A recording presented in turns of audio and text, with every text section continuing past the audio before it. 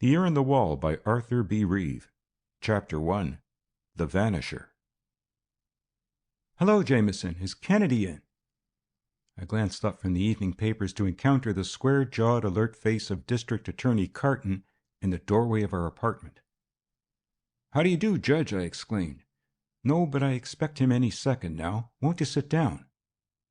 The District Attorney dropped, rather wearily I thought, into a chair and looked at his watch. I had made Carton's acquaintance some years before as a cub reporter on the Star, while he was a judge of an inferior court. Our acquaintance had grown through several political campaigns in which I had had assignments that brought me into contact with him. More recently, some special writing had led me across his trail again in telling the story of his cleanup of graft in the city. At present his weariness was easily accounted for. He was in the midst of the fight of his life for re-election against the so-called system, headed by Boss Dorgan, in which he had gone far in exposing evils that ranged all the way from vice and the drug traffic to bald election frauds. "I expect a Mrs. Blackwell here in a few minutes," he remarked, glancing again at his watch. His eye caught the headline of the news story I had been reading, and he added quickly, "What do the boys on the Star think of that Blackwell case anyhow?" It was, I may say, a case deeply shrouded in mystery. The disappearance without warning of a beautiful young girl, Betty Blackwell, barely 18. Her family, the police, and now the district attorney had sought to solve it in vain. Some had thought it was a kidnapping, others a suicide, and others had even hinted at murder. All sorts of theories had been advanced without in the least changing the original dominant note of mystery. Photographs of the young woman had been published broadcast, I knew, without eliciting a word in reply. Young men whom she had known and girls with whom she had been intimate had been questioned without so much as a clue being obtained. Reports that she had been seen had come in from all over the country, as they always do in such cases. All had been investigated and had turned out to be based on nothing more than imagination. The mystery remained unsolved. "Well," I replied, "of course there's a lot of talk now in the papers about aphasia and amnesia and all that stuff. But, we reporters are a skeptical lot. We have to be shown. I can't say we put much faith in that." "But what is your explanation? You fellows always have an opinion." "Sometimes I think the newspaper men are our best detectives." "I can't say that we have any opinion in this case, yet," I returned frankly. "When a girl just simply disappears on Fifth Avenue, and there isn't even the hint of a clue as to any place she went or how, well, there's Kennedy now. Put it up to him." "We were just talking of that Betty Blackwell disappearance case," resumed Carton, when the greetings were over. "What do you think of it?" "Think of it?" repeated Kennedy promptly, with a keen glance at the district attorney. "Why, Judge, I think of it the same as you evidently do. If you didn't think it was a case that was in some way connected with your vice and graft investigation, you wouldn't be here. And if I didn't feel that it promised surprising results, aside from the interest I always have naturally in solving such mysteries, I wouldn't be ready to take up the offer which you came here to make." "You're a wizard," Kennedy laughed Carton, though it was easily seen that he was both pleased and relieved to think that he had enlisted Craig's services so easily. "Not much of a wizard. In the first place, I know the fight you're making. Also, I know that you wouldn't go to the police in the present state of armed truce between your office and headquarters. You want someone outside. Well, I'm more than willing to be that person. The whole thing in its larger aspects interests me. Betty Blackwell in particular arouses my sympathies. That's all." "Exactly, Kennedy. This fight I'm in is going to be the fight of my life. Just now, in addition to everything else, people are looking to me to find Betty Blackwell. Her mother was in to see me today. There isn't much that she could add to what was already been said. Betty was a most attractive girl. The family is an excellent one, but in reduced circumstances. She had been used to a great deal as a child, but now, since the death of her father, she has had to go to work, and you know what that means to a girl like that." Carton laid down a new photograph which the newspapers had not printed yet. Betty Blackwell was slender, petite, chic. Her dark hair was carefully groomed, and there was an air with which she wore her clothes and carried herself, even in a portrait, which showed that she was no ordinary girl. Her soft brown eyes had that magnetic look which is dangerous to their owner if she does not know how to control it. eyes that arrested one's gaze, invited notice. Even the lens must have felt the spell. It had caught also the soft richness of the skin of her oval face and full throat and neck. Indeed, one could not help remarking that she was really the girl to grace a fortune. Only a turn of the hand of that fickle goddess had prevented her from doing so. I had picked up one of the evening papers and was looking at the newspaper half-tone which more than failed to do justice to her. Just then my eye happened on an item which I had been about to discuss with Carton when Kennedy entered. "As a scientist, does the amnesia theory appeal to you, Craig?" I asked. Now, here's an explanation by one of the special writers headed, "Personalities Lost Through Amnesia." Listen. The article was brief. "Mysterious disappearances, such as that of Betty Blackwell, have alarmed the public and baffled the police before this. Disappearances that have in their suddenness, apparent lack of purpose, and inexplicability much in common with her case. Leaving out of account the class of disappearances for their own convenience, embezzlers, blackmailers, and so forth, there is still a large number of recorded cases where the subjects have dropped out of sight without apparent cause or reason, and have left behind them untarnished reputations and solvent bank accounts. Of these, a small percentage are found to have met with violence. Others have been victims of suicidal mania, and sooner or later a clue has come to light which has established the fact. The dead are often easier to find than the living. Of the remaining small portion, there are on record, however, a number of carefully authenticated cases where the subject has been the victim of a sudden and complete loss of memory. This dislocation of memory is a variety of aphasia known as amnesia, and when the memory is recurrently lost and restored, we have alternating personality. The Society for Psychical Research and many eminent psychologists, among them the late William James, Dr. Weir Mitchell, Dr. Hodgson of Boston, and Dr. A. E. Osborne of San Francisco, have reported many cases of alternating personality. Studious efforts are being made to understand and to explain the strange type of mental phenomena exhibited in these cases, but as yet no one has given a clear and comprehensive explanation of them. Such cases are by no means always connected with disappearances, and exhaustive studies have been made of types of alternating personality that have from first to last been carefully watched by scientists of the first rank. The variety known as the ambulatory type, where the patient suddenly loses all knowledge of his own identity and of the past and takes himself off, leaving no trace or clue, is a variety which the present case of Miss Blackwell seems to suggest. There followed a number of most interesting cases, and an elaborate argument by the writer to show that Betty Blackwell was a victim of this psychological aberration, that she was, in other words, a vanisher. I laid down the paper with a questioning look at Kennedy. "As a scientist," he replied deliberately, "the theory, of course, does appeal to me, especially in the ingenious way in which the writer applied it. However, as a detective," and he shook his head slowly, "I must deal with facts, not speculations. It leaves much to be explained, to say the least." Just then the door buzzer sounded, and Carton himself sprang to answer it. "That's Mrs. Blackwell now, her mother. I told her that I was going to take the case to you, Kennedy, and took the liberty of asking her to come up here and meet you. Good afternoon, Mrs. Blackwell. Let me introduce Professor Kennedy and Mr. Jameson, of whom I spoke to you." She bowed and murmured a tremulous greeting. Kennedy placed a chair for her, and she thanked him. Mrs. Blackwell was a slender little woman in black, well past middle age. Her face and dress spoke of years of economy, even of privation, but her manner was plainly that of a woman of gentle breeding and former luxury. She was precisely the type of decayed gentlewoman that one meets often in the city, and especially at some of the middle-class boarding-houses. Deeply as the disappearance of her daughter had affected her, Mrs. Blackwell was facing it bravely. That was her nature. One could imagine that only when Betty was actually found would this plucky little woman collapse. Instinctively, one felt that she claimed his assistance in the unequal fight she was waging against the complexities of modern life for which she had been so ill prepared. "I do hope you will be able to find my daughter," she began, controlling her voice with an effort.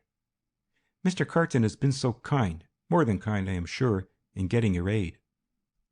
The police seem to be able to do nothing. They make out reports, put me off, tell me they are making progress, but they don't find Betty." There was a tragic pathos in the way she said it. "Betty was such a good girl, too," she went on, her emotions rising. "Oh, I was so proud of her when she got her position down on Wall Street with the broker, Mr. Langhorne." "Tell Mr. Kennedy just what you told me of her disappearance," put in Carton. Again Mrs. Blackwell controlled her feelings. "I don't know much about it," she faltered, "but last Saturday, when she left the office early, she said she was going to do some shopping on Fifth Avenue. I know she went there, did shop a bit, then walked on the avenue several blocks, but after that there was no trace of her." "You have heard nothing? Have no idea where she might have gone, even for a time?" queried Kennedy. He asked it with a keen look at the face of Mrs. Blackwell. I recalled one case where a girl had disappeared in which Kennedy had always asserted that if the family had been perfectly frank at the start, much more might have been accomplished in unraveling the mystery. There was evident sincerity in Mrs. Blackwell as she replied quickly, "Absolutely none. Another girl from the office was with her part of the time, then left her to take the subway. We don't live far uptown. It wouldn't have taken Betty long to get home, even if she had walked after that, through a crowded street, too." "Of course she may have met a friend, may have gone somewhere with the friend," put in Kennedy, as if trying out the remark to see what effect it might have. "Where could she go?" asked Mrs. Blackwell in naive surprise, looking at him with a counterpart of the eyes we had seen in the picture. "I hope you don't think that Betty—" The little widow was on the verge of tears again at the mere hint that her daughter might have had friends that were not all, perhaps, that they should be. Carton came to the rescue. "Miss Blackwell," he interposed, "was a very attractive girl, very. She had hosts of admirers, as every attractive girl must have.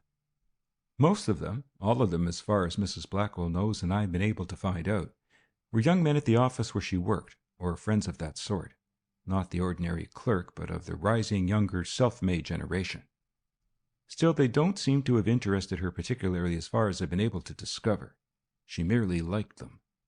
There was absolutely nothing known to point to the fact that she was any different from thousands of girls in that respect. She was vivacious, full of fun and life, a girl any fellow would have been more than proud to take to a dance.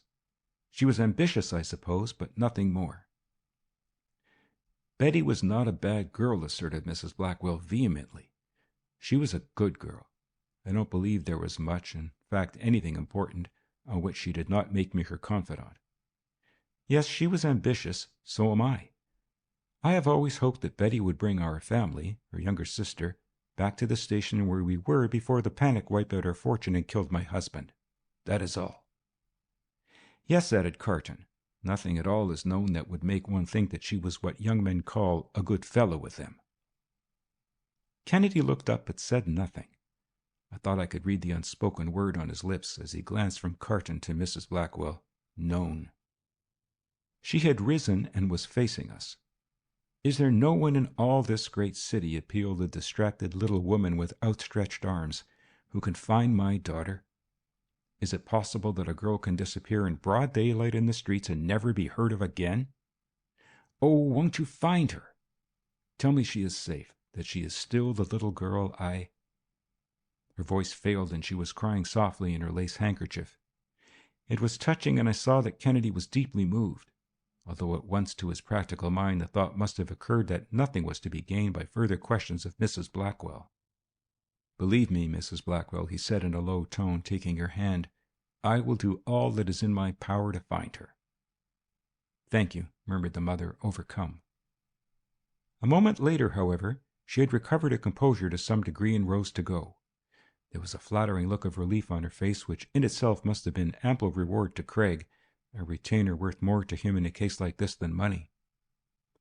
"I'm going back to my office," remarked Carton. "If I learn anything, I shall let you know." The district attorney went out with Mrs. Blackwell. Busy as he was, he had time to turn aside to help this bereaved woman, and I admired him for it. "Do you think it is one of those cases like some that Carton has uncovered on the East Side and among girls newly arrived in the city?" I asked Craig when the door was shut. "Can't say," he returned in an abstracted study.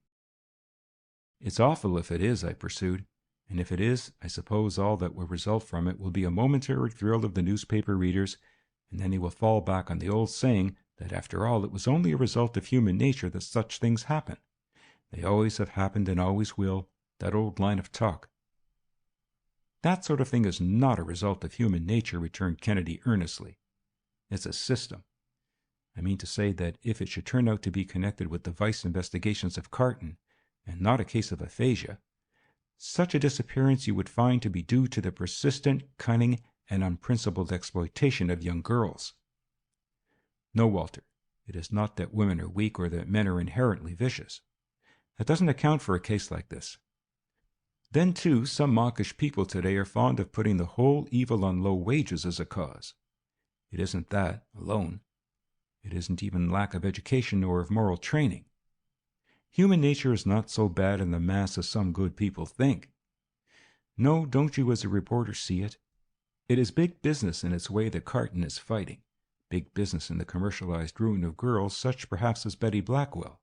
A vicious system that enmeshes even those who are its tools. I'm glad if I can have a chance to help smash it. Now I'll tell you what I want you to do, just so that we can start this thing with a clear understanding of what it amounts to. I want you to look up just what the situation is. I know there is an army of vanishers in New York. I want to know something about them in the mass. Can't you dig up something from your star connections? Kennedy had some matters concerning other cases to clear up before he felt free to devote his whole time to this. As there was nothing we could do immediately, I spent some time getting at the facts he wanted. Indeed, it did not take me long to discover that the disappearance of Betty Blackwell, in spite of the prominence that had been given, was by no means an isolated case. I found that the Star alone had chronicled scores of such disappearances during the past few months, cases of girls who had simply been swallowed up in the big city. They were the daughters of neither the rich nor of the poor, most of them, but girls rather in ordinary circumstances.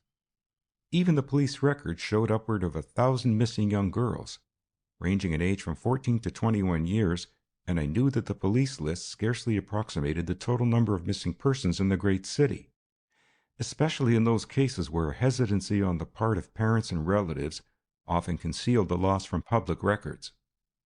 I came away with the impression that there were literally hundreds of cases every bit as baffling as that of Betty Blackwell, of young girls who had left absolutely no trace behind, who had made no preparations for departure, and of whom few had been heard from since they disappeared. Many from homes of refinement and even high financial standing had disappeared, leaving no clues behind. It was not alone the daughters of the poor that were affected, it was all society. Many reasons, I found, had been assigned for the disappearances. I knew that there must be many causes at work, that no one cause could be responsible for all or perhaps a majority of the cases. There were suicides and murders and elopements, family troubles, poverty, desire for freedom and adventure, innumerable complex causes, even down to kidnapping. The question was, however, which of these causes had been in operation in the case of Betty Blackwell? Where had she gone? Where had this whole army of vanishers disappeared? Were these disappearances merely accidents, or was there an epidemic of amnesia? I could bring myself to no such conclusions, but was forced to answer my own queries in lieu of an answer from Kennedy by propounding another. Was there an organized band? And, after I had tried to reason it all out, I still found myself back at the original question, as I rejoined Kennedy at the laboratory. Where had Betty Blackwell gone? End of Chapter 1.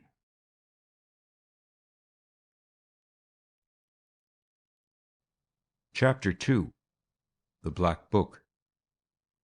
I had scarcely finished pouring out my suspicions to Kennedy when the telephone rang. It was Carton on the wire, in a state of unsuppressed excitement.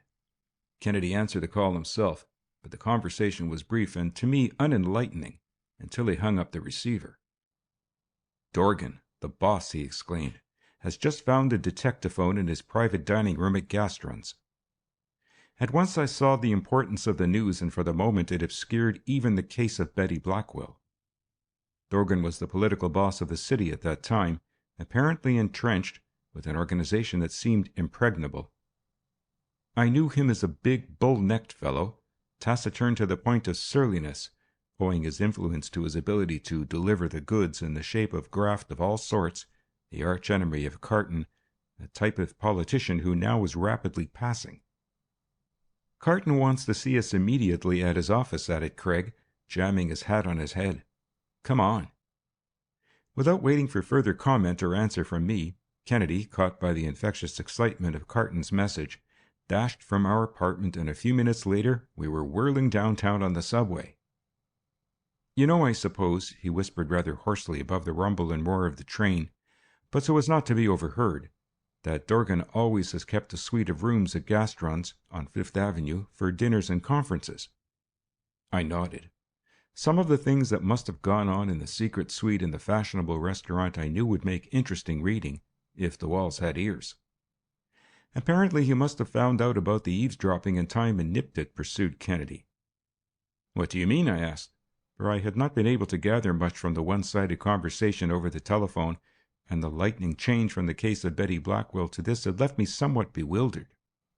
"What has he done?"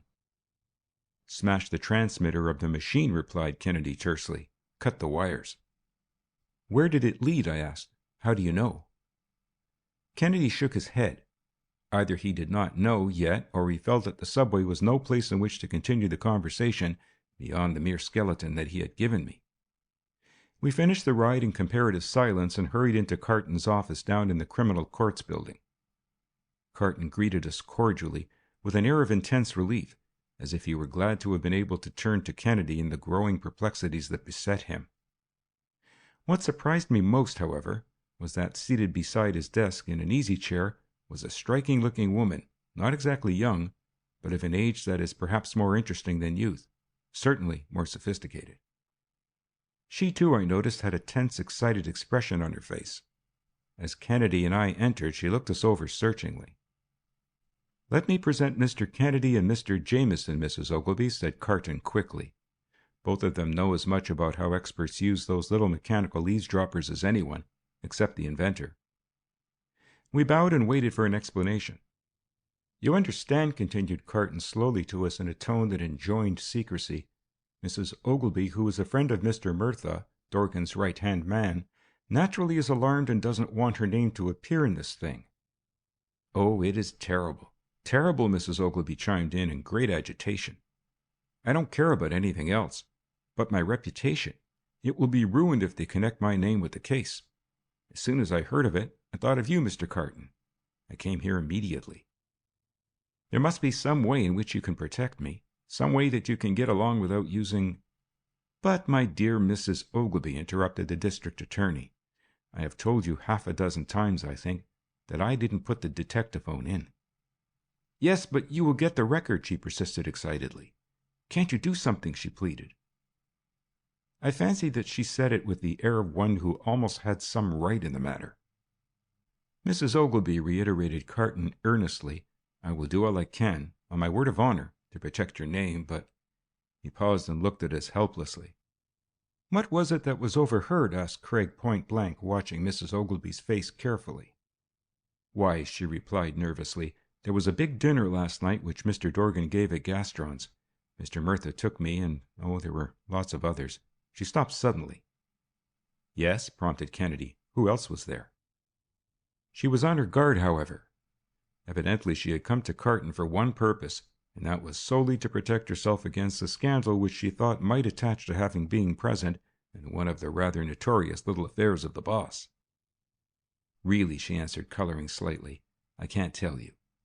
I mustn't say a word about who was there, or anything about it. Good heavens, it is bad enough as it is. To think that my name may be dragged into politics and all sorts of false stories set in motion about me. You must protect me, Mr. Carton. You must."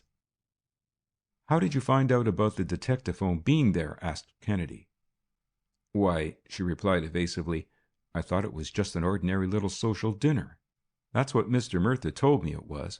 I didn't think anyone outside was interested in it, or in who was there or what went on. But this morning, a friend called me up and told me something that made me think others besides those invited knew too much." She paused, then resumed hastily to forestall questioning. "I began to think it over myself, and the more I thought of it, the stranger it seemed that anyone else outside should know. I began to wonder how it leaked out, for I understood that it was a strictly private affair. I asked Mr. Murtha, and he told Mr. Dorgan. Mr. Dorgan at once guessed that there had been something queer. He looked about his rooms there, and sure enough they found the detectaphone concealed in the wall. I can't tell any more, she added, facing Carton and using her bewitching eyes to their best advantage. I can't ask you to shield Mr. Dorgan and Mr. Murtha. They are your opponents. But I have done nothing to you, Mr. Carton. You must suppress that part of it about me. Why, it would ruin—" She cut her words short, but I knew what she meant, and to a certain extent I could understand, if not sympathize with her. Her husband, Martin Ogilvy, clubman and man about town, had a reputation none too savory. But man-like I knew he would condone not even the appearance of anything that caused gossip in his wife's actions. I could understand how desperate she felt. "But, my dear lady," repeated Carton, in a manner that showed that he felt keenly, for some reason or other, the appeal she was making to him, "must I say again that I had nothing whatever to do with it? I have sent for Mr. Kennedy, and—" "Nothing? On your honor?" she asked, facing him squarely. "Nothing, on my honor," he asserted frankly. She appeared to be dazed.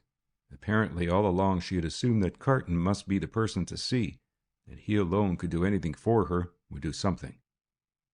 Her face paled as she met his earnest look. She had risen now, and half chagrined, half frightened, she stood irresolute. Her lips quivered and tears stood in her eyes as she realized that, instead of protecting herself by her confidence, she had perhaps made matters worse by telling an outsider. Carton, too, had risen and in a low voice which we could not overhear was trying to reassure her. In her confusion she was moving toward the door, utterly oblivious now to us. Carton tactfully took her arm and led her to a private entrance that opened from his office down the corridor and out of sight of the watchful eyes of the reporters and attendants in the outer hall. I did not understand just what it was all about, but I could see Kennedy's eye following Carton keenly. "What was that, a plant?" he asked, still trying to read Carton's face, as he returned to us alone a moment later. "Did she come to see whether you got the record?" "No, I don't think so," replied Carton quickly. "No, I think that was all on the level, her part of it." "But who did put in the instrument, really? Did you?" asked Kennedy, still quizzing.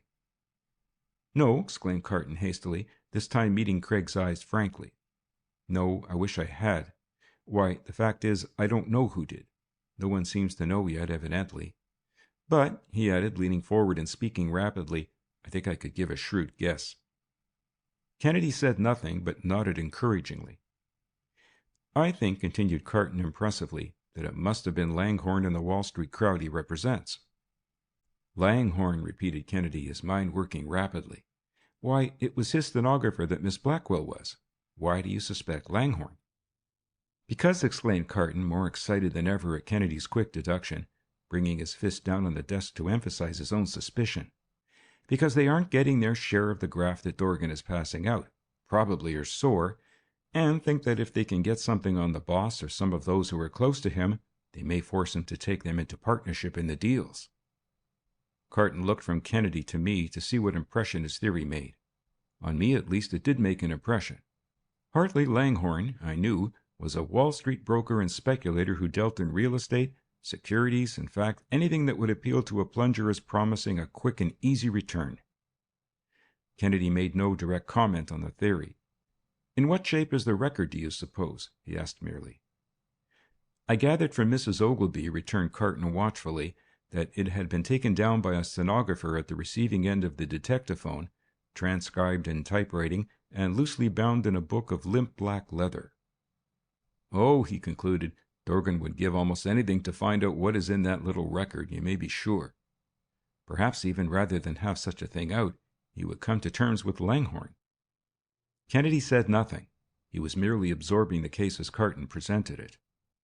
"Don't you see," continued the district attorney, pacing his office and gazing now and then out of the window, "here's this record hidden away somewhere in the city. If I could only get it, I'd win my fight against Dorgan, and Mrs. Ogilvy need not suffer for her mistake in coming to me at all." He was apparently thinking aloud. Kennedy did not attempt to quiz him. He was considering the importance of the situation. For, as I have said, it was at the height of the political campaign in which Carton had been renominated independently by the Reform League, of which more later. You don't think that Langhorne is really in the inner ring, then? Questioned Craig. No, not yet. Well, then, I put in hastily, can't you reproach him or someone close to him and get— Say, interrupted Carton, anything that took place in that private dining room at Gaston's would be just as likely to incriminate Langhorne and some of his crowd as not. It is a difference in degree of graft, that is all. They don't want an open fight. It was just a piece of finesse on Langhorne's part. You may be sure of that. No, neither of them wants a fight. That's the last thing. They're both afraid. What Langhorne wanted was a line on Dorgan, and we should never have known anything about this black book if some of the women, I suppose, hadn't talked too much. Mrs. Ogilvy added 2 and 2 and got 5. She thought it must be I who put the instrument in. Carton was growing more and more excited again. It's exasperating, he continued. There's the record, somewhere, if I could only get it. Think of it, Kennedy. An election going on and never so much talk about graft and vice before. What was in the book, mostly, do you imagine? Asked Craig, still imperturbable. Carton shrugged his shoulders. Oh, almost anything. For instance, you know, Dorgan has just put through a new scheme of city planning, with the able assistance of some theoretical reformers. That will be a big piece of real estate graft, unless I am mistaken. Langhorne and his crowd know it. They don't want to be frozen out. As they talked, I had been revolving this thing over in my head. Dorgan's little parties, as reported privately among the men on the Star whom I knew, were notorious. The more I considered, the more possible phases of the problem I thought of. It was not even possible that in some way it might bear on the Betty Blackwell case. Do you think Dorgan and Murtha are hunting the book as anxiously as some others? I ventured. You have heard the character of some of those dinners, answered Carton by asking another question, then went on, Why, Dorgan has had some of our leading lawyers, financiers, and legislators there. He usually surrounds them with brilliant, clever women, as unscrupulous as himself, and, well, you can imagine the result. Poor little Mrs. Ogilvy, he added sympathetically. They could twist her any way they chose for their purposes.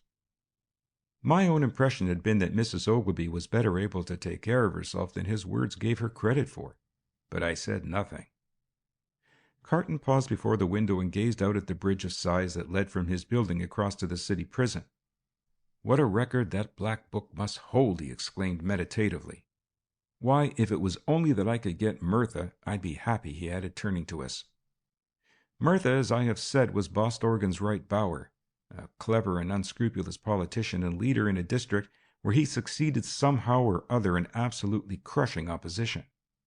I had run across him now and then in the course of my newspaper career, and aside from his well-known character in delivering the goods to the organization whenever it was necessary, I had found him a most interesting character. It was due to such men as Murtha that the organization kept its grip, though one wave of reform after another lashed its fury on it. For Murtha understood his people. He worked at politics every hour, whether it was patting the babies of the district on the head, or bailing their fathers out of jail, handing out shoes to the shiftless, or judiciously distributing coal and ice to the deserving. Yet I had seen enough to know the inherent viciousness of the circle, of how the organization took dollars from the people with one concealed hand and distributed pennies from the other hand, held aloft and in the spotlight. Again and again, Kennedy and I, in our excursions into scientific warfare on crime in the underworld, had run squarely up against the refined as well as the debased creatures of the system. Pyramided on what looked like open-handed charity and good fellowship, we had seen vice and crime of all degrees. And yet, somehow or other, I must confess to a sort of admiration for Murtha and his stamp, if for nothing else than because of the frankness with which he did what he sought to do. Neither Kennedy or I could be accused of undue sympathy with the system, yet, like many who had been brought in close contact with it, it had earned our respect in many ways. And so I contemplated the situation with more than ordinary interest.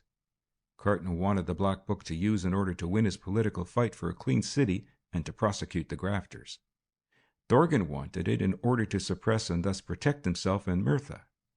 Mrs. Ogilvy wanted it to save her good name and prevent even the appearance of scandal. Langhorne wanted it in order to coerce Dorgan to share in the graft, yet was afraid of Carton also.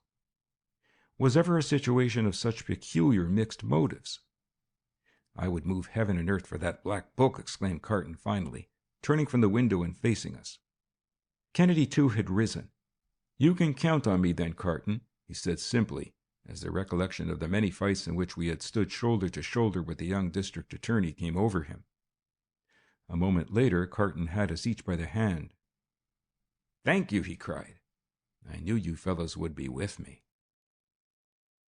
End of Chapter 2.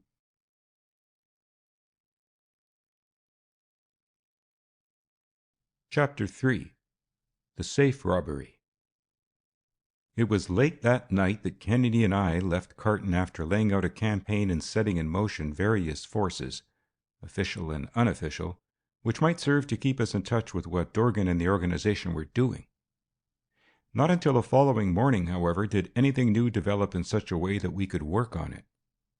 Kennedy had picked up the morning papers which had been left at the door of our apartment and was hastily running his eye over the headlines on the first page, as was his custom. By Jove, Walter, I heard him exclaim. What do you think of that? A robbery below the deadline, and in Langhorne's office, too. I hurried out of my room and glanced at the papers also. Sure enough, there it was. Safe robbed in Wall Street office. Door into office of Langhorne and Westlake, brokers, forced and safe robbed. One of the strangest robberies ever perpetrated was pulled off last night in the office of Langhorne and Westlake, the brokers at Wall Street, sometime during the regular closing time of the office at 8 o'clock. Mr. Langhorne had returned to his office after dining with some friends in order to work on some papers. When he arrived about 8 o'clock, he found that the door had been forced. The office was in darkness, but when he switched on the lights it was discovered that the office safe had been entered. Nothing was said about the manner in which the safe robbery was perpetrated, but it is understood to have been very peculiar. So far, no details have been announced, and the robbery was not reported to the police until a late hour. Mr. Langhorne, when seen by the reporters, stated positively that nothing of great value had been taken and that the firm would not suffer in any way as a result of the robbery. One of the stenographers in the office, Miss Betty Blackwell, who acted as private secretary to Mr. Langhorne, is missing, and the case has already attracted wide attention. Whether or not her disappearance had anything to do with the robbery is not known. Naturally, he would not report it to the police, commented Kennedy. That is, if it had anything to do with that black book, as I am sure it must have had. It was certainly a most peculiar affair if it did not, I remarked. There must be some way of finding that out. It's strange about Betty Blackwell. Kennedy was turning something over in his mind. Of course, he remarked, we don't want to come out into the open just yet, but it would be interesting to know what happened down there at Langhorne's.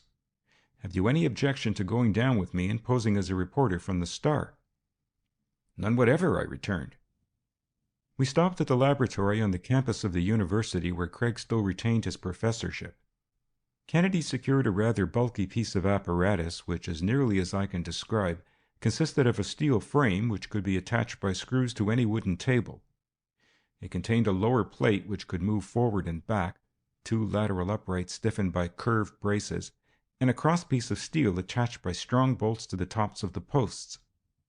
In the face of the machine was a dial with a pointer. Kennedy quickly took the apparatus apart and made it up into 2 packages, so that between us we could carry it easily. And at about the time that Wall Street offices were opening, we were on our way downtown. Langhorne proved to be a tall, rather slim man of what might be called youngish middle age. One did not have to be introduced to him to read his character or his occupation. Every line of his faultlessly fitting clothes and every expression of his keen and carefully cared-for face betokened the plunger, the man who lived by his wits and found the process both fascinating and congenial. Mr. Langhorne, began Kennedy, after I had taken upon myself the duty of introducing ourselves as reporters, we are preparing an article for our paper about a new apparatus which the Star has imported especially from Paris. It is a machine invented by Monsieur Bertillon just before he died, for the purpose of furnishing exact measurements of the muscular efforts exerted in the violent entry of a door or desk, by making it possible to reproduce the traces of the work that a burglar has left on doors and articles of furniture. We've been waiting for a case that the instrument would fit into, and it seemed to us that perhaps it might be of some use to you in getting at the real robber of your office. Would you mind if we made an attempt to apply it?" Langhorne could not very well refuse to allow us to try the thing, though it was plainly evident that he did not want to talk and did not relish the publicity that the news of the morning had brought him. Kennedy had laid the apparatus down on a table as he spoke, and was assembling the parts which he had separated in order to carry it. "These are the marks on the door, I presume?" he continued, examining some indentations of the woodwork near the lock. Langhorne assented. "The door was opened when you returned?" asked Kennedy. "Closed," replied Langhorne briefly. "Before I put the key into the lock, I turned the knob, as I have a habit of doing. Instead of catching, it yielded and the door swung open without any trouble." He repeated the story substantially as we had already read it in the papers. Kennedy had taken a step or two into the office and was now facing the safe. It was not a large safe, but was one of the most modern construction and was supposed to be burglar-proof. "And you say you lost practically nothing?" persisted Craig. "Nothing of importance," reiterated Langhorne. Kennedy had been watching him closely. The man was at least baffling. There was nothing excited or perturbed about his manner. Indeed, one might easily have thought that it was not his safe at all that had been robbed. I wondered whether, after all, he had had the black book. Certainly I felt if he had lost it he was very cool about the loss. Craig had by this time reached the safe itself. In spite of Langhorne's reluctance, his assurance had taken Kennedy even up to the point which he wished. He was examining the safe. On the front of it showed no evidence of having been souped or drilled. There was not a mark on it, nor, as we learned later from the police, was there any evidence of a fingerprint having been left by the burglar. Langhorne now but ill concealed his interest. It was natural, too, for here he had one of the most modern of small strong boxes, built up of the latest chrome steel and designed to withstand any reasonable assault of cracksman or fire. I was on the point of inquiring how on earth it had been possible to rob the safe, when Kennedy, standing on a chair as Langhorne directed, uttered a low exclamation. I craned my neck to look also. There, in the very top of the safe, yawned a huge hole large enough to thrust one's arm through, with something to spare. As I looked at the yawning dark hole in the top of what had been only a short time ago a safe worthy of the latest state of the art, it seemed incomprehensible. Try as I could to reason it out, I could find no explanation. How it had been possible for a burglar to make such an opening in the little more than 2 hours between closing and the arrival of Langhorne after dinner, I could not even guess. As far as I knew, it would have taken many long hours of patient labor with the finest bits to have made anything at all comparable to the destruction which we saw before us. A score of questions were on my lips, but I said nothing, although I could not help noticing the strange look on Langhorne's face. It plainly showed that he would like to have known what had taken place during the 2 or more hours when his office had been unguarded, yet was averse to betraying any such interest. Mystified as I was by what I saw, I was even more amazed at the cool manner in which Kennedy passed it all by. He seemed merely to be giving the hole in the top of the safe a passing glance, as though it was of no importance that someone should have, in such an incredibly short time, made a hole through which one might easily reach his arm and secure anything he wanted out of the interior of the powerful little safe. Langhorne, too, seemed surprised at Kennedy's matter-of-fact passing by of what was almost beyond the range of possibility. "After all," remarked Kennedy, "it is not the safe that we care to study so much as the door. For one thing, I want to make sure whether the marks show a genuine breaking and entering, or whether they were placed there afterwards merely to cover the trail, supposing someone had used a key to get into the office. The remark suggested many things to me. Was it that he meant to imply that, after all, the missing Betty Blackwell had something to do with it? In fact, could the thing have been done by a woman? Most persons," remarked Craig, as he studied the marks on the door, "don't know enough about jimmies. Against them an ordinary door lock or window catch is no protection. With a jimmy 18 inches long, even an anemic burglar can exert a pressure sufficient to lift 2 tons. Not one door lock in 10,000 can stand this strain. It's like using a hammer to kill a fly. Really, the only use of locks is to keep out sneak thieves and to compel the modern scientific educated burglar to make a noise. This fellow, however, was no sneak thief." He continued to adjust the machine which he had brought. Langhorne watched minutely, but did not say anything. Bertillon used to call this his mechanical burglar detector, continued Kennedy. As you see, this frame carries 2 dynamometers of unequal power. The stronger, which has a high maximum capacity of several tons, is designed for the measurement of vertical efforts. The other measures horizontal efforts.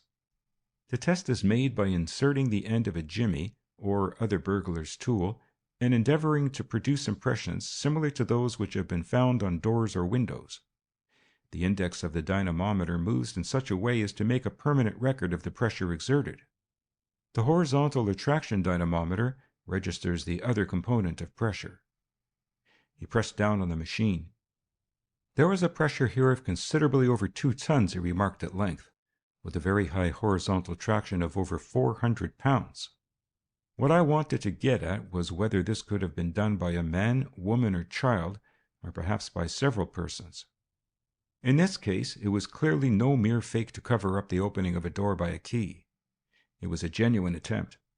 Nor could it have been done by a woman. No, that is the work of a man, a powerful man too, accustomed to the use of a jimmy. I fancied that a shade of satisfaction crossed the otherwise impassive face of Langhorne. Was it because the Bertillon dynamometer appeared at first sight to exonerate Betty Blackwell, at least so far, from any connection with the crime? It was difficult to say. Important though it was, however, to clear up at the start just what sort of person was connected with the breaking of the door, I could not but feel that Kennedy had some purpose in deferring and minimizing for the present what, to me at least, was the greater mystery, the entering of the safe itself. He was still studying and comparing the marks on the door and the record made on the dynamometer when the office telephone rang and Langhorne was summoned to answer it. Instead of taking the call in his own office, he chose to answer it at the switchboard, perhaps because that would allow him to keep an eye also on us. Whatever his purpose, it likewise enabled us to keep an ear on him, and it was with surprise which both Kennedy and I had great difficulty in concealing that we heard him reply, "Hello? Yes? Oh, Mrs. Ogilvy, good morning. How are you? That's good. So you too read the papers." "No, I haven't lost anything of importance, thank you." "Nothing serious, you know. Papers like to get a hold of such things and play them up. I have a couple of reporters here now. Heaven knows what they are doing, but I can foresee some more unpaid advertising for the firm in it. Thank you again for your interest. You haven't forgotten the studio dance I'm giving on the 12th? No, that's fine. I hope you'll come, even if Martin has another engagement. Fine. Well, goodbye." He hung up the receiver with a mingled air of gratification and exasperation, I fancied. "Haven't you fellows finished yet?" he asked finally, coming over to us a little brusquely. "Just about," returned Kennedy, who had by this time begun slowly to dismember and pack up the dynamometer, determined to take advantage of every minute both to observe Langhorne and to fix in his mind the general layout of the office. "Everybody seems to be interested in me this morning," he observed, for the moment forgetting the embargo he had imposed on his own words. As for myself, I saw at once that others beside ourselves were keenly interested in this robbery. "There," remarked Kennedy, when at last he had finished packing up the dynamometer into 2 packages.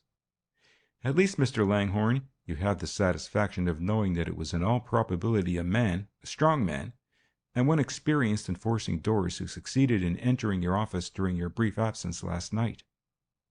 Langhorne shrugged his shoulders non-committally, but it was evident that he was greatly relieved, and he could not conceal his interest in what Kennedy was doing, even though he had succeeded in conveying the impression that it was a matter of indifference to him. "I suppose you keep a great many of your valuable papers in safety deposit vaults," ventured Kennedy, finishing up the wrapping of the 2 packages, "as well as your personal papers, perhaps at home." He made the remark in a casual manner, but Langhorne was too keen to fall into the trap. "Really," he said with an air of finality, "I must decline to be interviewed at present. Good day, gentlemen." "A slippery customer," was Craig's comment when we reached the street outside the office. By the way, evidently Mrs. Ogilvy is leaving no stone unturned in her effort to locate that black book and protect herself. I said nothing. Langhorne's manner, self-confident to the point of bravado, had baffled me.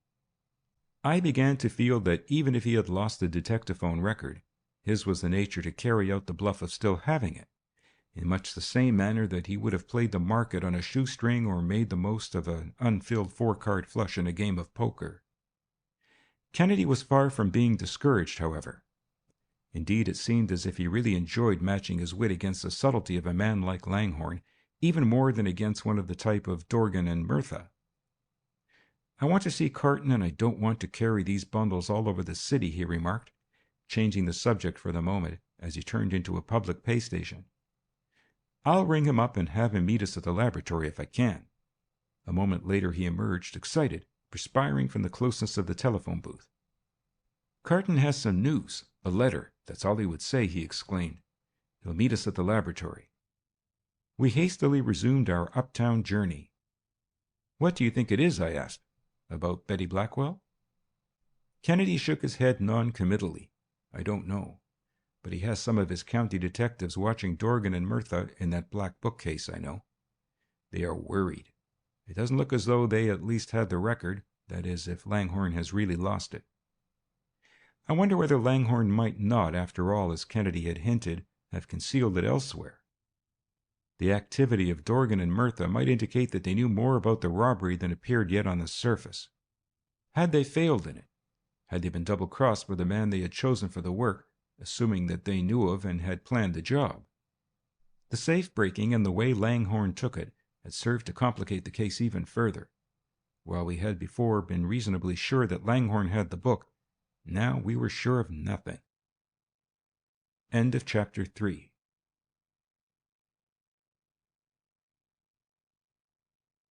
Chapter 4.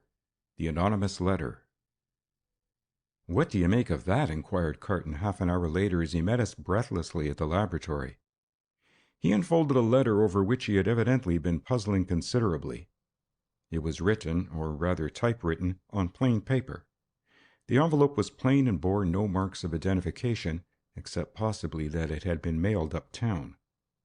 The letter ran, "Dear Sir, although this is an anonymous letter, I beg that you will not consider it such, since it will be plain to you that there is a good reason for my wishing to remain nameless.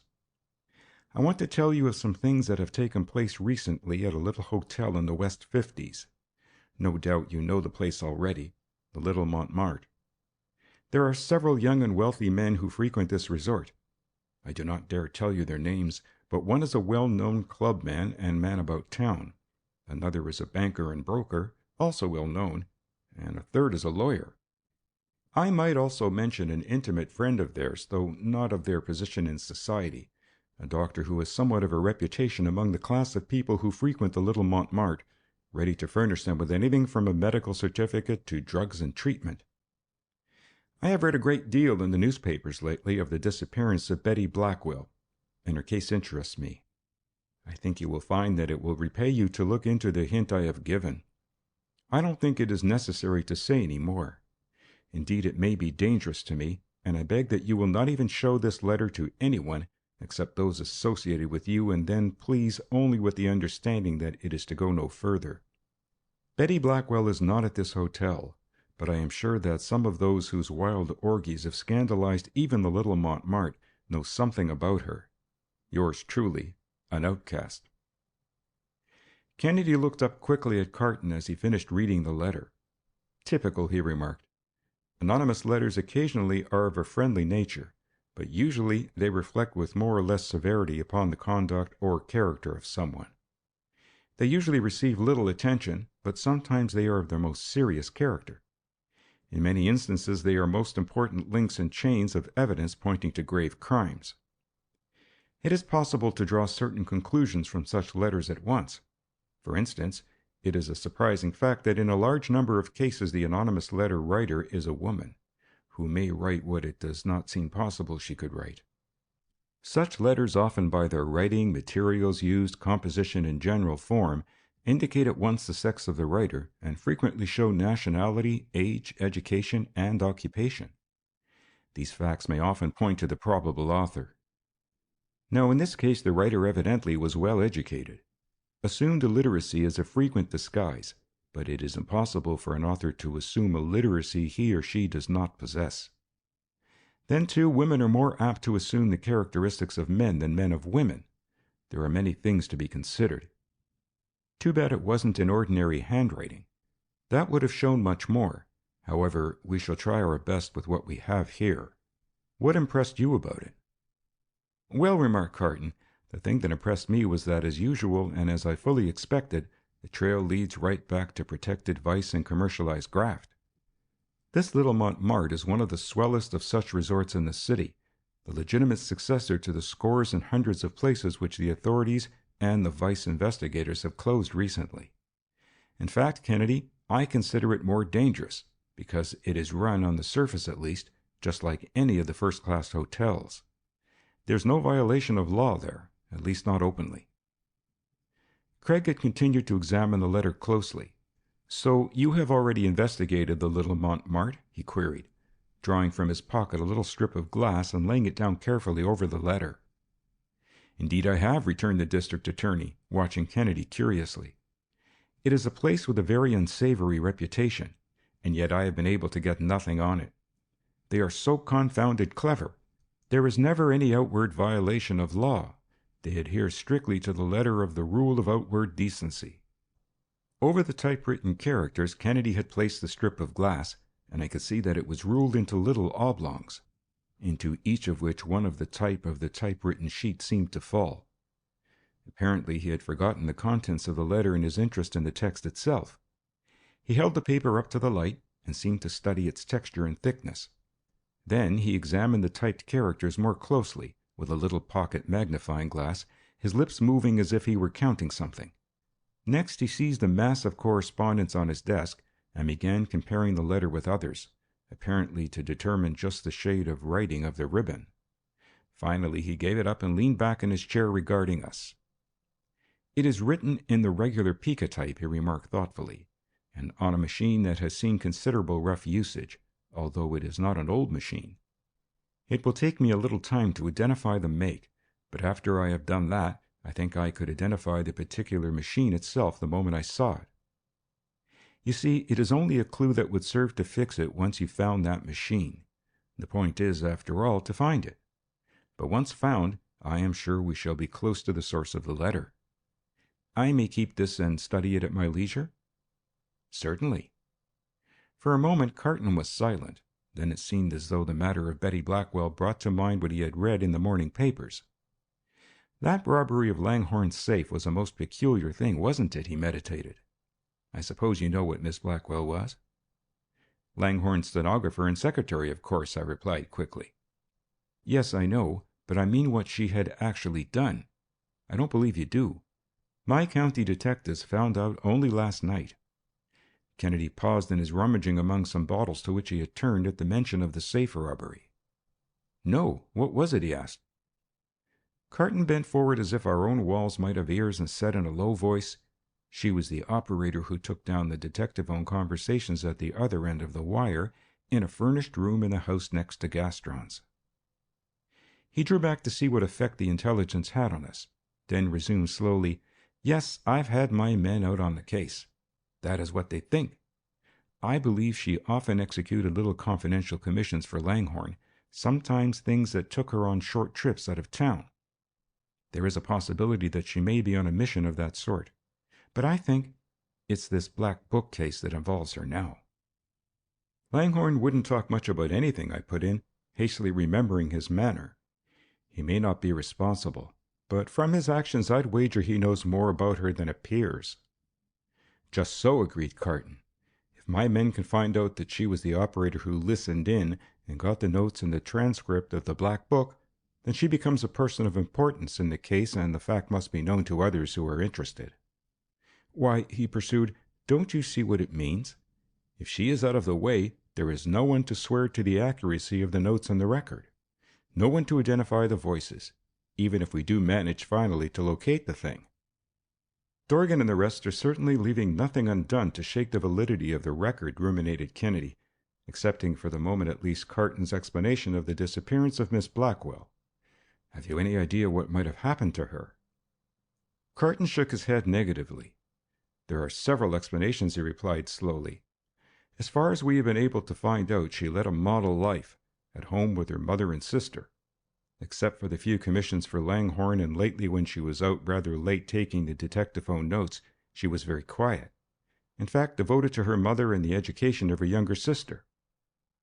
What sort of place was it in which the receivers of the detectaphone were located, do you know? Asked Kennedy quickly.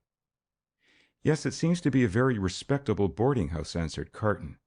She came there with a grip about a week ago and hired a room, saying she was out of town a great deal.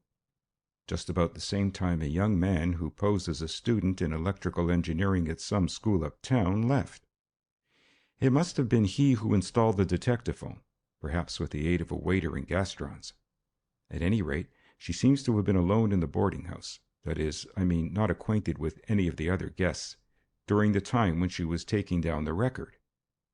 Dorgan traced the wires, outside the two buildings, to her rooms, but she was not there. In fact, there was nothing there but a grip with a few articles that gave no clue to anything. Somehow she must have heard of it, for no one knows anything about her since then. Perhaps Langhorne is keeping her out of the way so that no one can tamper with her testimony, I suggested. It's possible, said Carton, in a tone that showed that he did not believe in that explanation. How about that safe robbery, Kennedy? Some of the papers hinted that she might have known something of that. I had a man down there watching afterwards, but I had cautioned him to be careful and to keep under cover. One of the elevator boys told him that the robbers had made a hole in the safe. What did he mean? Did you see it? Rapidly, Kennedy sketched what we had done, telling the story of how the dynamometer had at least partly exonerated Betty Blackwell. When he reached the description of the hole in the safe, Carton was absolutely incredulous. As for myself, it presented a mystery which I found absolutely inexplicable. How it was possible in such a short time to make a hole in a safe by any known means, I could not understand. In fact, if I had not seen it myself, I should have been even more skeptical than Carton. Kennedy, however, made no reply immediately to our expressions of doubt. He had found and set apart from the rest a couple of little glass bottles with ground glass stoppers. Then he took a thick piece of steel and laid it across a couple of blocks of wood, under which was a second steel plate. Without a word of explanation, he took the glass stopper out of the larger bottle and poured some of the contents on the upper plate of steel. There it lay, a little mound of reddish powder. Then he took a little powder of another kind from the other bottle. He lighted a match and ignited the second pile of powder. "Stand back, close to the wall. Shield your eyes," he called to us. He had dropped the burning mass on the red powder, and in 2 or 3 leaps he joined us at the far end of the room. Almost instantly a dazzling, intense flame broke out. It seemed to sizzle and crackle. With bated breath we waited, and as best we could, shielding our eyes from the glare, watched. It was almost incredible, but that glowing mass of powder seemed literally to be sinking right down into the cold steel. In tense silence we waited. On the ceiling we could see the reflection of the molten mass in the cup which it had burned for itself in the cold steel plate. At last it fell through to the lower piece of steel, on which it burnt itself out. Fell through as the burning roof of a frame building might have fallen into the building. Neither Carton nor I spoke a word, but as we now cautiously advanced with Kennedy and peered over the steel plate, we instinctively turned to Craig for an explanation. Carton seemed to regard him as if he were some uncanny mortal. For there in the steel plate was a hole. As I looked at the clean-cut edges, I saw that it was smaller but identical in nature with that which we had seen in the safe in Langhorne's office. "Wonderful!" ejaculated Carton. "What is it?" "Thermit," was all Kennedy said, as just a trace of a smile of satisfaction flitted over his face. "Thermit?" echoed Carton, still as mystified as before. "Yes, an invention of a chemist named Goldschmidt, of Essen, Germany. It is composed of iron oxide, such as conies off a blacksmith's anvil or the rolls of a rolling mill, and powdered metallic aluminum. You could thrust a red-hot bar into it without setting it off, but when you light a little magnesium powder and drop it on the thermit, a combustion is started that quickly reaches 5,400 degrees Fahrenheit. It has a peculiar property of concentrating its heat to the immediate spot on which it is placed. It is one of the most powerful oxidizing agents known, and it doesn't even melt the rest of the steel surface. You see how it ate its way directly through this plate? Steel, hard or soft, tempered, annealed, chrome, or Harveyized, it all burns just as fast and just as easily. and it's comparatively inexpensive also. This is an experiment Goldschmidt is fond of showing his students, burning holes in 1- and 2-inch steel plates. It is the same with a safe, only you need more of the stuff. Either black or red thermit will do the trick equally well, however. Neither of us said anything. There was nothing to say except to feel and express amazement. Someone uncommonly clever, or instructed by someone uncommonly clever, must have done that job at Langhorne's, added Craig. Have you any idea who might pull off such a thing for Dorgan or Mirtha? He asked of Carton. There is a possible suspect, answered Carton slowly. But since I've seen this wonderful exhibition of what thermit can do, I'm almost ashamed to mention his name. He's not in the class that would be likely to use such things. Oh, laughed Kennedy, never think it. Don't you suppose the crooks read the scientific and technical papers? Believe me, they have known about thermit as long as I have. Safes are constructed now that are proof against even that and other methods of attack. No, indeed, your modern scientific cracksman keeps abreast of the times in his field better than you imagine. Our only protection is that fortunately science always keeps several laps ahead of him in the race, and besides we have organized society to meet all such perils. It may be that the very cleverness of the fellow will be his own undoing. The unusual criminal is often that much the easier to run down. It narrows the number of suspects. Well, rejoined Carton, not as confident now as when he had first met us in the laboratory, then there is a possible suspect. A fellow known in the underworld as Dopey Jack, Jack Rubano. He's a clever fellow, no doubt, but I hardly think he's capable of that, although I should call him a rather advanced yeggman. What makes you suspect him? Asked Kennedy eagerly. Well, temporized Carton, I haven't anything on him in this connection, it's true, but we've been trying to find him and can't seem to locate him in connection with primary frauds in Mirtha's own district. Dopey Jack is the leader of a gang of gunmen over there and is Mirtha's first lieutenant whenever there is a tough political battle of the organization, either at the primaries or on election day. Has a record, I suppose? Prompted Kennedy. Would have, if it wasn't for the influence of Mirtha, rejoined Carton. I had heard, in knocking about the city, of Dopey Jack Rubano. That was the picturesque title by which he was known to the police and his enemies, as well as to his devoted followers. A few years before, he had begun his career fighting in preliminaries at the prize fight clubs on the Lower East Side. He had begun life with a better chance than most slum boys, for he had rugged health and an unusually sturdy body. His very strength had been his ruin. Working decently for wages, he had been told by other petty gang leaders that he was a sucker, when he could get many times as much for boxing a few rounds at some athletic club. He tried out the game with many willing instructors and found that it was easy money. Jack began to wear better clothes and study the methods of other young men who never worked but always seemed to have plenty of money. They were his pals and showed him how it was done. It wasn't long before he learned that he could often get more by hitting a man with a blackjack than by using his fists in the roped ring. Then, too, there were various ways of blackmail and extortion that were simple, safe, and lucrative. He might be arrested, but he early found that by making himself useful to some politicians, he could fix that minor difficulty in the life.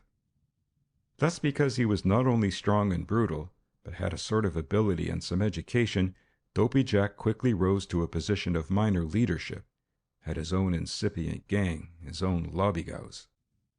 His following increased as he rose in gangland, and finally he came to be closely associated with Mirtha himself on one hand, and the guns and other criminals of the underworld who frequented the Stuss games, where they gambled away the products of their crimes, on the other. Everyone knew Dopey Jack. He had been charged with many crimes, but always through the aid of the big fellows, he avoided the penitentiary, and every fresh and futile attempt to end his career increased the numbers and reverence of his followers. His had been the history, and he was the pattern now of practically every gang leader of consequence in the city. The Fight Club had been his testing ground. There he had learned the code, which can be summarized in 2 words: don't squeal. For gangland hates nothing so much as a snitch. As a beginner, he could be trusted to commit any crime assigned to him and go to prison, perhaps the chair, rather than betray a leader.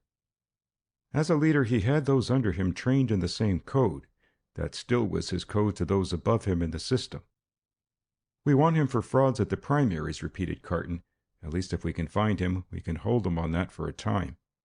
I thought perhaps he might know something of the robbery, and about the disappearance of the girl, too." "Oh," he continued, "there are lots of things against him. Why, only last week there was a dance of a rival association of gang leaders. Against them, Dopey Jack led a band of his own followers, and in the ensuing pistol battle, a passerby was killed. Of course, we can't connect Dopey Jack with his death, but then we know as well as we know anything in gangland that he was responsible. I suppose it isn't impossible that he may know something about the disappearance of Miss Blackwell," remarked Kennedy. "No," replied Carton, "not at all, although so far there is absolutely no clue as far as I can figure out. She may have been bought off or she may have been kidnapped." "In either case, the missing girl must be found," said Craig. "We must get someone interested in her case who knows something about what may happen to a girl in New York." Carton had been revolving the matter in his mind. "By George," he exclaimed suddenly, "I think I know just the person to take up that case for us. It's quite in her line. Can you spare the time to run down to the Reform League headquarters with me?" "Nothing could be more important just at the minute," replied Craig. The telephone buzzed and he answered it, a moment later handing the receiver to Carton. "It's your office," he said. "One of the assistant district attorneys wants you on the wire." As Carton hung up the receiver, he turned to us with a look of great satisfaction. "Dopey Jack has just been arrested," he announced. "He is shut up like an oyster, but we think we can at least hold him for a few days this time until we sift down some of these clues." End of Chapter 4.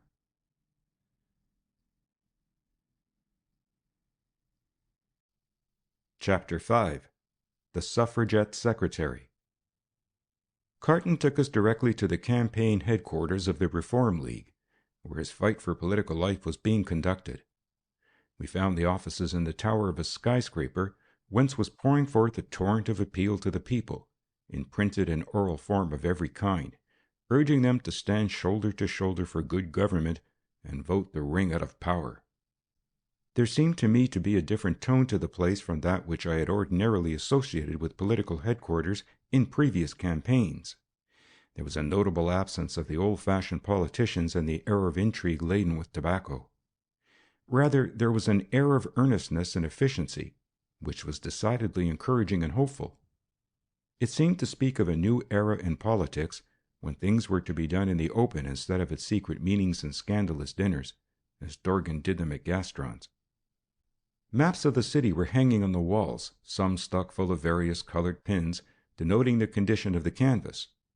Other maps of the city in colors, divided into all sorts of districts, told how fared the battle in the various strongholds of Boss Dorgan and Sub-Boss Murtha. Huge systems of card indexes, loose-leaf devices, labor-saving appliances for getting out a vast amount of campaign literature in a hurry, in short, a perfect system such as a great, well-managed business might have been proud of, were in evidence everywhere one looked. Work was going ahead in every department under high pressure, for the campaign, which had been more than usually heated, was now drawing to a close. Indeed, it would have taken no great astuteness, even without one's being told, to deduce merely from the surroundings that the people here were engaged in an annual struggle of seeking the votes of their fellow citizens for reform, and were nearly worn out by the arduous endeavor. It had been, as I have said, the bitterest campaign in years. Formerly the reformers had been of the silk-stocking type, but now a new and younger generation was coming upon the stage, a generation which had been trained to achieve results, ambitious to attain what in the former years had been considered impossible. The Reform League was making a stiff campaign, and the system was, by the same token, more frightened than ever before. Carton was fortunate in having shaken off the thraldom of the old bosses, even before the popular uprising against them had assumed such proportions as to warrant anyone in taking his political life in his hands by defying the powers that ruled behind the scenes. In fact, the Reform League itself owed its existence to a fortunate conjunction of both moral and economic conditions which demanded progress. Of course, the League did not have such a big barrel as their opponents under Dorgan. But at least they did have many willing workers, men and women, who were ready to sacrifice something for the advancement of the principles for which they stood. In one part of the suite of offices which had been leased by the League, Carton had had assigned to him an office of his own, and it was to this office that he led us, after a word with the boy who guarded the approach to the door, and an exchange of greetings with various workers and visitors in the outside office. We seated ourselves while Carton ran his eye through some letters that had been left on his desk for his attention. A moment later the door of his office opened, and a young lady in a very stunning street dress, with a pretty little rakish hat and tantalizing veil, stood a moment, hesitated, and then was about to turn back with an apology for intruding on what looked like a conference. "Good morning, Miss Ashton," greeted Carton, laying down the letters instantly. "You're just the person I want to see." The girl, with a portfolio of papers in her hand, smiled, and he quickly crossed the room and held the door open, as he whispered a word or two to her. She was a handsome girl, something more than even pretty. The lithe gracefulness of her figure spoke of familiarity with both tennis and tango, and her face with its well-chiseled profile denoted intellectuality from which no touch of really feminine charm had been removed by the fearsome process of the creation of the modern woman. Sincerity as well as humor looked out from the liquid depths of her blue eyes beneath the wavy masses of blonde hair. She was good to look at, and we looked irresistibly. "Let me introduce Professor Kennedy and Mr. Jameson, Miss Ashton," began Carton, adding, "Of course you have heard of Miss Margaret Ashton, the suffragist leader? She is the head of our press bureau, you know. She's making a great fight for us here, a winning fight." It seemed from the heightened look of determination which set Carton's face in deeper lines that Miss Ashton had that indispensable political quality of inspiring both confidence and enthusiasm in those who worked with her. "It is indeed a great pleasure to meet you," remarked Kennedy. "Both Mr. Jameson and myself have heard and read a great deal about your work, though we seem never before to have had the pleasure of meeting you. Miss Ashton, I recalled, was a very clever girl, a graduate of a famous women's college, and had had several years of newspaper experience before she became a leader in the cause of equal suffrage. The Ashtons were well known in society, and it was a sore trial to some of her conservative friends that she should reject what they consider the proper sphere for women, and choose to go out into life and devote herself to doing something that was worthwhile, rather than to fritter her time and energy away on the gaiety and inconsequentiality of social life. Among those friends I had understood was Hartley Langhorne himself. He was older than Miss Ashton, but had belonged to the same social circle, and had always held her in high regard. In fact, the attentions he paid her had long been noticeable, the more so as she seemed politely unaffected by them. Carton had scarcely more than introduced us, yet already I felt sure that I scented a romance behind the ordinary prosaic conduct of a campaign press bureau. It is far from my intention even to hint that the ability or success of the head of the press bureau were not at all her own or were in any degree overrated. But it struck me, both then and often later, that the candidate for district attorney had an extraordinary interest in the newspaper campaign, much more, for instance, than in the Speaker's bureau. I am sure that it was not wholly accounted for by the fact that publicity is playing a more and more important part in political campaigning. Nevertheless, as we came to know afterwards, such innovations as her card index system by election districts all over the city, showing the attitude of the various newspaper editors, local leaders, and other influential citizens, recording changes of sentiment and possible openings for future work, all were very full and valuable. Kennedy, who had a regular pigeonhole mind for facts himself, was visibly impressed by the huge mechanical memory built up by Miss Ashton. Though he said nothing to me, I knew that Craig also had observed the state of affairs between the Reform candidate and the suffrage leader. "You see, Miss Ashton," explained Carton, "someone has placed a detectaphone in the private dining room of Dorgan's at Gastron's. I heard of it first through Mrs. Ogilvy, who attended one of the dinners and was terribly afraid her name would be connected with them if the record should ever be published." "Mrs. Ogilvy?" cried Miss Ashton quickly. "She at a dinner with Mr. Murtha? I can't believe it." Carton said nothing. Whether he knew more about Mrs. Ogilvy than he cared to tell, I could not even guess. As he went on briefly summarizing the story, Miss Ashton shot a quick glance or two at him. Carton noticed it, but appeared not to do so. I suppose, he concluded, that she thought I was the only person capable of eavesdropping. As a matter of fact, I think the instrument was put in by Hartley Langhorne as part of the fight that is going on fiercely under the surface in the organization." It was Carton's turn now, I fancied, to observe Miss Ashton more closely. As far as I could see, the information was a matter of perfect indifference to her. Carton did not say it in so many words, but one could not help gathering that rather than seem to be pursuing a possible rival and using his official position in order to do it, he was not considering Langhorne in any other light than as a mere actor in the drama between himself and Dorgan and Mirtha. "Now," he concluded, "the point of the whole thing is this, Miss Ashton. We have learned that Betty Blackwell, you know the case, who took the notes over the detectaphone for the Black Book, has suddenly and mysteriously disappeared. If she is gone, it may be difficult to prove anything, even if we get the book. Miss Blackwell happens to be a stenographer in the office of Langhorne and Westlake." For the first time, Miss Ashton seemed to show a sign of embarrassment. Evidently, she would just as well have had Miss Blackwell in some other connection. "Perhaps you would rather have nothing to do with it," suggested Carton, "but I know that you were always interested in things of the sort that happened to girls in the city, and thought perhaps you could advise us, even if you don't feel like personally taking up the case." "Oh, it doesn't matter," she murmured. "Of course, the first thing for us to do is, as you say, to find what has become of Betty Blackwell." Carton turned suddenly at the word "us," but Miss Ashton was still studying the pattern of the rug. "Do you know any more about her?" she asked at length. As fully as possible, the district attorney repeated what he had already told us. Miss Ashton seemed to be more interested in the story of the disappearance of Langhorne's stenographer. As Carton unfolded the meager details of what we knew so far, Miss Ashton appeared to be torn by conflicting opinions. The more she thought of what might possibly have happened to the unfortunate girl, the more aroused about the case she seemed to become. Carton had evidently calculated on enlisting her sympathies, knowing how she felt toward many of the social and economic injustices toward women, and particularly girls.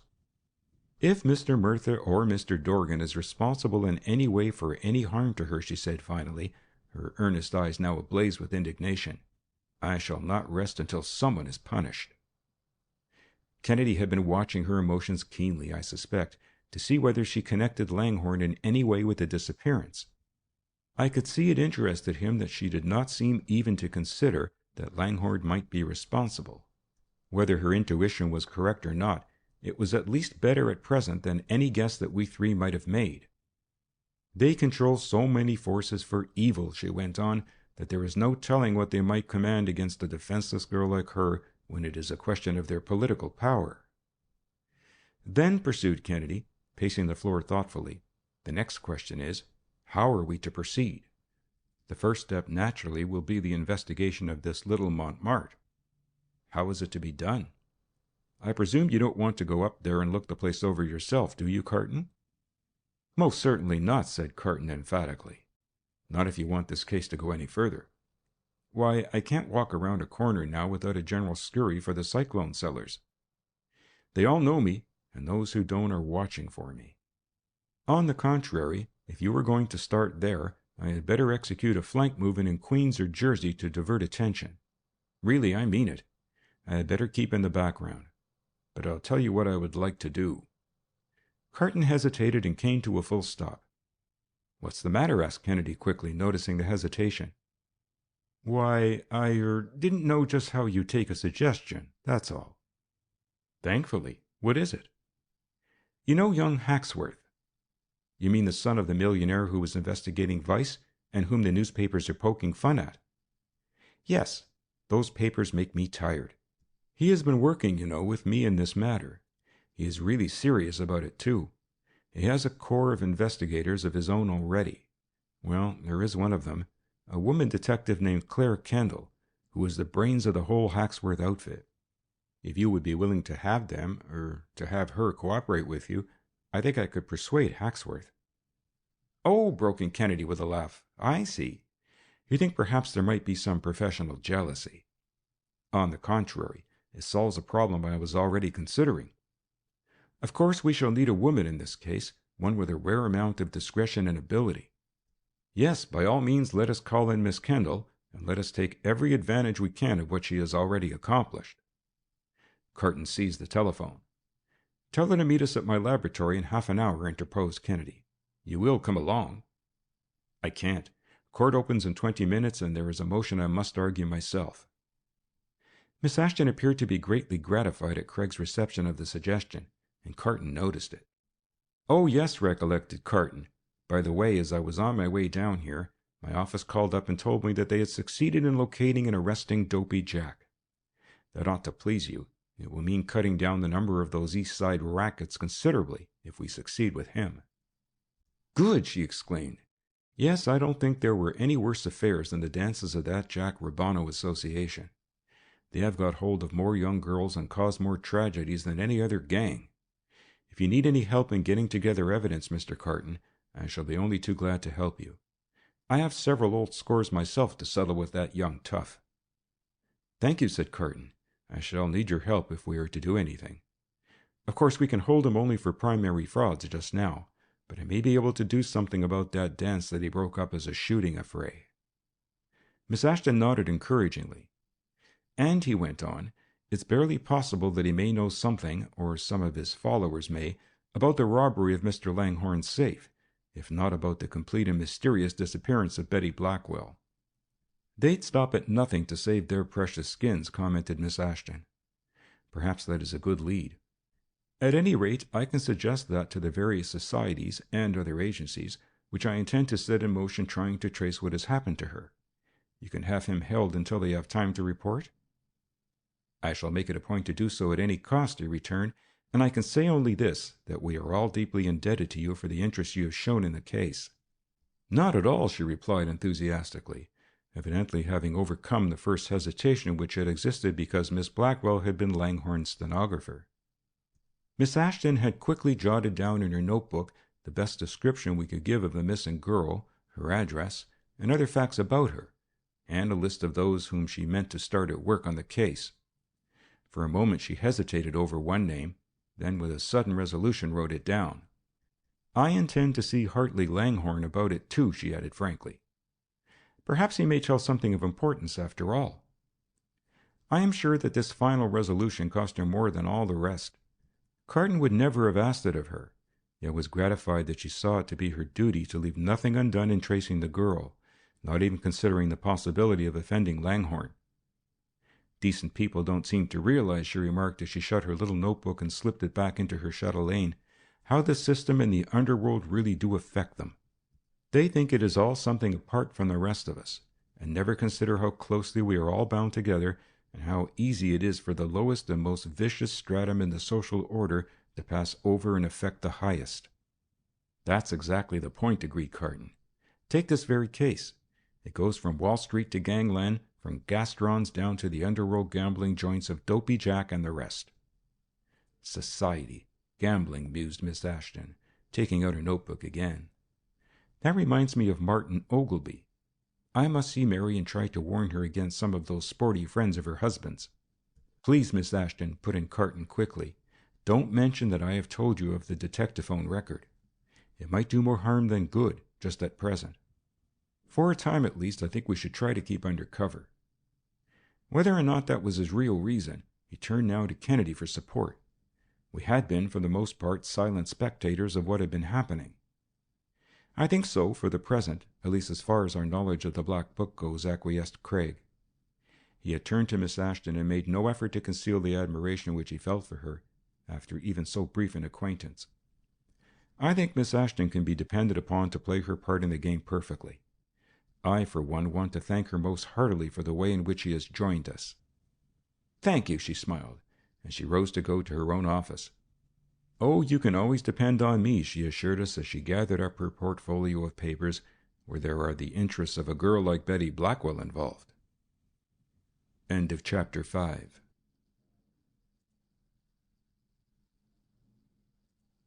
Chapter 6. The Woman Detective. Half an hour later, a tall, striking, self-reliant young woman with an engaging smile opened the laboratory door and asked for Professor Kennedy. Miss Kendall? Craig inquired, coming forward to meet her. She was dark-haired, with regular features and an expression which showed a high degree of intelligence. Her clear gray eyes seemed to penetrate and tear the mask off you. It was not only her features and eyes that showed intelligence, but her gown showed that without sacrificing neatness, she had deliberately toned down the existing fashions which so admirably fitted in with her figure, in order that she might not appear noticeable. It was clever, for if there is anything a good detective must do, it is to prevent people from looking twice. I knew something of her history already. She had begun on a rather difficult case for one of the large agencies, and after a few years of experience had decided that there was a field for an independent woman detective who would appeal particularly to women themselves. Unaided, she had fought her way to a position of keen rivalry now with the best men in the profession. Narrowly I watched Kennedy. Here I felt instinctively were the new woman and the new man, if there are such things. I wondered just how they would hit it off together. For the moment at least, Claire Kendall was an absorbing study, as she greeted us with a frank, jerky, straight-arm handshake. "Mr. Carton," she said directly, "has told me that he received an anonymous letter this morning. May I see it?" There are times when the so-called new woman's assumed masculine brusqueness is a trifle jarring, as well as often missing the point. But with Claire Kendall one did not feel that she was eternally trying to assert that she was the equal or the superior of someone else, although she was as far as the majority of detectives I have met are concerned. It was rather that she was different. In fact, almost from the start I felt that she was indispensable. She seemed to have that ability to go straight to the point at issue, a sort of faculty of intuition which is often more valuable than anything else, the ability to feel or sense things for which at first there was no actual proof. No good detective ever lacks that sort of instinct, and Claire Kendall, being a woman, had it in large degree. But she had more. She had the ability to go further and get the facts and actual proof, for as she often said during the course of a case, woman's intuition may not be good evidence in a court of law, but it is one of the best means to get good evidence that will convince a court of law. "My investigators have been watching that place for some time," she remarked as she finished the letter.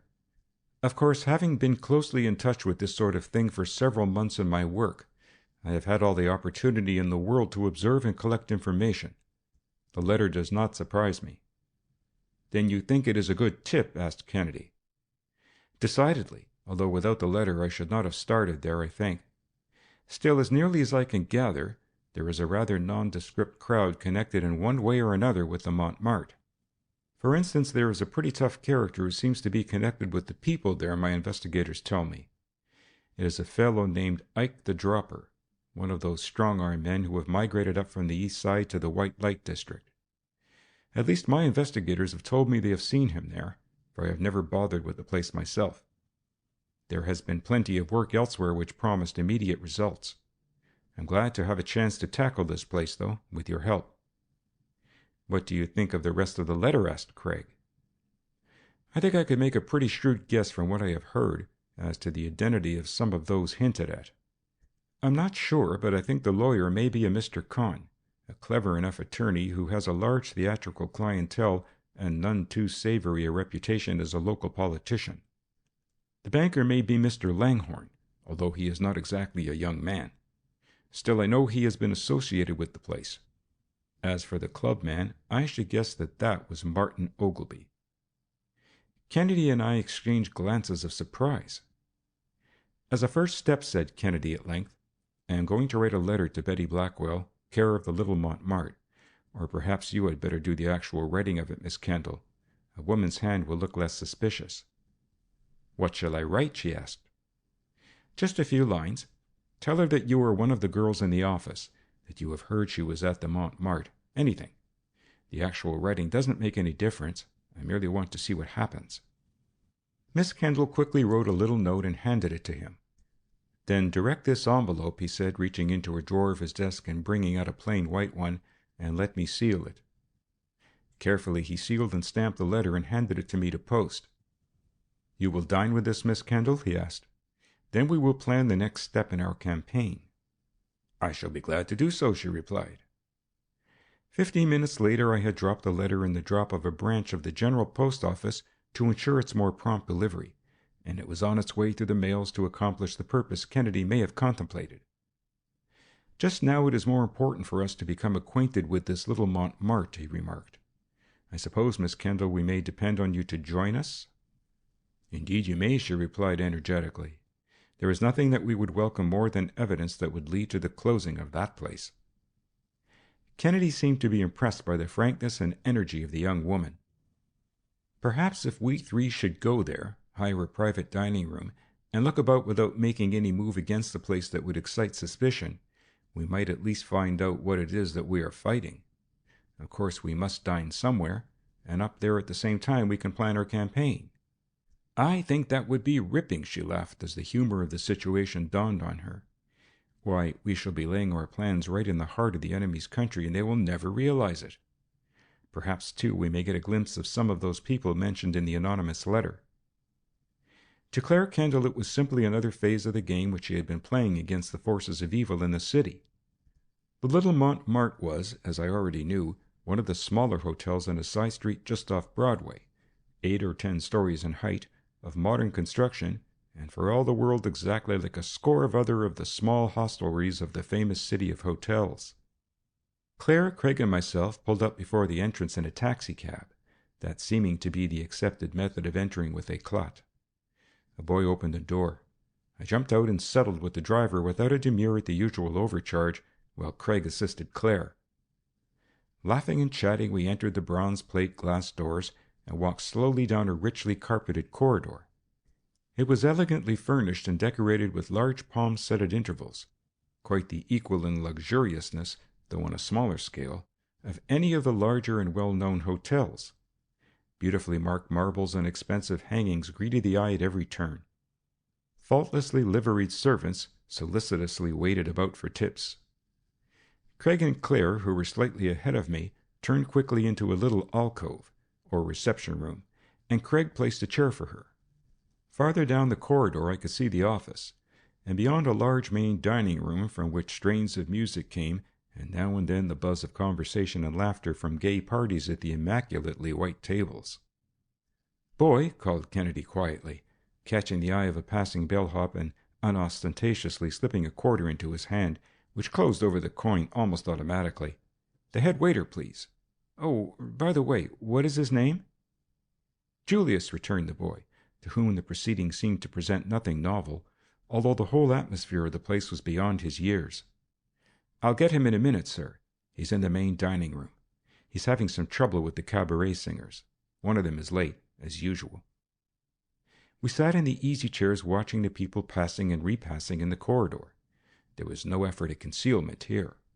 A few minutes later Julius appeared, a young man, tall and rather good-looking, suave and easy. A word or two with Kennedy followed, during which a greenback changed hands. In fact, that seemed to be the open sesame to everything here, and we were in the elevator decorously escorted by the polished Julius. The door of the elevator shut noiselessly, and it shot up to the next floor. Julius preceded us down the thickly carpeted corridor, leading the way to a large apartment, or rather a suite of rooms, as handsomely furnished as any in other hotels. He switched on the lights and left us with the remark, "When you want the waiter or anything, just press the button." In the largest of the rooms was a dining table and several chairs of Jacobean oak. A heavy sideboard and serving table stood against opposite walls. Another smaller room was furnished very attractively as a sitting room. Deep easy chairs stood in the corners, and a wide, capacious davenport stretched across one wall. In another nook was a little divan or cozy corner. Electric bulbs burned pinkly in the chandeliers and on silver candelabra on the table, giving a half-light that was very romantic and fascinating. From a curtained window that opened upon an interior court, we could catch strains from the cabaret singers below in the main dining room. Everything was new and bright. Kennedy pressed the button, and a waiter brought a menu, imposing in length and breathtaking in rates. "The cost of vice seems to have gone up with the cost of living," remarked Miss Kendall, as the waiter disappeared as silently as he had responded to the bell. It was a phrase that stuck in my head, so apt was it in describing the anomalous state of things we found as the case unrolled. Craig ordered, now and then consulting Claire about some detail. The care and attention devoted to us could not have been more punctilious if it had been an elaborate dinner party. "Well," he remarked, as the waiter at last closed the door of the private dining room to give the order in downstairs in the kitchen, "the Little Montmartre makes a brave showing. I suppose it will be some time before the dinner arrives, though. There is certainly some piquancy to this," he added, looking about at the furnishings. "Yes," remarked Miss Kendall, "risque from the moment you enter the door." She said it with an impersonal tone, as if there were complete detachment between herself as an observer and as a guest of the Montmartre. "Miss Kendall," asked Kennedy, "did you notice anything particularly downstairs? I'd like to check up my own impressions by yours." "I noticed that Titian beauty in the hotel office as we left the reception room and entered the elevator." Craig smiled. "So did I. I thought you would be both woman enough and detective enough to notice her. Well, I suppose if a man likes that sort of girl, that's the sort of girl he likes. That's point number one. But did you notice anything else, as we came in, for instance?" "No, except that everything seems to be a matter of scientific management here to get the most out of the suckers. This is no place for a piker. It all seems to run so smoothly, too. Still, I'm sure that our investigators might get something on the place if they kept right after it, although on the surface it doesn't look as if any law was being openly violated here." "What do you mean? What is your point number two?" "In the front window," resumed Craig, "just as you enter, I noticed one of those little oblong signs printed neatly in black on white. Dr. Vernon Harris, M.D. You recall that the letter said something about a doctor who was very friendly with that clique the writer mentioned? It's even money that this Harris is the one the writer meant. I suppose he is the house physician of this gilded palace." Claire nodded appreciatively. "Quite right," she agreed. "Just how do you think he might be involved?" "Of course I can't say, but I think, without going any further, that a man like that in a place like this will bear watching anyway, without our needing more than the fact that he is here. Naturally, we don't know anything about him as a doctor, but he must have some training, and in an environment like this, well, a little training may be a dangerous thing." "The letter said something about drugs," mused Claire. "Yes," added Kennedy. "As you know, alcohol is absolutely necessary to a thing like this. Girls must keep gay and attractive. They must meet men with a bright, unfaltering look, and alcohol just dulls the edge of conscience. Besides, look over that wine list. It fills the till of the Montmartre, judging by the prices. But then, alcohol palls when the pace is as swift as it seems to be here. Even more essential are drugs.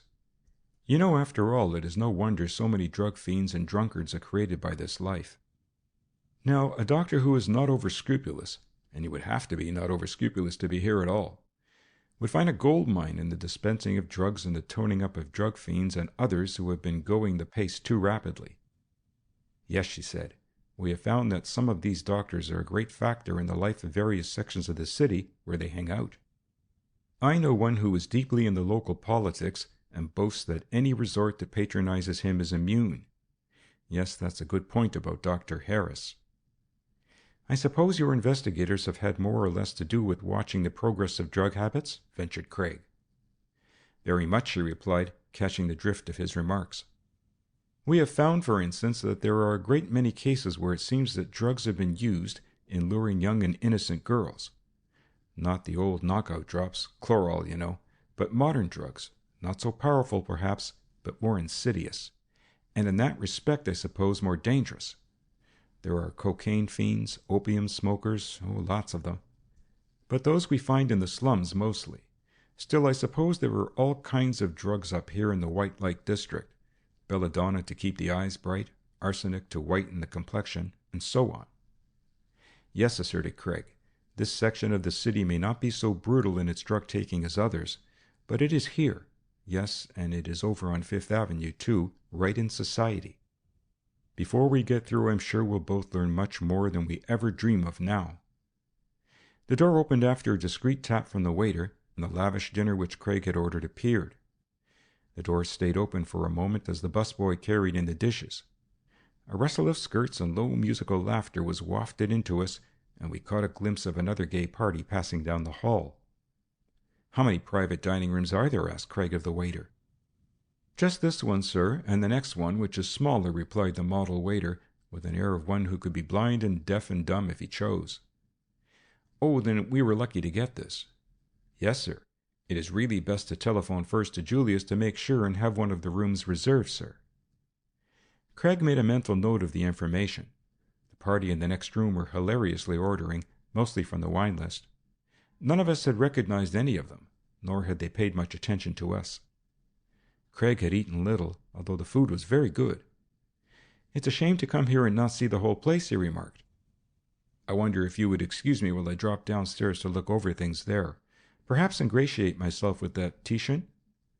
"Tell Miss Kendall about our visit to Langhorne's office while I am gone, Walter." There was not much that I could tell except the bare facts, but I thought that Miss Kendall seemed especially interested in the broker's reticence about his stenographer. I had scarcely finished when Craig returned. A glance at his face told me that even in this brief time something had happened. "Did you meet the Titian?" I asked. "Yes. She is the stenographer and sometimes works the switchboard of the telephone. I happened to strike the office while the clerk was at dinner and she was alone. While I was talking to her, I was looking about and my eye happened to fall on one of the letter boxes back of the desk, marked Dr. Harris. Well, at once I had an overwhelming desire to get a note which I saw sticking in it. So I called up a telephone number, just as a blind, and while she was at the switchboard I slipped the note into my pocket. Here it is." He had laid an envelope down before us. It was in a woman's hand, written hastily. "I'd like to know what was in it without Dr. Harris knowing it," he remarked. Now, the Secret Service agents abroad have raised letter opening to a fine art. Some kinds of paper can be steamed open without leaving a trace, and then they followed that simple operation by reburnishing the flap with a bone instrument. But that won't do. It might make this ink run. Among the ornaments were several with flat wooden bases. Kennedy took one and placed it on the edge of the table, which was perfectly square. Then he placed the envelope between the table and the base. "When other methods failed," he went on, "they placed the envelope between two pieces of wood with the edges projecting about a 32nd of an inch. He had first flattened the edge of the envelope, then roughened it, and finally slit it open. Scientific letter opening," he remarked, as he pulled out a little note written on the hotel paper. It read, "Dear Harry, called you up twice and then dropped into the hotel, but you seem to be out all the time. Have something very important to tell you. Shall be busy tonight and in the morning, but will be at the Dansant at the Futurist tea room tomorrow afternoon about 4. Be sure to be there. Marie." "I shall," commented Kennedy. "Now the question is, how to seal up this letter so that he won't know it has been opened. I saw some of this very strong mucilage in the office. Ring the bell, Walter. I'll get that impervious waiter to borrow it for a moment." 5 minutes later he had applied a hairline of the strong colorless gum to the inside of the envelope and had united the edges under pressure between the two pieces of wood. As soon as it was dry, he excused himself again and went back to the office, where he managed to secure an opportunity to stick the letter back in the box and chat for a few minutes longer with the Titian. "There's a wild cabaret down in the main dining room," he reported on his return. "I think we might just as well have a glimpse of it before we go." Kennedy paid the check, which by this time had mounted like a taxi meter running wild, and we drifted into the dining room, a rather attractive hall, paneled in Flemish oak with artificial flowers and leaves about, and here and there a little bird concealed in a cage in the paper foliage. As cabarets go, it was not bad, although I could imagine how wild it might become in the evening or on special occasion. "That Dr. Harris interests me," remarked Kennedy across the table at us. "We must get something in writing from him in some way. And then there's that girl in the office, too. She seems to be right in with all these people here." Evidently the cabaret had little of interest to Miss Kendall, who, after a glance that took in the whole dining room and disclosed none there in the gay crowd who, as far as we could see, had any relation to the case, seemed bored. Craig noticed it and at once rose to go. As we passed out into the corridor, Miss Kendall turned and whispered, "Look over at the desk. Dr. Harris." Sure enough, chatting with the stenographer was a man with one of those black bags which doctors carry. He was a young man in appearance, one of those whom one sees in the white light district, with unnaturally bright eyes which speak of late hours and a fast pace. He wore a flower in his buttonhole, a very fetching touch with some women. Debonair, dapper, dashing, his face was not one readily forgotten. As we passed hurriedly, I observed that he had torn open the note and had thrown the envelope, unsuspectingly, into the basket. End of chapter 6.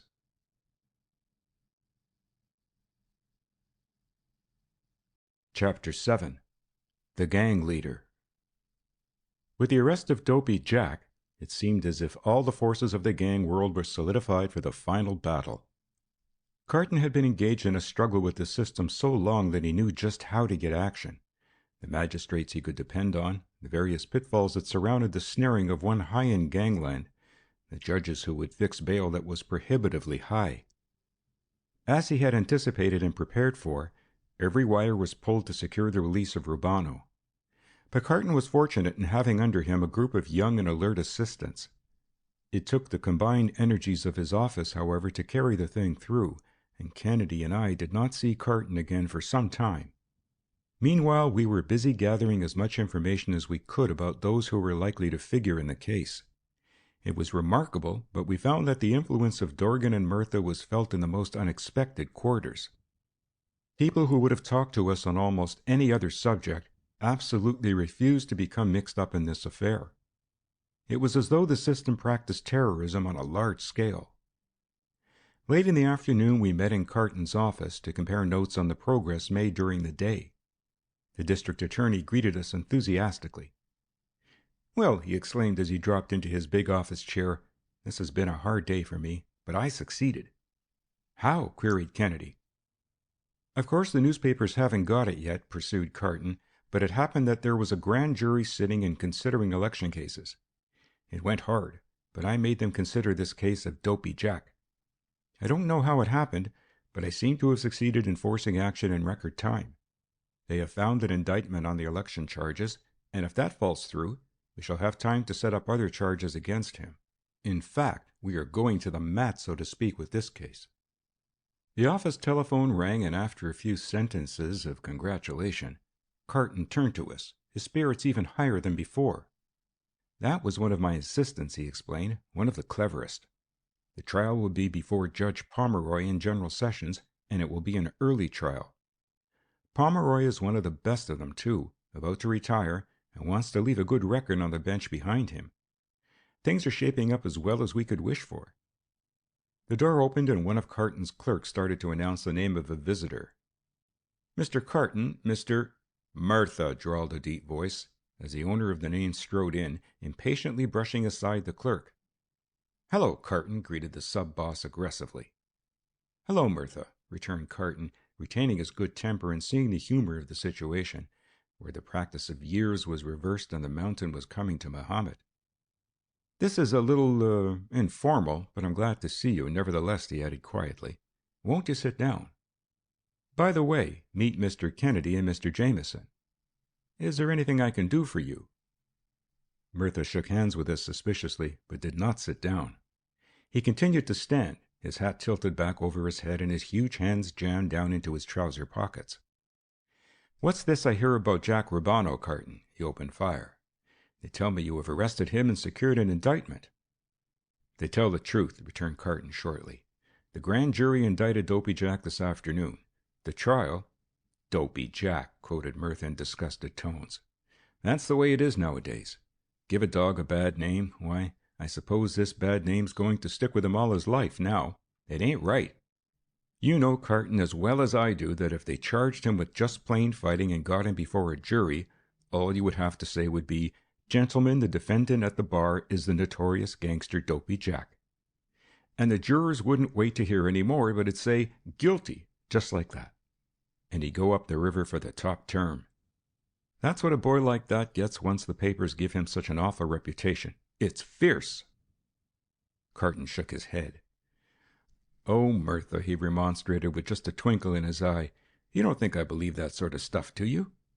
I've had my eye on this boy, he's 28, by the way, too long. You needn't tell me anything about his respectable old father and his sorrowing mother and weeping sister. Murtha, I've been in this business too long for that heartthrob stuff. Leave that to the lawyers the system will hire for him. Let's cut that out, between ourselves, and get down to brass tacks." It was a new and awkward role for Murtha as suppliant, and he evidently did not relish it. Aside from his own interest in Dopey Jack, who was one of his indispensables, it was apparent that he came as an emissary from Dorgan himself to spy out the land and perhaps reach some kind of understanding. He glanced about us with a look that broadly hinted that he would prefer to see Carton alone. Carton made no move to ask us to leave, and Kennedy met the boss's look calmly. Murtha smothered his rage, although I knew he would with pleasure have had us stuck up or blackjacked. "See here, Carton," he blurted out at length, approaching the desk of the district attorney and lowering his big voice as much as he was capable. "Can't we reach some kind of agreement between ourselves? You let up on Rubano, and, well, I might be able to get some of my friends to let up on Carton. See?" He was conveying as guardedly as he could a proposal that if the district attorney would consent to turn his back while the law stumbled in one of the numerous pitfalls that beset a criminal prosecution, the organization would deliver the goods, quietly pass the word along to knife its own man and allow Carton to be re-elected. I studied Carton's face intently. To a man of another stripe, the proposal might have been alluring. It meant that although the organization ticket won, he would, in the public eye at least, have the credit of beating the system, of going into office unhampered, of having assured beyond doubt what was at best only problematical with the Reform League. Carton did not hesitate a moment. I thought I saw in his face the same hardening of the lines of his features and grim determination that I had seen when he had been talking to Miss Ashton. I knew that, among other things, he was thinking how impossible it would be for him to ever face her again in the old way if he sold out, even in a negative way, to the system. Murtha had shot his huge face forward and was peering keenly at the man before him. "You'll think it over?" he asked. "I will not.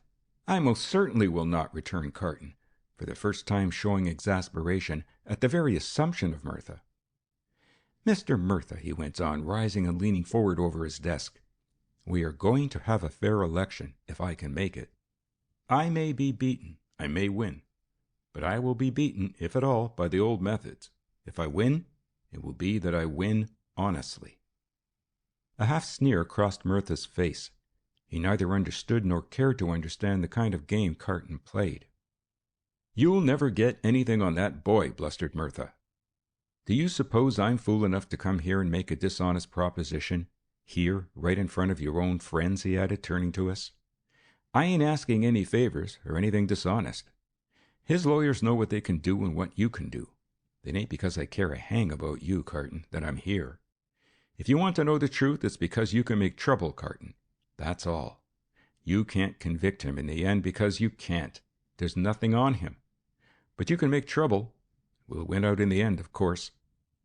"In other words, you think the Reform League has you beaten," suggested Carton quietly.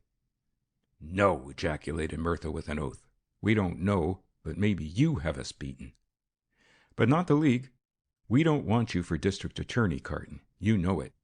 But here's a practical proposition. All you have to do is just to let this Rubano case take its natural course. That's all I ask." He dwelt on the word natural as if it were in itself convincing. "Why," he resumed, "what foolishness is it for you to throw away all your chances just for the sake of hounding one poor fellow from the East Side? It ain't right, Carton. You, powerful, holding an important office, and he a poor boy that never had a chance and has made the most of what little nature gave him. Why, I've known that boy ever since he hardly came up to my waist. I tell you, there ain't a judge on the bench that wouldn't listen to what we can show about him. Hounded by police, hounded by the district attorney, driven from pillar to post, and—" "You will have a chance to tell the story in court," put in Carton. "Pomeroy will try the case." "Pomeroy?" repeated Murtha in a tone that quite disguised the anger he felt that it should come up before the one judge the system feared and could not control. "Now, look here, Carton. We're all practical men. Your friend, Kennedy here, he's practical." Murtha had turned toward us. He was now the Murtha I had heard of before, the kind that could use a handshake or a playful slap on the back, as between man and man, to work wonders in getting action or carrying a point. Far from despising such men as Murtha, I think we all rather admired his good qualities. It was his point of view, his method, his aim that were wrong. As for the man himself, he was human. In fact, I often thought far more human than some of the reformers. "I'll leave it to Kennedy," he resumed. "Suppose you were running a race. You knew you were going to win. Would you deliberately stop and stick your foot out in order to trip up the man who was coming in second?" "I don't know that the cases are parallel," returned Kennedy with an amused smile. Murtha kept his good nature admirably. Then you would stick your foot out and perhaps lose the race yourself, persisted Murtha.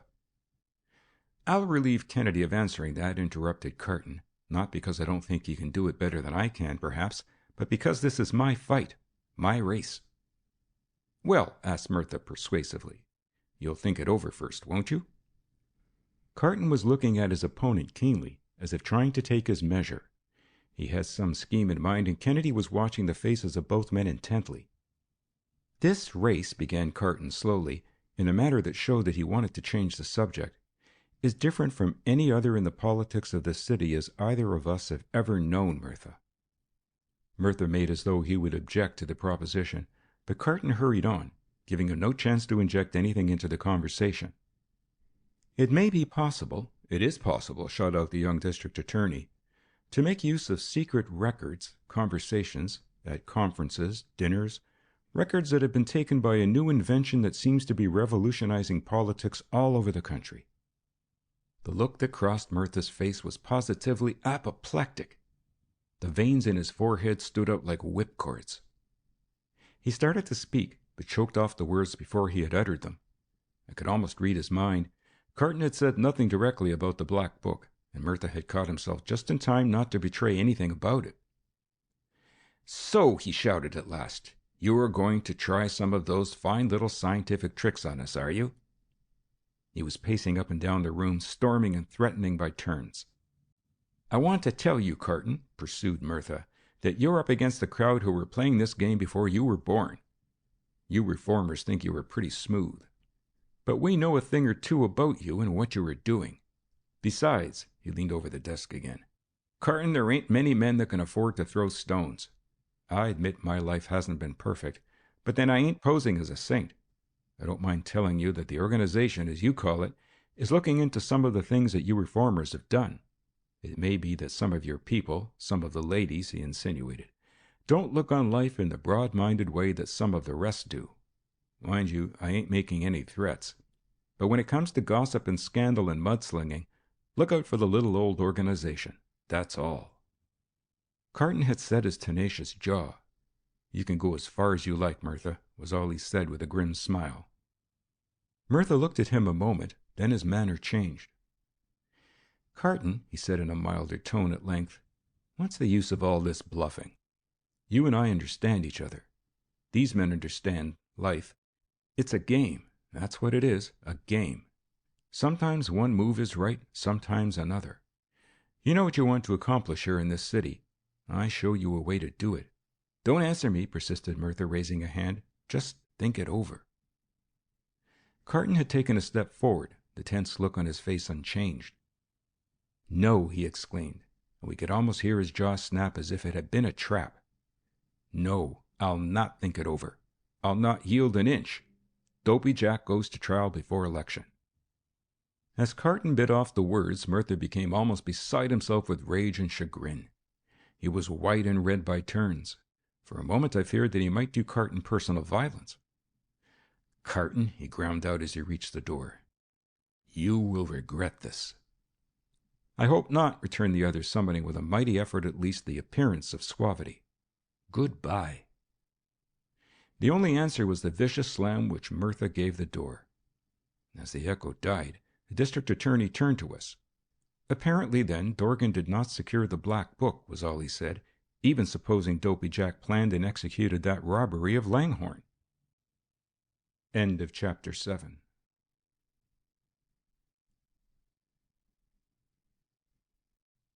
Chapter 8. The Shyster Lawyer. That's a declaration of war, remarked Kennedy, as Carton resumed his seat at the desk unconcernedly after the stormy ending of the interview with Murtha. I suppose it is, agreed the district attorney, and I can't say that I am sorry. Nor I, added Craig, but it settles one thing. We are now out in what I call the open investigation. They have forced us from cover. We shall have to be prepared to take quick action now, whatever move they may make. Together we were speculating on the various moves that the system might make and how we might prepare in advance for them. Evidently, however, we were not yet through with these indirect dealings with the boss. The system was thorough, if nothing else, and prompt. We had about decided to continue our conference over the dinner table in some uptown restaurant when the officer stationed in the hall poked his head in the door and announced another visitor for the district attorney. This time the entrance was exactly the opposite to the bluster of Mirtha. The man who sidled deferentially into the room a moment after Carton had said he would see him was a middle-sized fellow with a high, slightly bald forehead, a shifty expression in his sharp, ferret eyes, and a nervous, self-confident manner that must have been very impressive before the ignorant. "My name is Kahn," he introduced himself. "I'm a lawyer." Carton nodded recognition. Although I had never seen the man before, I recollected the name which Miss Kendall had mentioned. He was one of the best-known lawyers of the system. He had begun his career as an ambulance chaser, had risen later to the dignity of a police court lawyer, and now was the type that might be called, for want of a better name, a high-class shyster, unscrupulous, sharp, cunning. Shyster, I believe, has been defined as a legal knave, a lawyer who practices in an unprofessional or tricky manner. Kahn was all that, and still more. If he had been less successful, he would have been the black sheep of the overcrowded legal flock. Ideals he had none. His claws reached out to grab the pittance of the poverty-stricken client as well as the fee of the wealthy. He had risen from hospitals to police courts, coroner's court, and criminal courts, at last attaining the dignity of offices opposite an entrance to the criminal courts building, from which vantage point his underlings surveyed the scene of operations like vultures hovering over bewildered cattle. Carton knew him. Kahn was the leader among some score of men more or less well-dressed, of more or less evil appearance, who were constantly prowling from one end to the other of the broad first floor of the criminal courts building during the hours of the day that justice is being administered there. These are the shyster lawyers and their runners and agents who prey upon the men and women whom misfortune or crime have delivered into the hands of the law. Others of the same species are wandering about the galleries on the other floors of the building, each with a furtive eye for those who may be in trouble themselves or those who seem to be in need of legal assistance for a relative or friend in trouble. Perhaps the majority of lawyers practicing in the courts are reputable to the highest degree, and many of the rest merely to a safe degree. Many devote themselves to philanthropic work whenever a prisoner is penniless. But the percentage of shysters is high. Kahn belonged in the latter class, although his days of doing dirty work himself were past. He had a large force of incipient shysters for that purpose. As for himself, he handled only the big cases in which he veneered the dirty work by a sort of finesse. Kahn bowed and smiled ingratiatingly. "Mr. Carton," he began in a conciliatory tone, "I have intruded on your valuable time in the interest of my client, Mr. Jack Urbano." "Humph," grunted Carton. "So they've retained you, have they, Ike?" he mused familiarly, closely regarding the visitor. Kahn, far from resenting the familiarity, seemed rather to enjoy it and take it as his due measure of fame. "Yes, Mr. Carton, they have retained me. I have just had a talk with the prisoner in the Tombs and have gone over his case very carefully, sir." Carton nodded but said nothing, willing to let Kahn do the talking for the present until he exposed his hand. "He has told me all about his case," pursued Kahn evenly. "It is not such a bad case. I can tell you that, Mr. Carton, because I didn't have to resort to the friend of the judge gag in order to show him that he had a good chance." Kahn looked knowingly at Carton.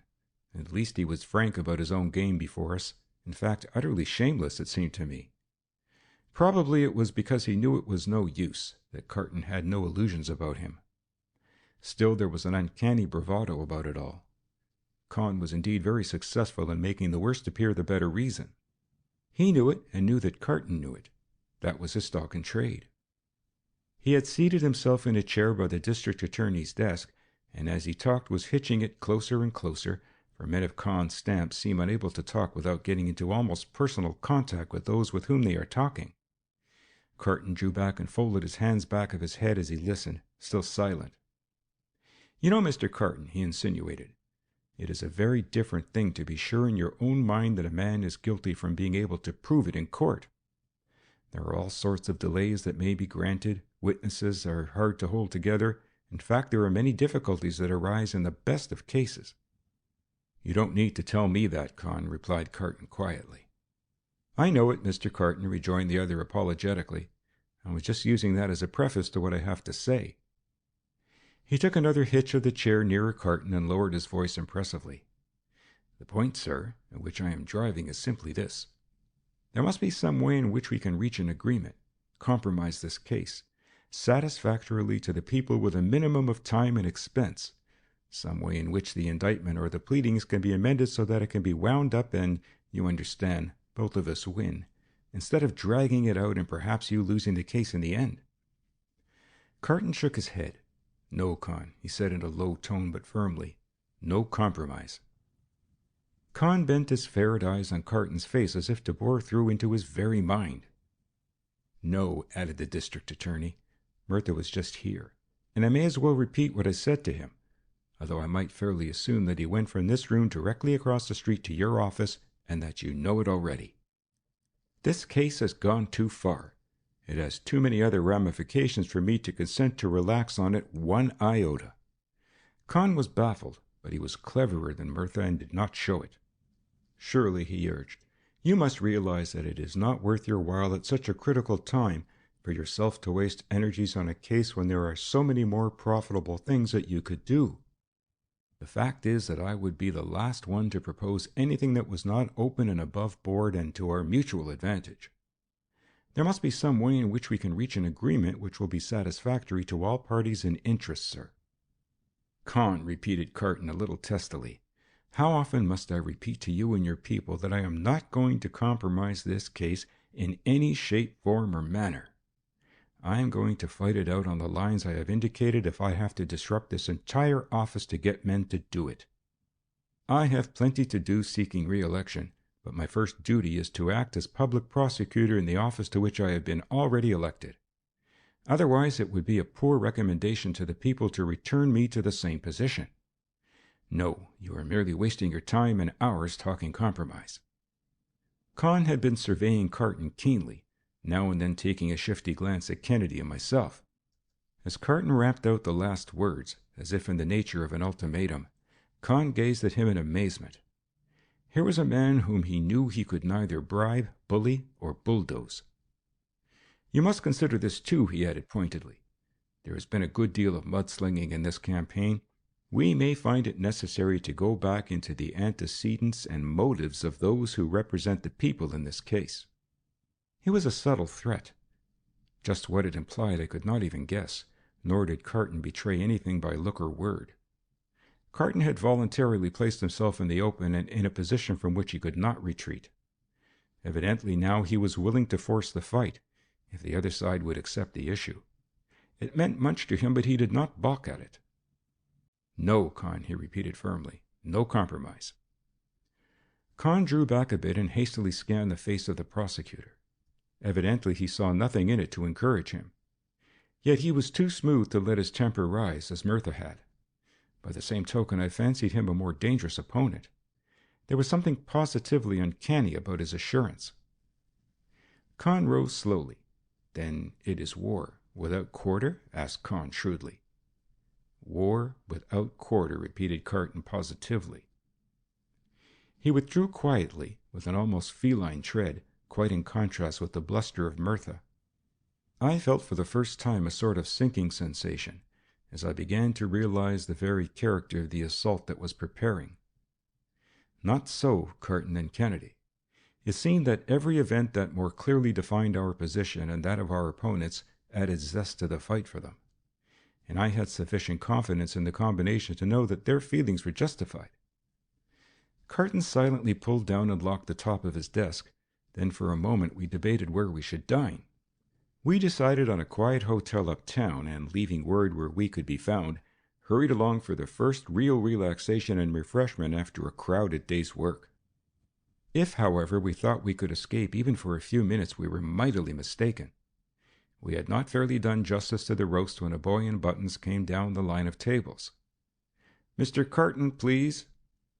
The district attorney crooked his finger at the page. "You're wanted at the telephone, sir." Carton rose and excused himself. The message must have given him food of another kind, for when he returned after a long absence, he pushed aside the now cold roast and joined us in the coffee and cigars. "One of my men," he announced, "has been doing some shadowing for me." Evidently, both Murtha and Con having failed, they are resorting to other tactics. It looks as if they had in some way, probably from some corrupt official of the court or employee in charge of the jury list, obtained a copy of the panel which Justice Pomeroy has summoned for the case. It ought to be a simple thing to impanel another set of talesmen and let these fellows serve in some other part of the court, I suggested, considering the matter hastily. "Much better to let it rest as it is," cut in Craig quickly, "and try to catch Con with the goods." It would be great to catch one of these clever fellows trying to fix the jury, as well as intimidate witnesses, as he already hinted himself. "Just the thing!" exclaimed Carton, whose keen sense of proportion showed what a valuable political asset such a coup would make in addition to its effect on the case. "We'll get Con right if we have a chance," planned Craig. "You are acquainted more or less with his habits, I suppose. Where does Con hang out? Most fellows like him have a sort of amen corner where they meet their henchmen, issue orders, receive reports, and carry on business that wouldn't do for an office downtown." "Why, I believe he goes to Farrell's. Has an interest in the place, I think." Farrell's we recognized as a rather well-known all-night cafe which managed to survive the excise vicissitudes by dint of having no cabaret or entertainment. We finished the dinner in silence, Kennedy turning various schemes over in his mind and rejecting them one after another. "There's nothing we can do immediately, I suppose," he remarked at length. "But if you and Carton care to come up to the laboratory with me, I might in time of peace prepare for war. I have a little apparatus up there which I think may fit in somehow, and if it does, Mr. Con's days of jury fixing are numbered." A few minutes later, we found ourselves in Kennedy's laboratory, where he had gathered together an amazing collection of paraphernalia in the warfare of science against crime which he had been waging during the years that I had known him. Carton looked about in silent admiration. As for myself, although one might have thought it was an old story with me, I had found that no sooner had I become familiar with one piece of apparatus to perform one duty than another situation entirely different and unprecedented in our cases arose which called for another entirely new. I had learned to have implicit confidence in Kennedy's ability to meet each new emergency with something fully capable of solving the problem. From a cabinet, Kennedy took out what looked like the little black leather box of a camera, with, however, a most peculiar-looking lens. End of Chapter 8.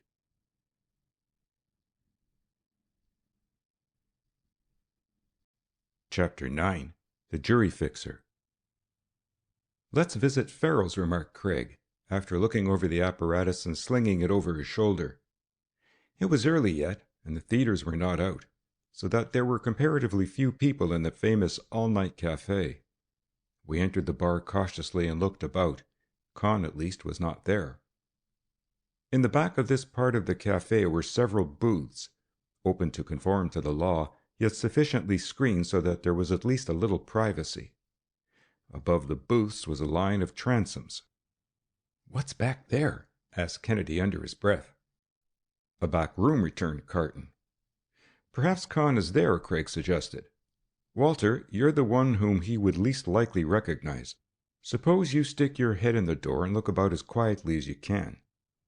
I lounged back, glanced at the records of sporting events posted on the wall at the end of the bar, then casually, as if looking for someone, swung the double-hinged door that led from the bar into the back room.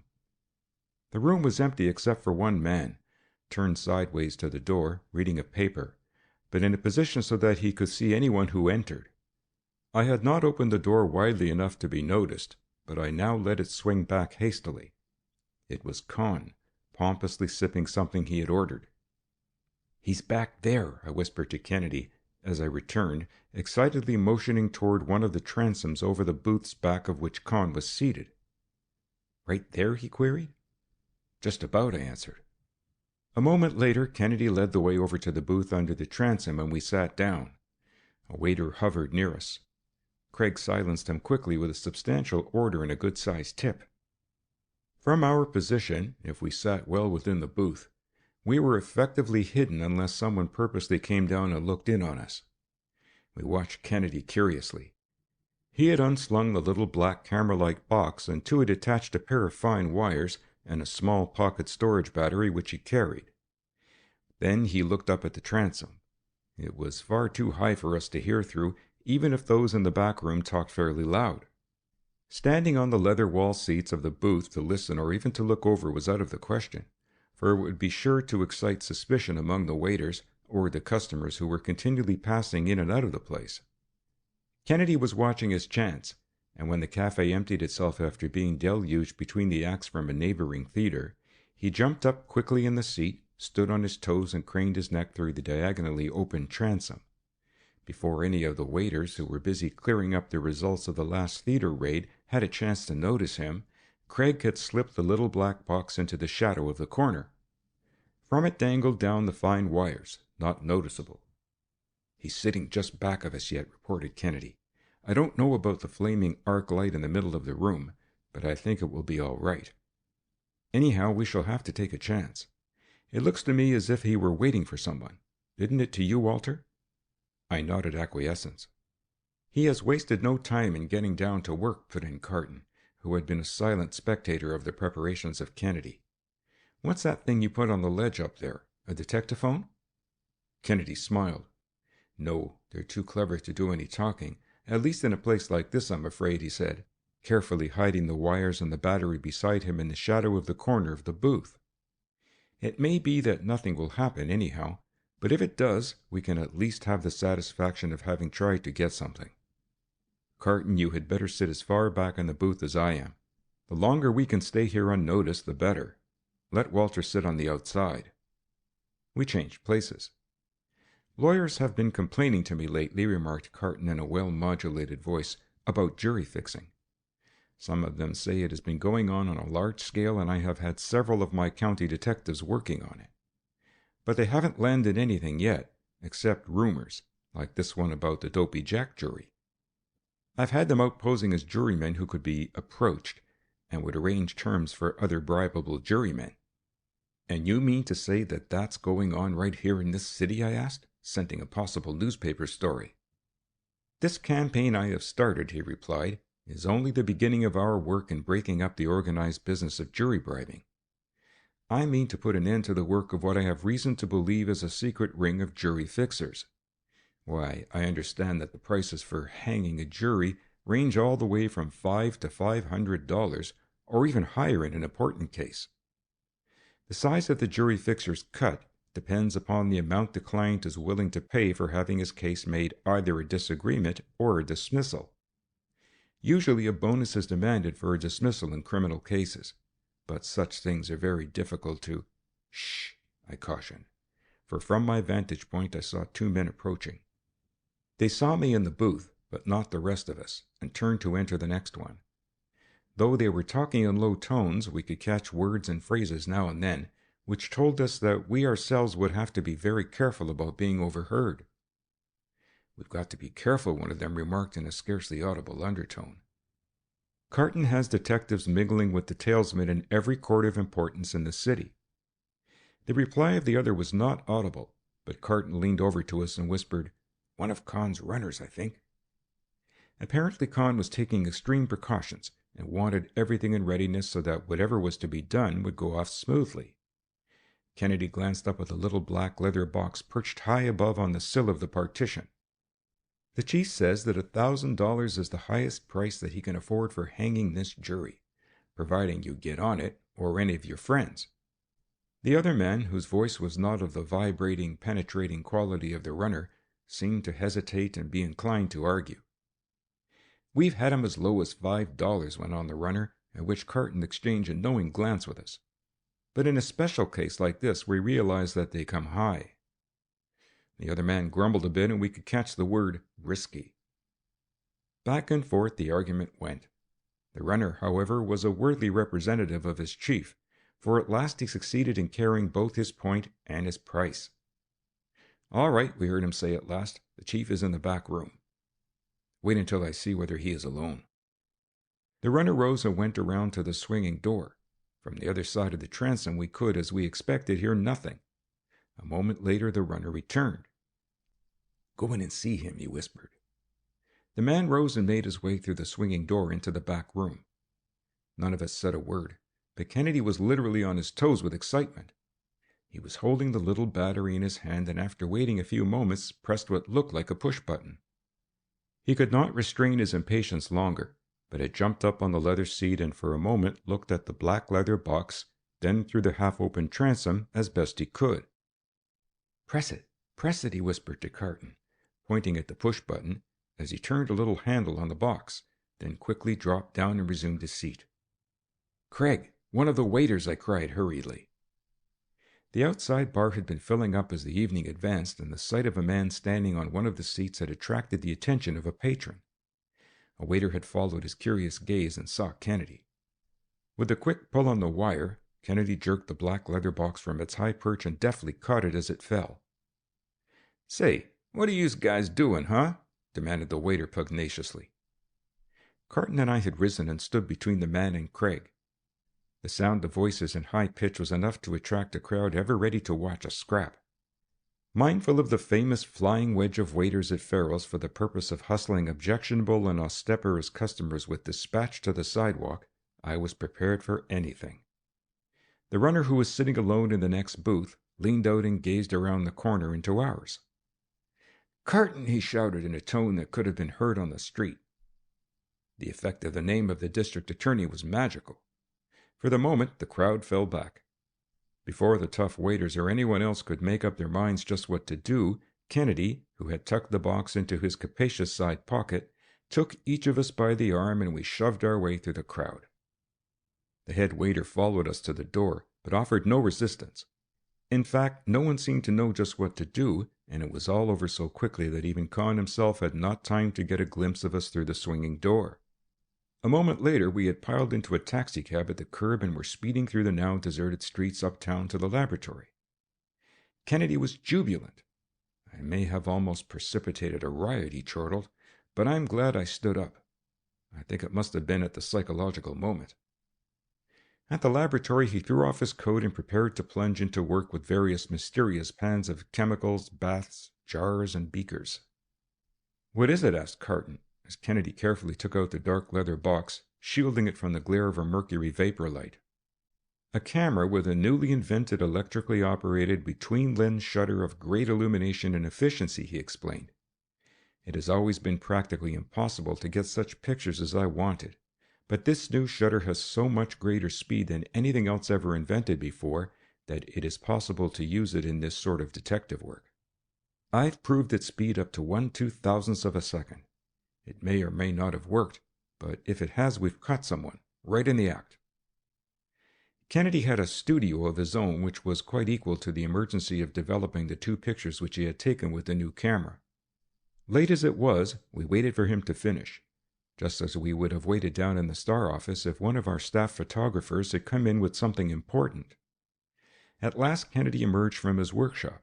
As he did so, he slapped down 2 untoned prints. Both were necessarily indistinct owing to the conditions under which they had been taken, but they were quite sufficient for the purpose. As Carton bent over the second one, which showed Con in the very act of handing over a roll of bills to the rather anemic man whom his runner had brought to him, Carton addressed the photograph as if it had been Con himself. I have you at last, he cried.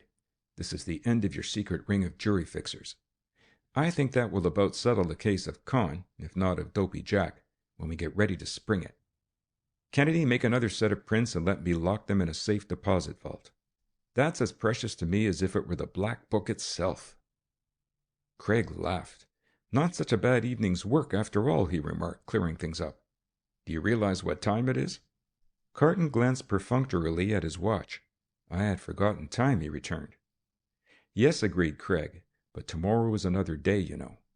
I don't object to staying up all night, or even several nights, but there doesn't seem to be anything more that we can do now, and it may be that we shall need our strength later. This is, after all, only a beginning in getting at the man higher up. The man highest up, corrected Carton, with elation as we parted on the campus, Kennedy and I to go to our apartment. See you in the morning, Carton, bade Kennedy. By that time, no doubt, there will be some news of the Black Book. We arrived at our apartment a few minutes later. On the floor was some mail which Kennedy quickly ran over. It did not appear to be of any importance, that is, it had no bearing on the case which was now absorbing our attention. "Well, what do you think of that?" he exclaimed as he tore open one diminutive letter. "That was thoughtful, anyhow. She must have sent us that a few minutes after we left headquarters." He handed me an engraved card. It was from Miss Ashton, inviting us to a non-partisan suffrage evening at her studio in her home, to be followed by a dance. Underneath, she had written a few words of special invitation, ending, "I shall try to have some people there who may be able to help us in the Betty Blackwell matter."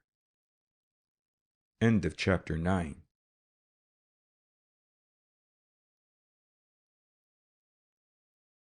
Chapter 10. The Afternoon Dance. It was early the following morning that I missed Kennedy from our apartment. Naturally, I guessed from my previous experiences with that gentleman that he would most likely be found at his laboratory, and I did not worry, but put the finishing touches on a special article for the Star which I had promised for that day and had already nearly completed. Consequently, it was not until the forenoon that I sauntered around to the chemistry building. Precisely as I had expected, I found Kennedy there at work. I had been there scarcely a quarter of an hour when the door opened and Claire Kendall entered with a cheery greeting. It was evident that she had something to report. "The letter to Betty Blackwell which you sent to the Montmartre has come back unopened," she announced, taking from her handbag a letter stamped with the post office form indicating that the addressee could not be found and that the letter was returned to the sender. The stamped hand of the post office pointed to the upper left-hand corner, where Claire had written in a fictitious name and used an address to which she frequently had mail sent when she wanted it secret. "Only on the back," she pursued, turning the letter over, "there are some queer smudges. What are they? They don't look like dirt." Kennedy glanced at it only casually, as if he had fully expected the incident to turn out as it did. "Not unopened, Miss Kendall," he commented. "We have already had a little scientific letter opening. This was a case of scientific letter sealing. That was a specially prepared envelope." He reached down into his desk and pulled out another, sealed it carefully, dried it, then held it over a steaming pan of water until the gum was softened and it could be opened again. On the back were smudges just like those on the letter that had been returned. "On the thin line of gum on the flap of the envelope," he explained, "I have placed first a coating of tannin, over which is the gum. Then on the part of the envelope to which the flap adheres when it is sealed, I place some iron sulfate. When I sealed the envelope so carefully, I brought the two together separated only by the thin film of gum. Now when steam is applied to soften the gum, the usual method of the letter opener, the tannin and the sulfate are brought together. They run and leave these blots or dark smudges. So, you see, someone has been found at the Montmartre, even if it is not Betty Blackwell herself, who has interest enough in the case to open a letter to her before handing it back to the postman. That shows us that we are on the right trail at least, even if it does not tell us who is at the end of the trail. Here's another thing. This Marie is a new one. We must find out about her." "At the Futurist tea room at 4 this afternoon when she meets our good friend young Dr. Harris," reminded Claire. "Between cabarets and tea rooms, I don't know whether this is work or play."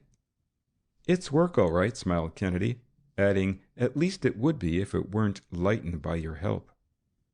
It was the middle of the afternoon when Craig and I left the laboratory to keep our appointment with Miss Kendall at the Futurist tea room, where we hoped to find Dr. Harris's friend Marie, who seemed to want to see him so badly.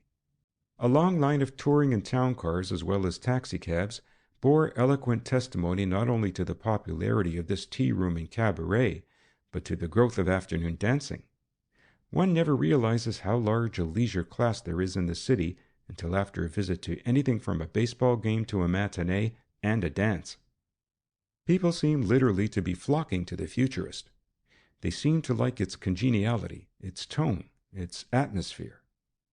As we left our hats to the tender mercies of the boys who had the checking concession, we could see that the place was rapidly filling up. "If we are to get a table that we want here, we'd better get it now," remarked Kennedy, slipping the inevitable piece of change to the head waiter. "If we sit over there in that sort of little bower, we can see when Miss Kendall arrives, and we shall not be so conspicuous ourselves either." The Futurist was not an especially ornate place, although a great deal of money had evidently been expended in fitting it up to attract a recherche clientele. Our table, which Kennedy had indicated, was, as he had said, in a sort of little recess, where we could see without being much observed ourselves, although that seemed almost an impossibility in such a place. In fact, I noticed before we had time to seat ourselves that we had already attracted the attention of 2 showgirls who sat down the aisle and were amusing themselves and watching us by means of a mirror. It would not have been very difficult to persuade them to dispense with the mirror. A moment later, Claire Kendall entered and paused at the door an instant, absorbing the gay scene as only a woman and a detective could. Craig rose and advanced to meet her, and as she caught sight of us, her face brightened. The showgirls eyed her narrowly and with but slight approval. "We feel more at ease with a lady in the party," remarked Craig, as they reached the table and I rose to greet her. "2 men alone here are quite as noticeable as 2 ladies. Walter, I know, was quite uncomfortable." "To say nothing of the fact which you omitted," I retaliated, "that it is a pleasure to be with Miss Kendall, even if we must talk shop all the time." Claire smiled, for her quick intuition had already taken in and dismissed as of no importance the 2 showgirls.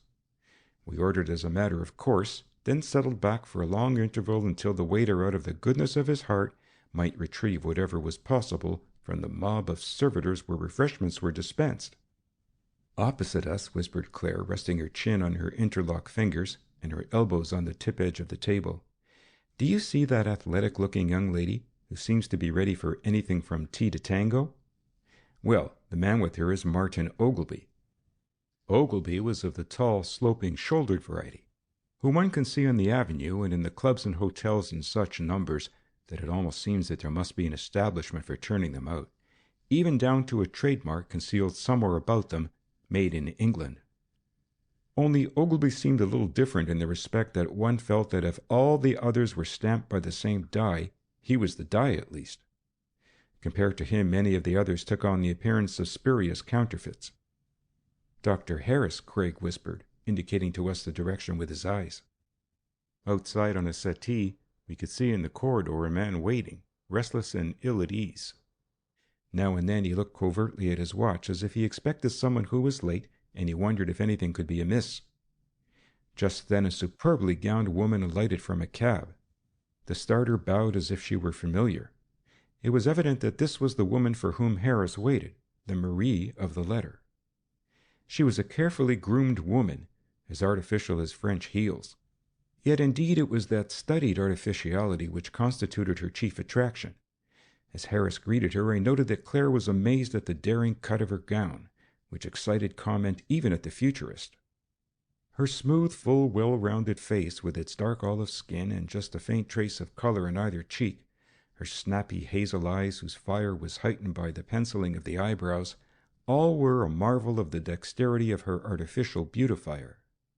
And yet, in spite of all, there was an air of unextinguishable coarseness about her, which it was difficult to describe, but easy to feel. "Her lips are too thick and her mouth too large," remarked Claire, "and yet in some incomprehensible way she gives you the impression of daintiness. What is it?"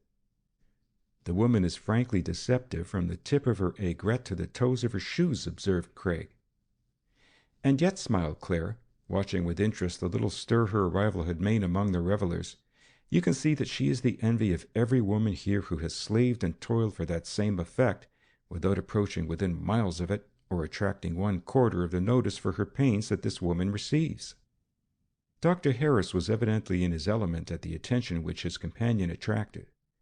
They seemed to be on very good terms indeed, and one felt that bohemianism could go no further. They paused, fortunately, at a just vacated table around an ell from us and sat down. For once waiters seemed to vie in serving rather than in neglecting. By this time I had gained the impression that the Futurist was all that its name implied, not up to the minute, but decidedly ahead of it.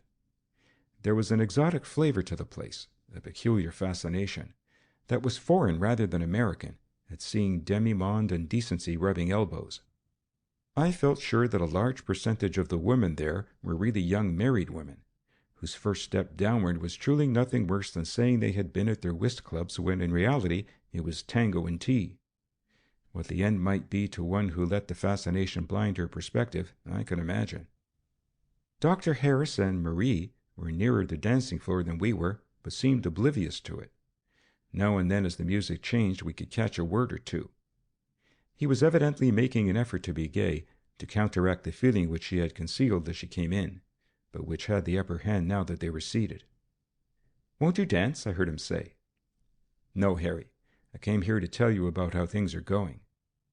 There was a harshness about her voice, which I recognized as belonging exclusively to one class of women in the city. She lowered it as she went on talking earnestly. "It looks as though someone has squealed, but who?" I caught in the fragmentary lulls of the revelry. "I didn't know it was as bad as that," Dr. Harris remarked. They talked almost in whispers for several moments while I strained my ears to catch a syllable, but without success. What were they talking about? Was it about Dopey Jack? Or did they know something about Betty Blackwell? Perhaps it was about the Black Book. Even when the music stopped, they talked without dropping a word. The music started again. There was no mistaking the appeal that the rocking whirl of the rhythmic dance made. From the side of the table where Kennedy was seated, you could catch an occasional glimpse of the face of Marie. I noticed that he had torn a blank page off the back of the menu and with the stub of a pencil was half idly writing. At the top he had placed the word nose, followed by straight, with nostrils a trifle flaring, and some other words I could not quite catch.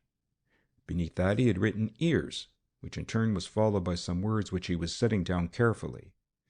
Eyes, chin, and mouth followed, until I began to realize that he was making a sort of scientific analysis of the woman's features. "I shall need some more," I caught as the music softened unexpectedly. A singer on the little platform was varying the program now by a solo, and I shifted my chair so as to get a better view and at the same time also a look at the table around the corner from us. As I did so, I saw Dr. Harris reach into his breast pocket and take out a little package which he quickly handed to Marie. As their hands met, their eyes met also. I fancied that the doctor struggled to demagnetize, so to speak, the look which she gave him. "You'll come to see me afterwards?" she asked, dropping the little package into her handbag of gold mesh and rattling the various accoutrements of beautification which tinkled next to it. Harris nodded. "You're a lifesaver to some," floated over to me from Marie. The solo had been completed and the applause was dying away. "Tells me he needs. Badly off. Don't forget to see." The words came in intervals. What they meant I did not know, but I strove to remember them. Evidently Marie and a host of others were depending on Harris for something. At any rate, it seemed, now that she had talked, she felt easier in the mind, as one does after carrying a weight a long time in secret. "Tangez-vous?" he asked as the orchestra struck up again. "Yes, thank you, Harry. Just one." We watched the couple attentively as they were alternately lost and found in the dizzy swaying mass. The music became wilder and they threw themselves into the abandon of the dance. They had been absorbed so much in each other and the unburdening of whatever it was she had wanted to tell him that neither had noticed the other couple on the other side of the floor whose presence had divided our own attention. Martin Ogilvy and his partner were not dancing. It was warm and they were among the lucky ones who had succeeded in getting something besides a check from the waiters. 2 tall glasses of ginger ale with a long curl of lemon peel serpentining through the cracked ice stood before them. The dance had brought Dr. Harris and Marie squarely around to within a few feet of where Ogilvy was sitting. As Harris swung around, she faced Ogilvy in such a way that he could not avoid her, nor could she have possibly missed seeing him. For a moment their eyes met. Not a muscle in either face moved. It was as if they were perfect strangers. She turned and murmured something to her partner. Ogilvy leaned over, without the least confusion, and made a witty remark to his partner. It was over in a minute. The acting of both could not have been better if they had deliberately practiced their parts. What did it mean? As the dance concluded, I saw Ogilvy glance hastily over in the direction of Marie. He gave a quick smile of recognition, as much as to say thank you. It was evident now that both Dr. Harris and Marie, whoever she was, were getting ready to leave. As they rose to move to the door, Kennedy quickly paid our own check, leaving the change to the waiter, and without seeming to do so, we followed them. Harris was standing near the starter with his hat off, apparently making his adieu. Deftly, Kennedy managed to slip in behind so as to be next in line for a cab. "Walter and I will follow Harris if they separate," he whispered to Claire Kendall. "You follow the woman." The afternoon was verging toward dinner, and people were literally bribing the taxicab starter. Our own cab stood next in line behind that which Harris had called. "I have certainly enjoyed this little glimpse of Bohemia," commented Kendall to Miss Kennedy as we waited. "I shouldn't mind if detective work took me more often to afternoon dances." "There, they are going down the steps. Here's the cab I called. Let me know how things turn out. Goodbye." "Here, chauffeur, around that way, where the other cab is going. The lady will tell you where to drive." Harris hesitated a moment as if considering whether to take a cab himself, then slowly turned and strolled down the street. We followed slowly also. There was something unreal about the bright afternoon sunshine after the atmosphere of the futurist tea room, where everything had been done to promote the illusion of night. Harris walked along meditatively, crossing one street after another, not as if debating where he was going, but rather in no great hurry to get there. Instead of going down Broadway, he swerved into 7th Avenue, then after a few blocks turned into a side street, quickened his pace, and at last dived down into a basement under a saloon. It was a wretched neighborhood, one of those which reminds one of the life of an animal undergoing a metamorphosis. Once it had evidently been a rather nice residential section. The movement of population uptown had left it stranded to the real estate speculators, less desirable to live in, but more valuable for the future.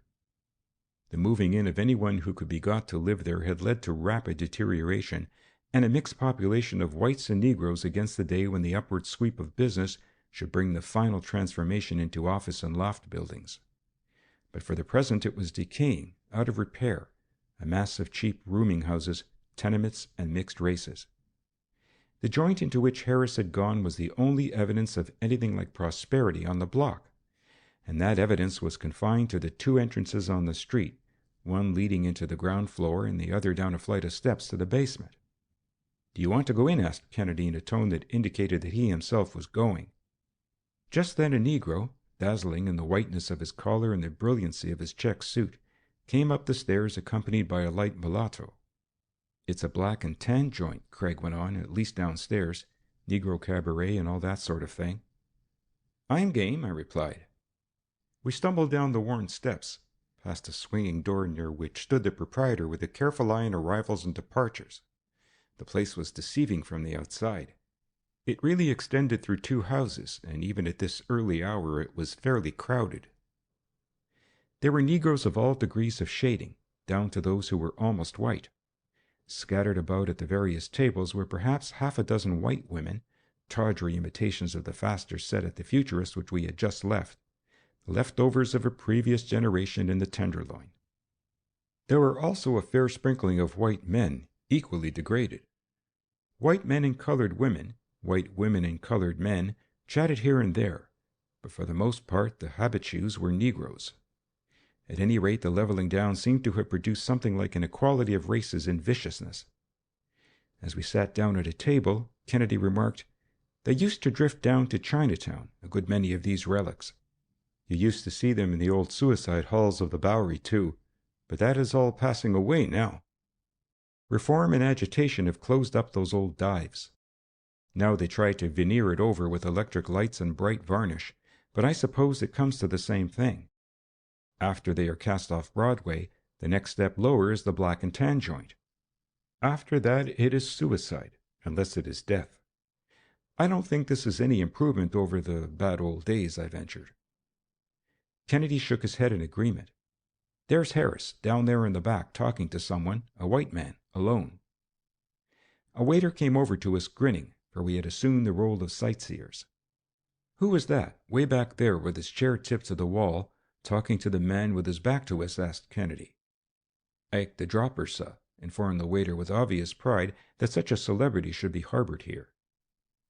I looked with a feeling akin to awe at the famous character who, in common with many others of his type, had migrated uptown from the proverbial haunts of the gunmen on the east side in search of pastures new and untroubled.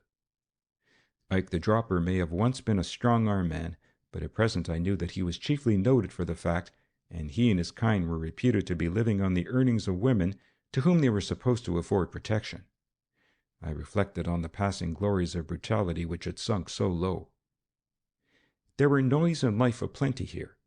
At a discordant box of a piano, a Negro performer was playing with a keen appreciation of time, if of nothing else, and two others with voices that might not have been unpopular in a decent minstrel show were rendering a popular air.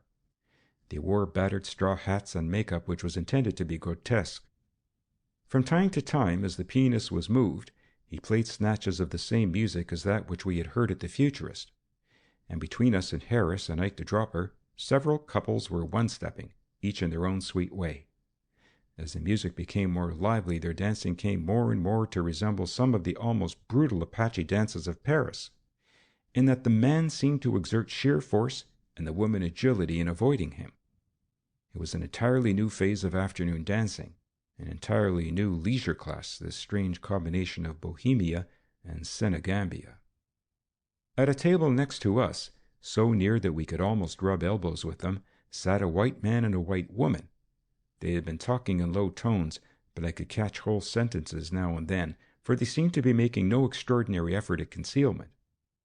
He was framing a sucker to get away with a whole front, I heard the man say, or with a poke or a super, but instead he got dropped by a flatty and was canned for a sleep. 2 dips. Pickpockets, whispered Craig. Someone was trying to take everything a victim had, or at least his pocketbook or watch, but instead he was arrested by a detective and locked up overnight. Good work, I laughed. You are some translator. I looked at our neighbors with a certain amount of respect. Were they framing up something themselves? At any rate, I felt that I would rather see them hear and know what they were than to be jostled by them in a streetcar.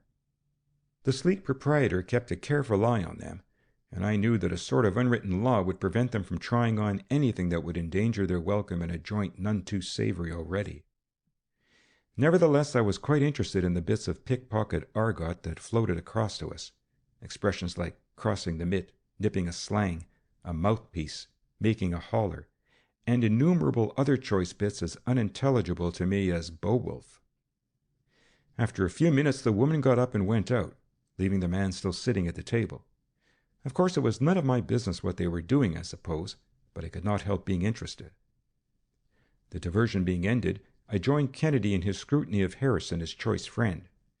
Of course, at our distance it was absolutely impossible to gain any idea of what they were talking about, and indeed our chief concern was not to attract any attention.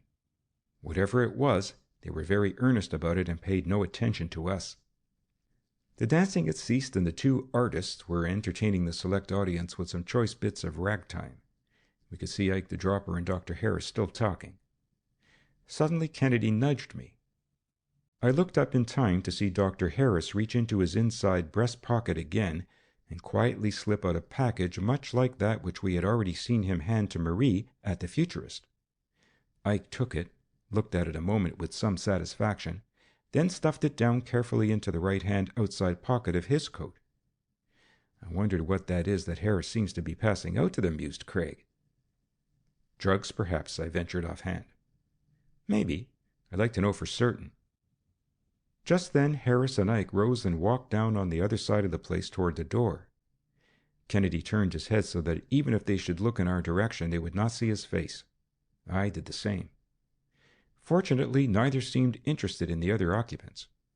Harris, having evidently fulfilled his mission, whether of delivering the package or receiving news which Ike seemed to be pouring into his ear, had but one thought, to escape from a place which was evidently distasteful to him.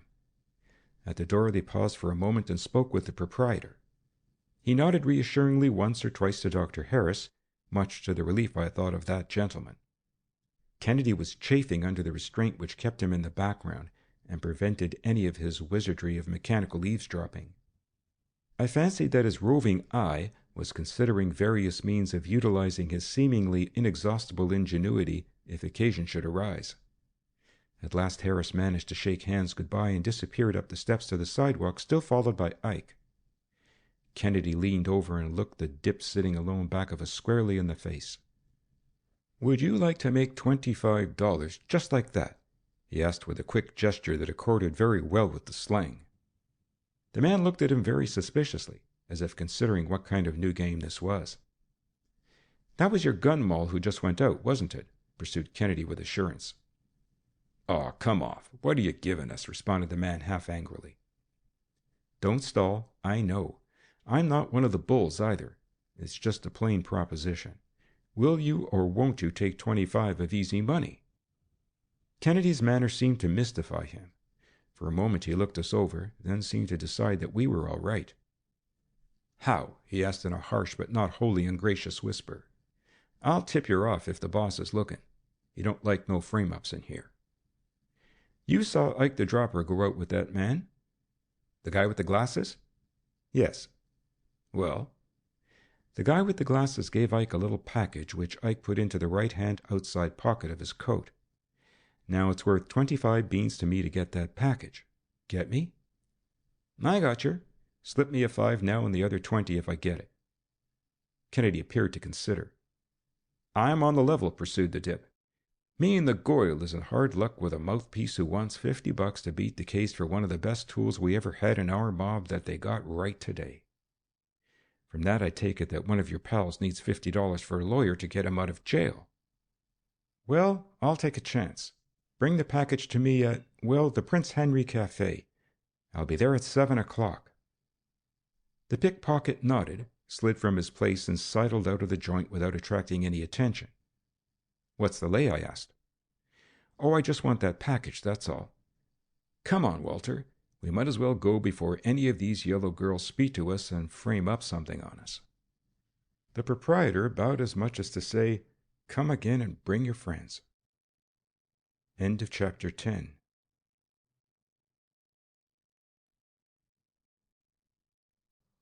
Chapter 11. The Typewriter Clue. Ike was nowhere to be seen when we reached the street, but down the block we caught sight of Dr. Harris on the next corner. Kennedy hastened our pace until we were safely in his wake, then managed to keep just a few paces behind him.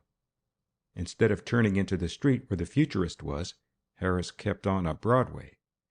It was easy enough to follow him in the crowd now without being perceived. He turned into the street where the little Montmartre was preparing for a long evening of entertainment.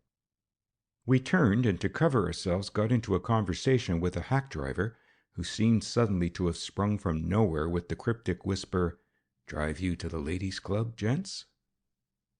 Out of the tail of his eye, Kennedy watched Harris. Instead of turning into the Montmartre in his office, he went past to a high-stooped brownstone house, 2 doors away, climbed the steps, and entered. We sauntered down the street and looked quickly at the house. A brass sign on the wall beside the door read, "Madame Margot's Beauty Shop." "I see," commented Kennedy. "You know, women of the type who frequent the Futurist and the Montmartre are always running to the hairdressing and manicure parlors. They make themselves beautiful under the expert care of the various specialists and beauty doctors. Then, too, they keep in touch that way with what is going on in the demi-monde. That is their club, so to speak. It is part of the beauty shop's trade to impart such information, at least of a beauty shop in this neighborhood." I regarded the place curiously. "Come, Walter, don't stare," nudged Kennedy. "Let's take a turn down to the Prince Henry and wait. We can get a bite to eat, too." I had hardly expected that the pickpocket would play fair, but evidently the lure of the remaining $20 was too strong.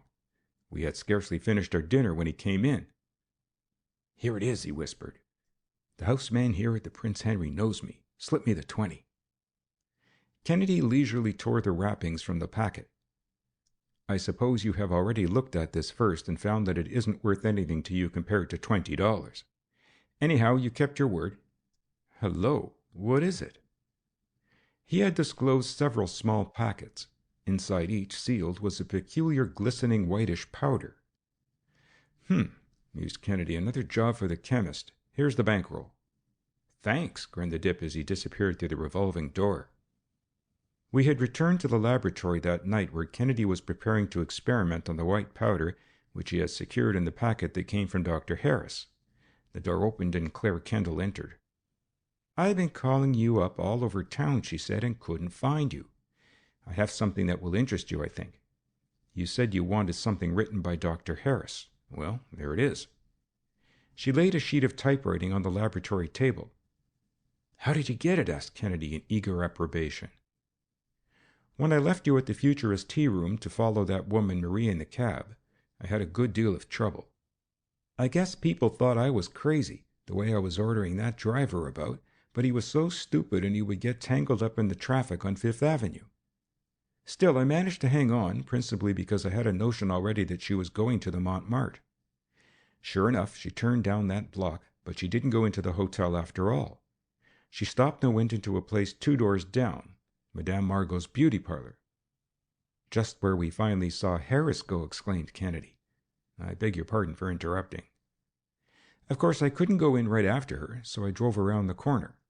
Then it occurred to me that it would be a good time to stop in to see Dr. Harris, when he was out. You know, my experience with the fakers has made me pretty good at faking up ailments. Then, too, I knew that it would be easy when he was not there. I said I was an old patient and had an appointment and that I'd wait, although I knew those were not his regular office hours. He has an alleged trained nurse there all the time. She let me into his waiting room on the 2nd floor in front. You remember the private dining rooms are in back. I waited in momentary fear that he would come back. You see, I had a scheme of my own. Well, I waited until at last the nurse had to leave the office for a short time. That was my chance. I tiptoed over to his desk in the next room. On it were a lot of letters. I looked over them but could find nothing that seemed to be of interest. They were all letters from other people. But they showed that he must have quite an extensive practice, and that he is not over-scrupulous. I didn't want to take anything that would excite suspicion unless I had to. Just then I heard someone coming down the corridor from the elevator. I had just time to get back to a chair in the waiting room when the door opened and there was that Titian from the office, you remember. She saw me without recognizing me, went in and laid some papers on his desk. As soon as she was gone, I went in again and looked them over. Here was one that she had copied for him. Kennedy had been carefully scrutinizing the sheet of paper as she told how she obtained it. "It couldn't be better as far as our purposes are concerned," he congratulated. "It seems to consist of some notes he had made and wished to preserve about drugs." I leaned over and read, "Veronal, diethylmolenil, or diethylbarbituric acid. A hypnotic used extensively. White, crystalline, odorless, slightly bitter. Best in 10 to 15 grain cachets. Does not affect circulatory or respiratory systems or temperature. Toxicity low, 135 grains taken with no serious result. Unreasonable use for insomnia, however, may lead to death. Heroin. Constant use of heroin has been known to lead to—" I looked inquiringly at Kennedy. Just some fragmentary notes which he had evidently been making, rather interesting in themselves as showing perhaps something of his practice, but not necessarily incriminating. While we were discussing the contents of the notes, Kennedy had laid over the typewritten sheet the rules and graduated strip of glass which he had used in examining the strange letter signed "An Outcast."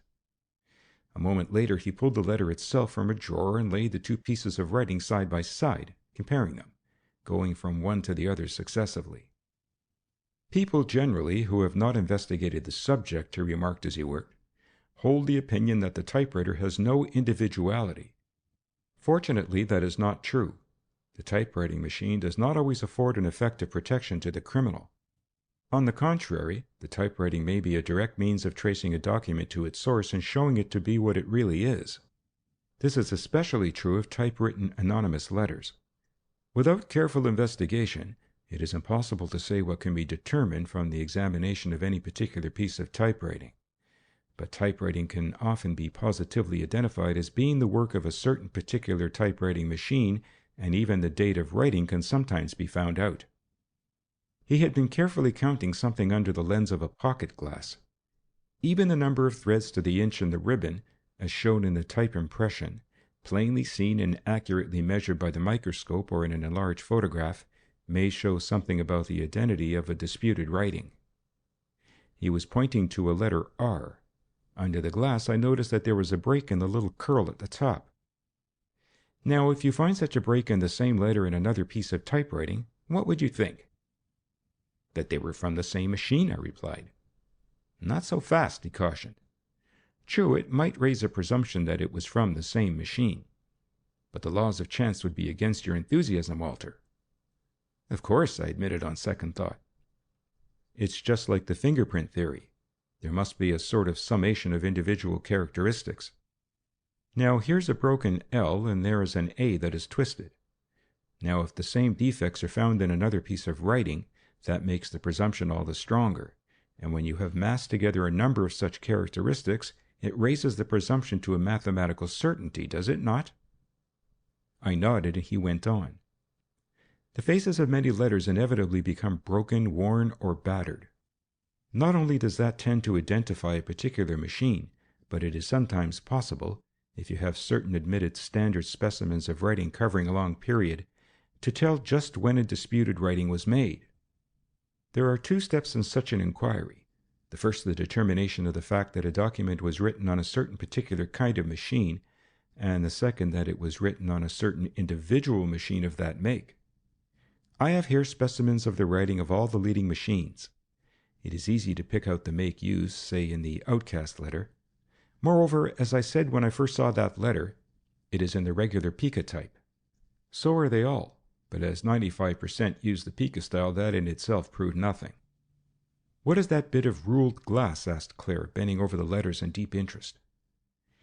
In ordinary typewriting, replied Craig, each letter occupies an imaginary square, 10 to the inch horizontally and 6 to the inch vertically. Typewriting letters are in line both ways. This ruled glass plate is an alignment test plate for detecting defects in alignment. I have also here another glass plate in which the lines diverge each at a very slightly different angle, a typewriting protractor for measuring the slant of divergence of various letters that have become twisted, so to speak.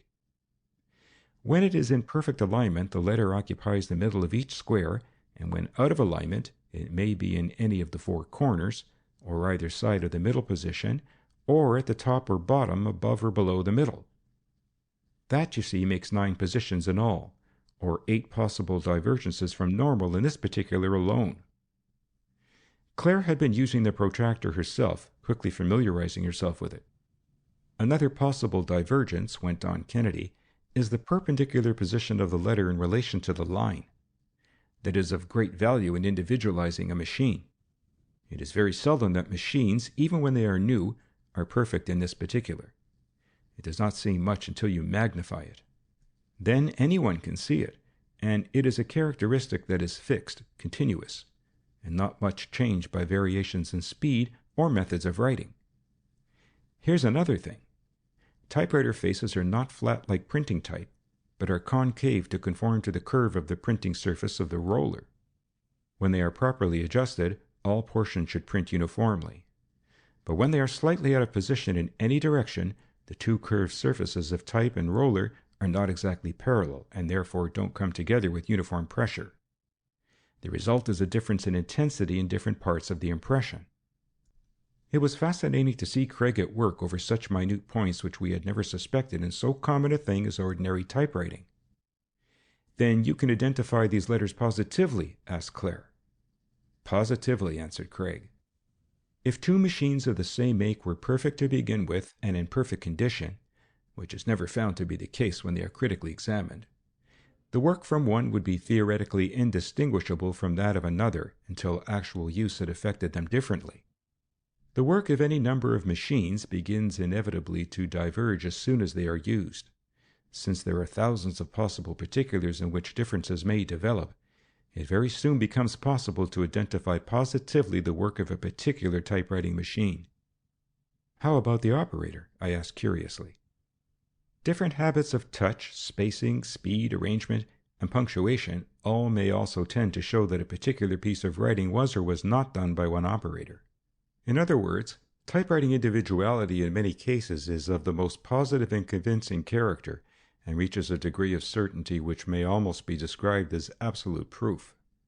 The identification of a typewritten document in many cases is exactly parallel to the identification of an individual who precisely answers a general description as to features, complexion, size, and in addition matches a long detailed list of scars, birthmarks, deformities, and individual peculiarities.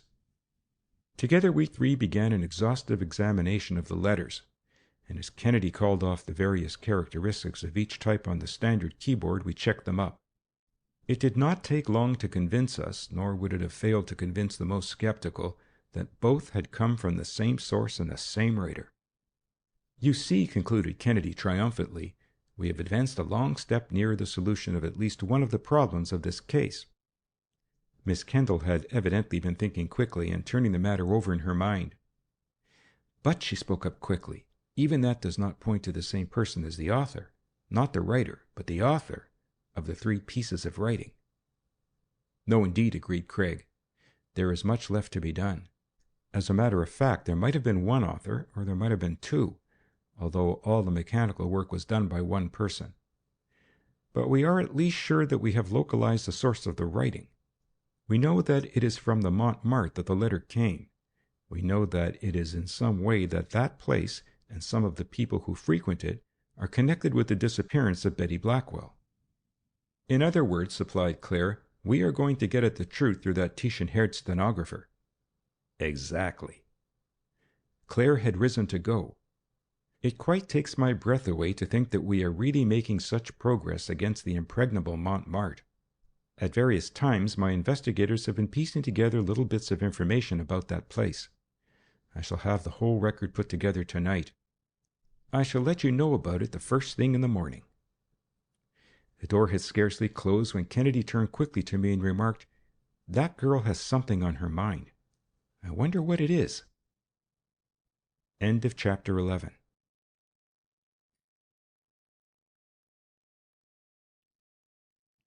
Chapter 12. The Portrait Parle. What it was that Claire Kendall had on her mind appeared the following day. "There's something I want to try," she volunteered, evidently unable to repress it any longer. "I have a plan, or half a plan. Don't you think it would be just the thing under the circumstances to ring up District Attorney Carton, tell him what we have accomplished, and take him into our confidence? Perhaps he can suggest something.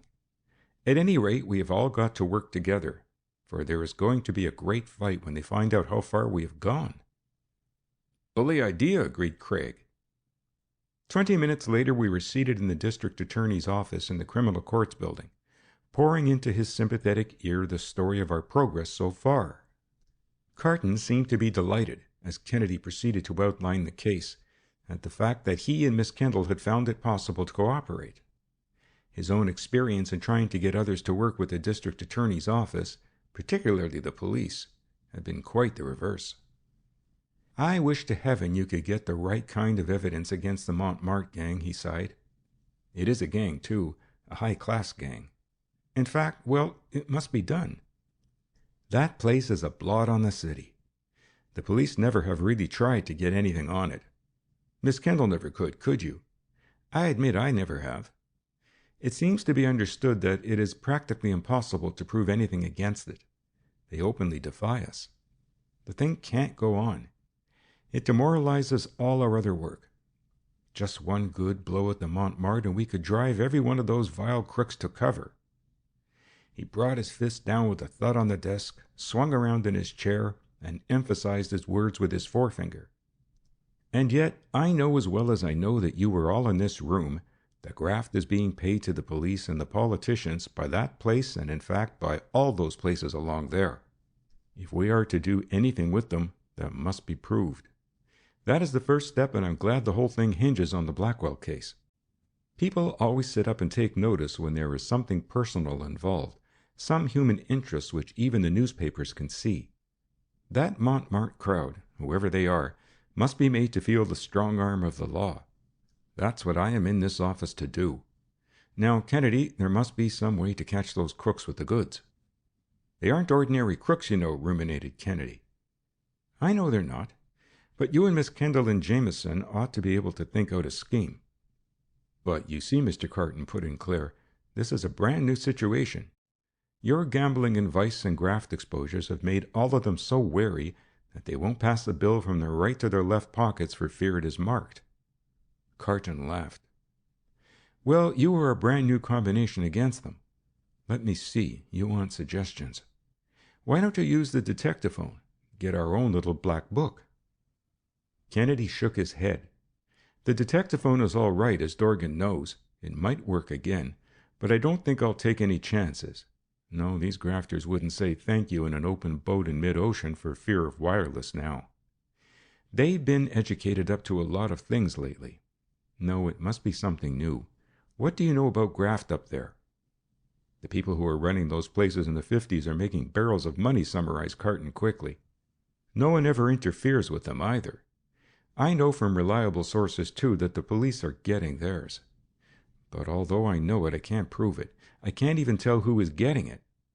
But once a week a collector for the police calls around in that district and shakes them all down. By Jove, today is the day. The trouble with it all is that they have made the thing so underground that no one but the principals know anything about it, not even the agents. I guess you were right about the detectaphone. Today's the day, is it? Mused Craig. So I understand. I think I can get them with a new machine they never dreamed of, exclaimed Kennedy, who had been turning something over in his mind. He reached for the telephone and called the Montmartre. Julius, please, he said when they answered. Then, placing his hand over the transmitter, he turned to Claire. That was your friend the Titian, Miss Kendall. No friend of mine if she happens to remember seeing me in Dr. Harris's office the other day. Still, I doubt if she would. Hello, Julius. Good morning.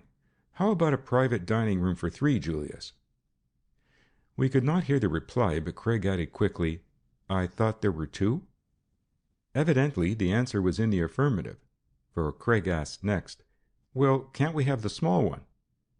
He hung up the receiver with a satisfied smile after closing with, That's the way to talk. Thank you, Julius. Goodbye. What was the difficulty? I asked. Why, I thought I'd take a chance, and it took. Now figure it out for yourself. Carton says it's dough day, so to speak, up there. What is more natural than that the money for all those places leased to various people should be passed over in a place that is public and yet is not public? For instance, there is the Montmartre itself. Now think it out. Where would that be done in the Montmartre? Why, in one of the private dining rooms, of course. That seems reasonable, agreed Carton. That was the way I doped it, pursued Craig.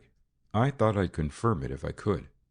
You remember they told us to call up always if I wanted a private dining room and it would be reserved for me. So it was the most natural thing in the world for me to call up. If they had said yes, I should have been disappointed. But they said no, and straight away I wanted one of those rooms the worst way.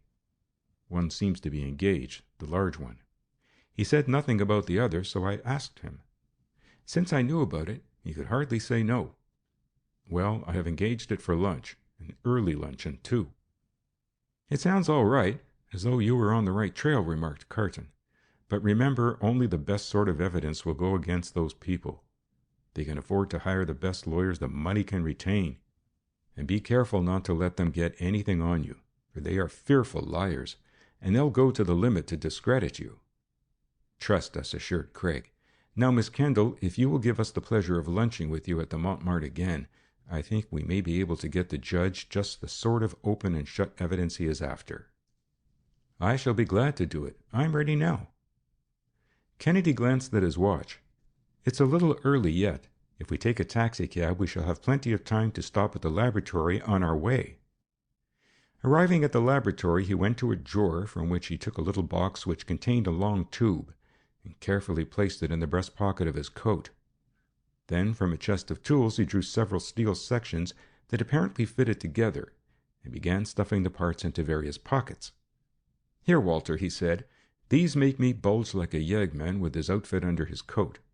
Can't you help me with some of these parts? I jammed several into various pockets, heavy pieces of metal, and we were ready. Our previous visits to the Montmartre seemed to have given us the entree, and the precaution of telephoning made it even easier. Indeed, it appeared that about all that was necessary there was to be known and to be thought right. We carefully avoided the office, where the stenographer might possibly have recognized Claire, and entered the elevator. Is Dr. Harrison? Asked Craig, both by way of getting information and showing that he was no stranger. The black elevator boy gave an ivory grin. No, sir. He done gone on one of them things. Another question developed the fact that whenever Harris was away, it was generally assumed that he was tinting the metropolis vermilion from the Battery to the Bronx. We passed down the hall to the smaller of the two dining rooms, and as we went by the larger, we could see the door open and that no one was there. We had ordered, and the waiter had scarcely shut the door before Kennedy had divested himself of the heavy steel sections which he had hidden in his pockets. I did the same. With a quick glance he seemed to be observing just how the furniture was placed. The smaller dining room was quite as elaborately furnished as the larger, though of course the furniture was more crowded. He moved the settee and was on his knees in a corner. Let me see, he considered. There was nothing on this side of the larger room except a divan in the center. As nearly as he could judge, he was measuring off just where the divan stood on the opposite side of the wall and its height. Then he began fitting together the pieces of steel. As he added one to another, I saw that they made a sectional brace and bit of his own design, a long vicious-looking affair such as a burglar might have been glad to own. Carefully he started to bore through the plaster and lath back of the settee and to one side of where the divan must have been. He was making just as small a hole as possible, now and then stopping to listen. There was no noise from the next room, but a tap on the door announced the waiter with luncheon. He shoved the settee back and joined us. The discreet waiter placed the food on the table and departed without a word or look. Kennedy resumed his work, and we left the luncheon still untasted.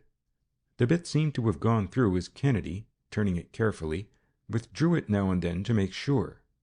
At last he seemed to be satisfied with the opening he had made. From the package in his breast pocket he drew a long brass tube, which looked as if it might be a putty blower. Slowly he inserted it into the hole he had bored. "What is it?" I asked, unable to restrain my curiosity longer.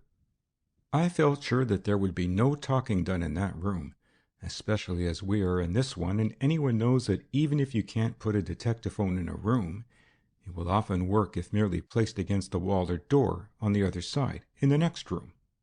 So I thought I'd use this instead. Put your eye down here. I did so, and was amazed to find that through a hole less than 1/4 of an inch in diameter, the brass tube enabled me to see the entire room next to us. I looked up at Kennedy in surprise. "What do you think of this, Miss Kendall?" I asked, moving the settee out of her way. "What do you call it?" "That is a detectascope," he replied, "a little contrivance which makes use of the fisheye lens."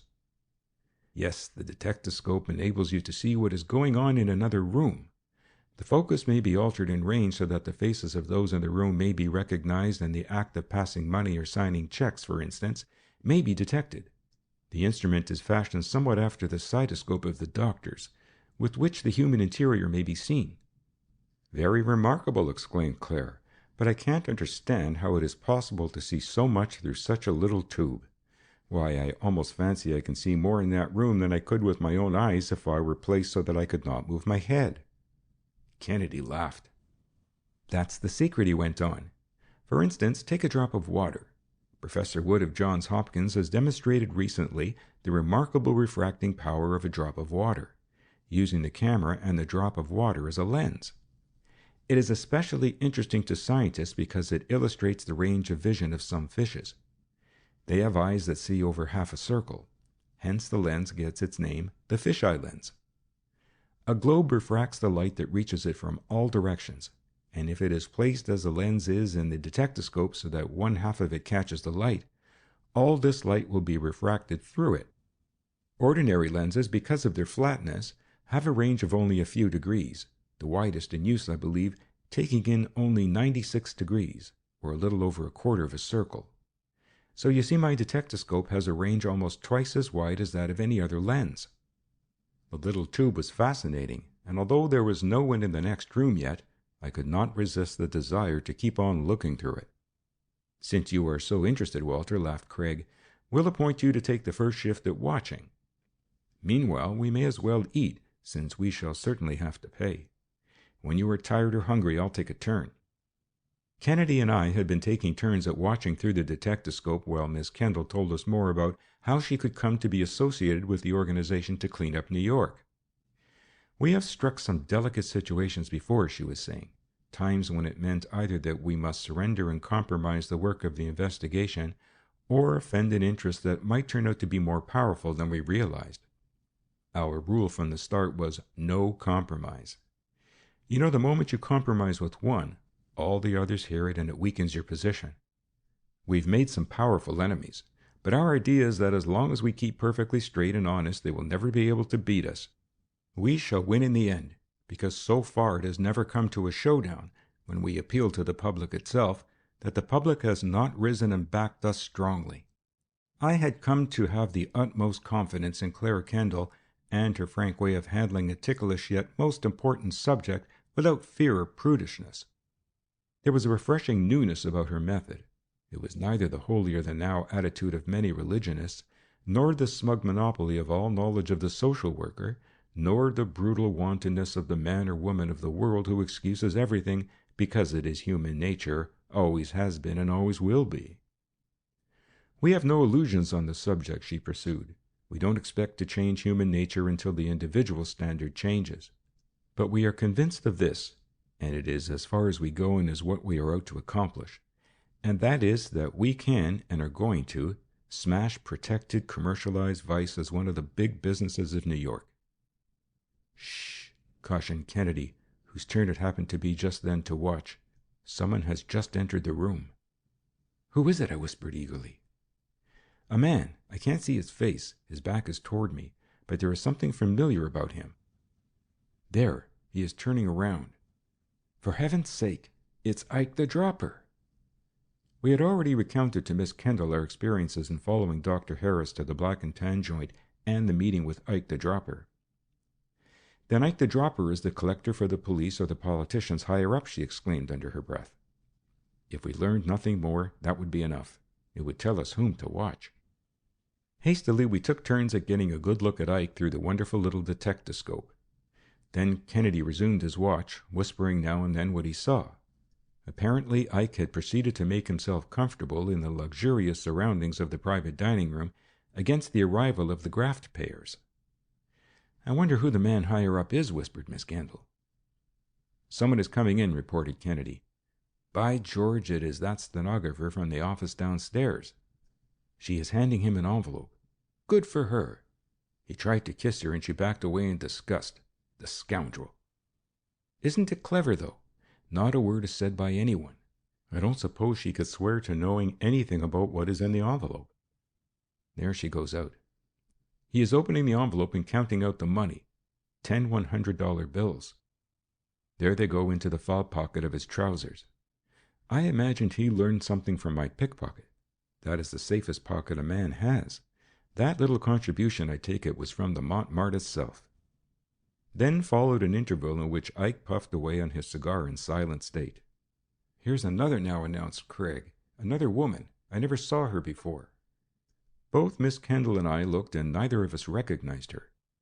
She was slim and would have been young-looking if she had not made such obvious efforts to imitate the healthy color of the cheeks which she probably would have had if she had lived sensibly and left cosmetics alone. Kennedy was hastily jotting down some notes on the back of an envelope. They are going through the same proceedings again. I guess Ike doesn't like her. There she goes, only 200 this time. Another wait followed, during which Ike smoked down his cigar and lighted another from the stub. Then the door opened again. Kennedy motioned quickly to Claire to look through the detectascope. Meanwhile, he pulled from his pocket the piece of paper he had written on and torn from the back of the menu at the Futurist. "Marie!" exclaimed Claire under her breath. "The same," whispered Kennedy. "Miss Kendall, you have the true camera eye of the born detective. Now, please, let me see if I can get what occurs." She yielded her place to him. 300 more, he murmured. Marie must be in the game, though. He didn't wait for her to leave before he tore open the envelope. Now they are burning the envelopes in the ashtray. And still not a word. This is clever, clever. Think of it, $1,500 of easy money like that. I wonder how much of it sticks to Ike's hands on the way up. He must have a capacious fob pocket for that. Say, he's a regular fellow with the ladies, Ike is. Only this one doesn't seem to resent it. By George, I wonder if this fellow Ike isn't giving the police or the politicians the double cross. He couldn't be on such intimate terms with one who was paying graft to him as collector otherwise, do you think so? Craig looked up without waiting for an answer. You will excuse any levity, but that was some kiss she just gave him. Kennedy resumed his position for looking through the detectascope. occasionally glancing down at the notes he had made the day before, and now and then making a slight alteration. There, she is going away now. Well, I guess the collection is all over. He has his hat on and a third cigar, ready to go as soon as somebody signals that the coast is clear. That was a good day's work for Ike and the man higher up, whoever he is. Ah, there he goes. It was a signal from the waiter he was after. Now we may as well finish this luncheon. It cost enough. For several minutes we ate in silence. I wish I could have followed Ike, observed Craig, but of course it would have been of no use. To go out right after him would have given the whole thing away. Who is that dark-haired, dark-skinned woman Marie, do you suppose? Asked Claire. Sometimes I almost think she is part Negro. I don't know. I wouldn't be surprised, though, if you were right. If you have any investigators to spare, they might try to find out who she is and something of her history. I will give them a copy of these notes, which I intend to turn over to the Department of Justice men who have been making the white slave investigation for the federal government. Kennedy had laid the notes which he had made on the menu before us and was copying them. Both Claire and I leaned over to read them. It was Greek to me. Nose straight, base elevated, nostrils thick, slightly flaring. Ears, lobe descending oval, traversed by a hollow antitragus concave, lobe separated from cheek. Lips, large. Mouth, large. Chin, receding. There was much more that he had jotted down and added to the description. Oh, exclaimed Claire as she ran through the writing, that is this new portrait Parle, the spoken picture, isn't it?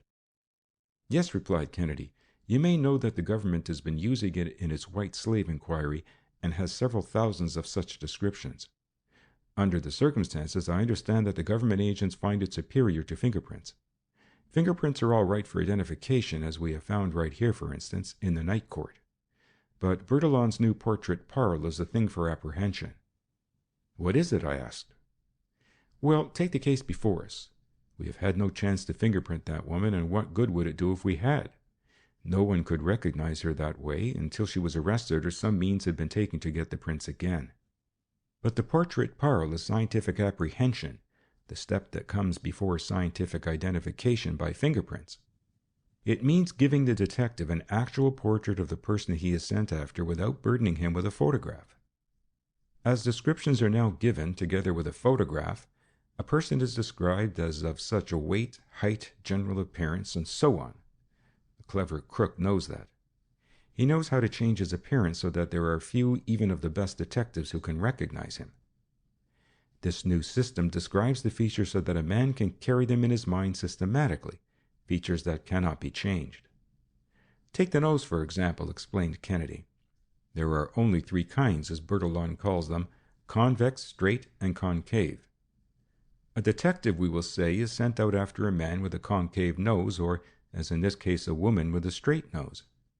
Thus he is freed from the necessity of taking a second glance at two-thirds of the woman, roughly, that he meets, that is, theoretically. He passes by all with convex and concave noses. There are four classes of ears, triangular, square, oval, and round, as they may be called.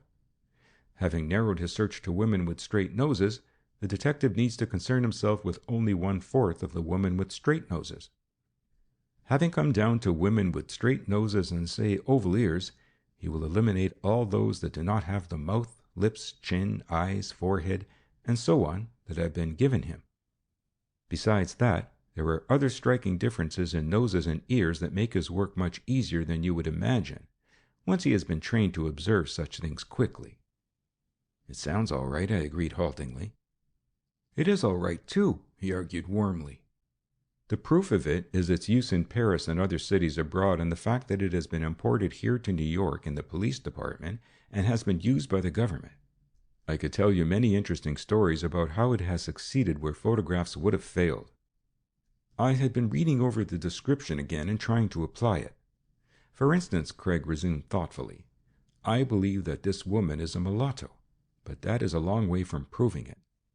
Still, I hope that by using the portrait Parle and other things, we may be able to draw the loose threads together into a net that will catch her, providing, of course, that she ought to be caught. He had finished making copies of the portrait Parle and had called for a check for the lunch. So you see, he concluded, this is without any doubt the woman we saw at the Futurist, whom Miss Kendall followed to Madame Margot's beauty shop 2 doors down. Kennedy handed a copy to Miss Kendall. "Using that and whatever other means you may have, Miss Kendall," he said, "I wish that you would try to find this woman and all you can about her. Walter, take this other copy and see Carton. I think he has a county detective who knows the system. I shall spend the rest of the day getting in touch with the federal authorities in the city and in Washington, trying to find out whether they know anything about her." We left the Montmartre with as much care as we had entered, and seemingly without having yet aroused any suspicion. The rest of the day was spent in setting to work those whom we felt we could trust to use the portrait parle to locate the mysterious dark-haired Marie who seemed to cross our trail at every turn, yet who proved so elusive. End of chapter 12.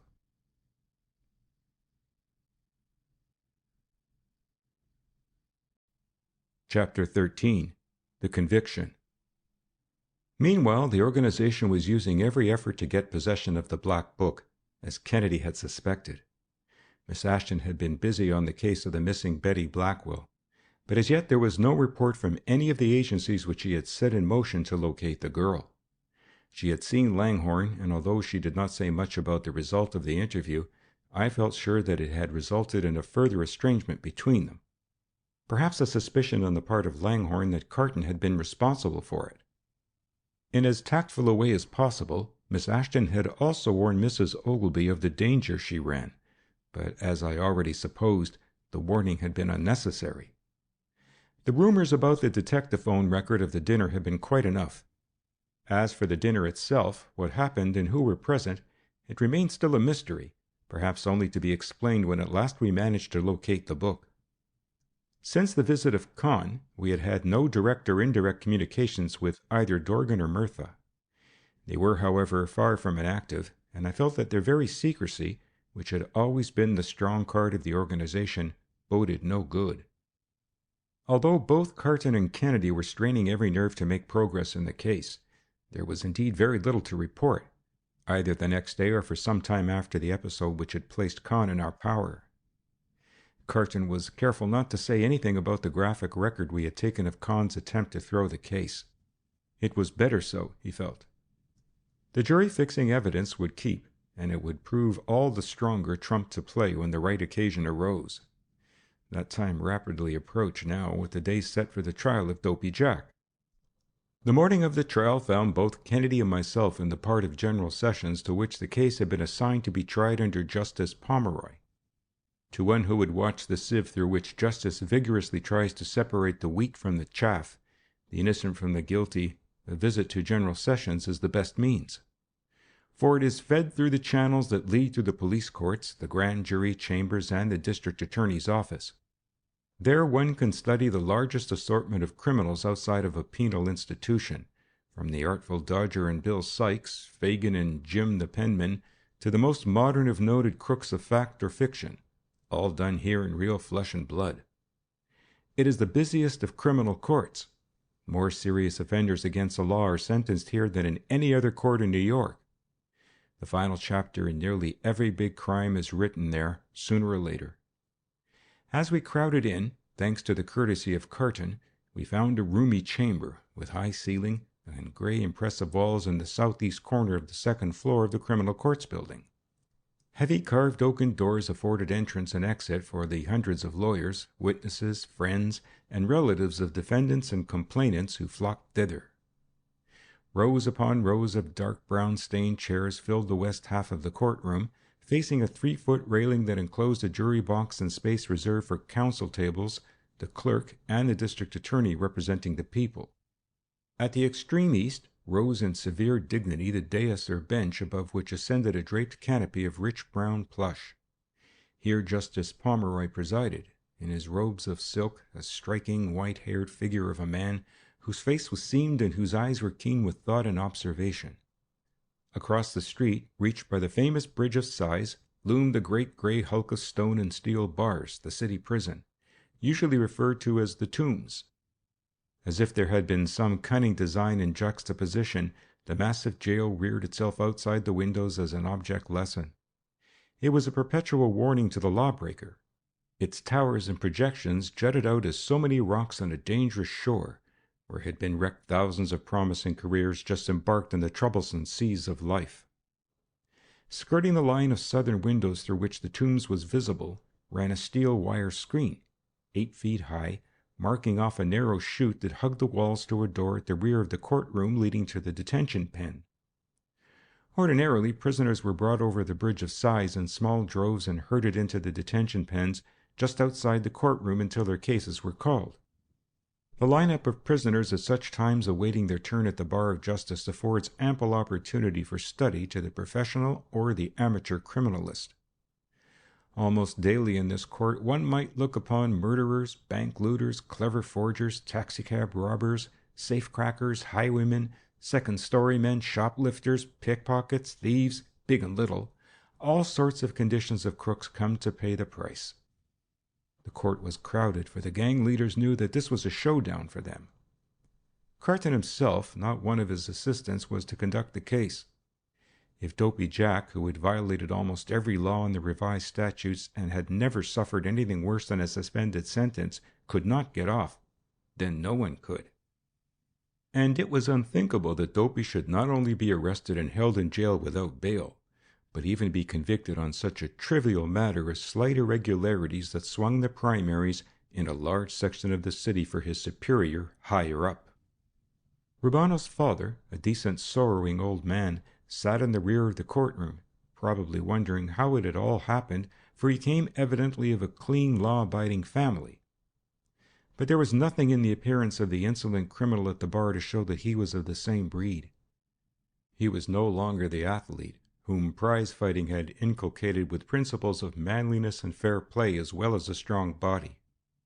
All that, as I had seen often before, was a pitiful lie. He was red-eyed and soft-handed. His skin had the pastiness that comes of more exposure to the glare of vile dance-halls than the sunlight of day. His black hair was slicked down, he was faultlessly tailored, and his shoes had those high, bulging toes which are the extreme of 14th Street fashion. Outside, overflowing into the corridor, were gangsters, followers and friends of Dopey Jack. Only an overpowering show of force preserved the orderliness of the court from their boasting, bragging, and threats. The work of selecting the jury began, and we watched it carefully. Con, cool and cunning, had evidently no idea of what Carton was holding out against him. In the panel I could see the anemic-looking fellow whom we had caught with the goods up at Farrell's. Carton's men had shadowed him and had learned of every man with whom he had spoken. As each, for some reason or other, was objected to by Carton, Con began to show exasperation. At last the anemic fellow came up for examination. Con accepted him. For a moment Carton seemed to fumble among his papers, without even looking at the prospective juror. Then he drew out the print which Kennedy had made. Quietly, without letting anyone else see it, he deliberately walked to Con's table and showed it to the lawyer, without a word, in fact without anyone else in the court knowing anything about it.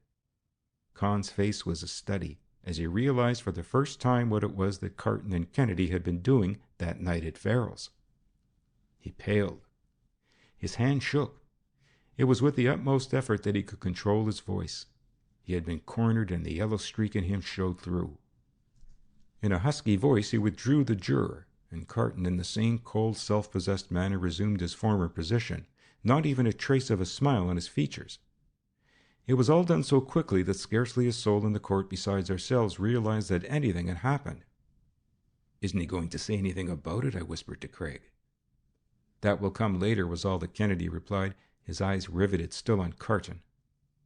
Though no one besides ourselves realized it, Carton had thrown a bombshell that had demolished the defense. Others noticed it, but as yet did not know the cause. Con, the great Con by whom all the forces of the underworld had conjured, was completely unnerved. Carton had fixed it so that he could not retreat and leave the case to someone else. He had knocked the props from under his defense by uncannily turning down every man whom he had any reason of suspecting of having been approached. Then he had given Con just a glimpse of the evidence that hinted at what was in store for himself personally. Con was never the same after that. Judge Pomeroy, who had been following the progress of the case attentively, threw another bombshell, when he announced that he would direct that the names of the jurors be kept secret until it was absolutely necessary to disclose them, a most unusual proceeding designed to protect them from reprisals of gangmen. At last the real trial began. Carton had been careful to see that none of the witnesses for the people should be stiffened, as the process was elegantly expressed by those of Dopey Jack's class, in other words, intimidated, bribed, or otherwise rendered innocuous. One after another, Carton rammed home the facts of the case: the fraudulent registration and voting, the use of the names of dead men to pad the polling lists, the bribery of election officials at the primaries, the whole sordid, debasing story of how Dopey Jack had intimidated and swung one entire district.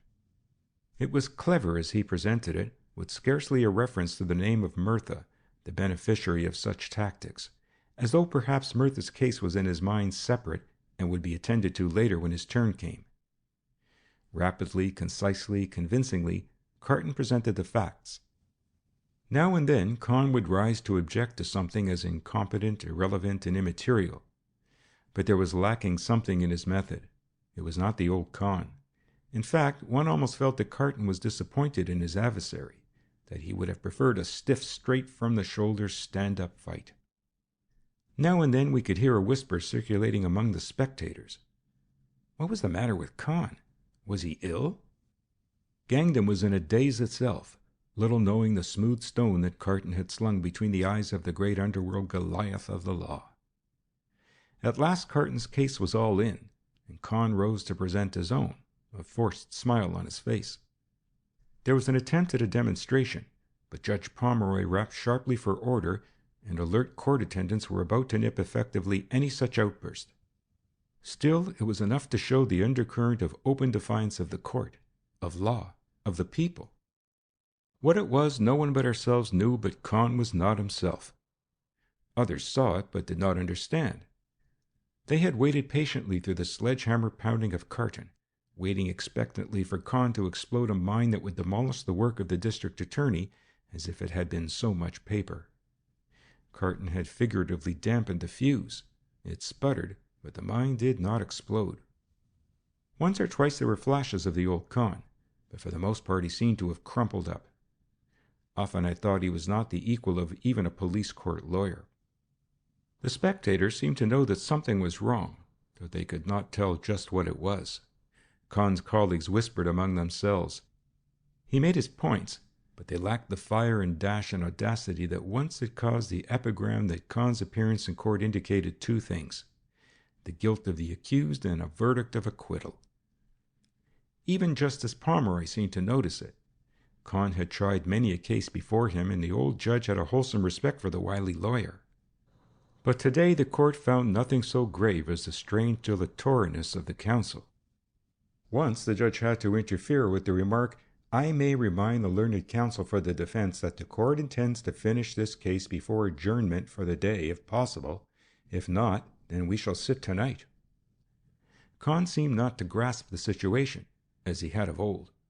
He actually hurried up the presentation of the case, oblivious to the now black looks that were directed at him by his own client. If he had expected to recover his old-time equanimity as the case proceeded, he failed. For no one better than he knew what that little photograph of Carton's meant: disgrace, disbarment, perhaps prison itself. What was this Dopey Jack when ruin stared himself so relentlessly in the face in the person of Carton, calm and cool? At last the summing up was concluded and both sides rested. Judge Pomeroy charged the jury, I thought with eminent fairness and impartiality even, perhaps glossing over some points which Con's weak presentation might have allowed him to make more of if Con had been bolder and stronger in pressing them. The jury filed out and the anxious waiting began. On all sides was the buzz of conversation. Con himself sat silent, gazing for the most part at the papers before him. There must have been some wrangling of the jury, for twice hope of the gangsters revived when they sent in for the record. But it was not over an hour later when the jury finally filed back again into their box. As Judge Pomeroy faced them and asked the usual question, the spectators hung breathless on the words of the foreman as the jurors stood up silently in their places. There was a tense hush in the courtroom, as every eye was fastened on the face of the foreman. The hush seemed to embarrass him, but finally he found his voice. Nervously, as if he were taking his own life in his hands, he delivered the verdict. "We find the defendant guilty as charged in the indictment." Instantly, before anyone could move, the dignified judge faced the prisoner deliberately. "You have heard the verdict," he said colorlessly. "I shall sentence you Friday." 3 court attendants were at Dopey Jack's side in a moment, but none too soon. The pent-up feeling of the man idolized by blackmailers and man-killers and batteners on street women who held nothing as disgrace but a sign of respect for law or remorse for capture burst forth. He cast one baleful look at Con as they hurried him to the wire-screen passageway. "It's all a frame-up, a damn frame-up," he shouted. As he disappeared, a murmur of amazement ran through the room. The unthinkable had happened. An East Side idol had fallen. End of chapter 13.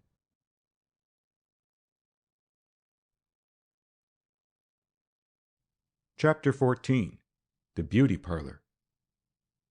"It seems strange," remarked Kennedy the following morning when we had met in his laboratory for our daily conference to plan our campaign, that although we seem to be on the right trail, we have not a word yet about Betty Blackwell herself. Carton has just telephoned that her mother, poor woman, is worrying her heart out and is a mere shadow of her former self. "We must get some word," asserted Miss Kendall. "This silence is almost like the silence of death." "I'm afraid I shall have to impose on you that task," said Kennedy thoughtfully to her. "There seems to be no course open to us but to transfer our watch from Dr. Harris to this Marie. Of course, it is too early to hear from our search by means of the portrait Parle. But we have both seen Dr. Harris and Marie enter the beauty parlor of Madame Margot. Now, I don't mean to cast aspersions on your good looks, Miss Kendall. They are of a sort which no beauty parlor except nature can compete. A girl of another type than Claire would probably have read a half-dozen meanings into his sincere compliment. But then I reflected that a man of another type than Craig could not have made the remark without expecting her to do so. There was a frankness between them which I must confess considerably relieved me. I was not prepared to lose Kennedy, even to Miss Kendall. She smiled. "You want me to try a course in artificial beautification, don't you?" "Yes. Walter doesn't need it, and as for me, nothing could make me a modern Adonis. Seriously, though, a man couldn't get in there, I suppose. At least that is one of the many things I want you to find out. Under the circumstances, you are the only person in whom I have confidence enough to believe that she can get at the facts there.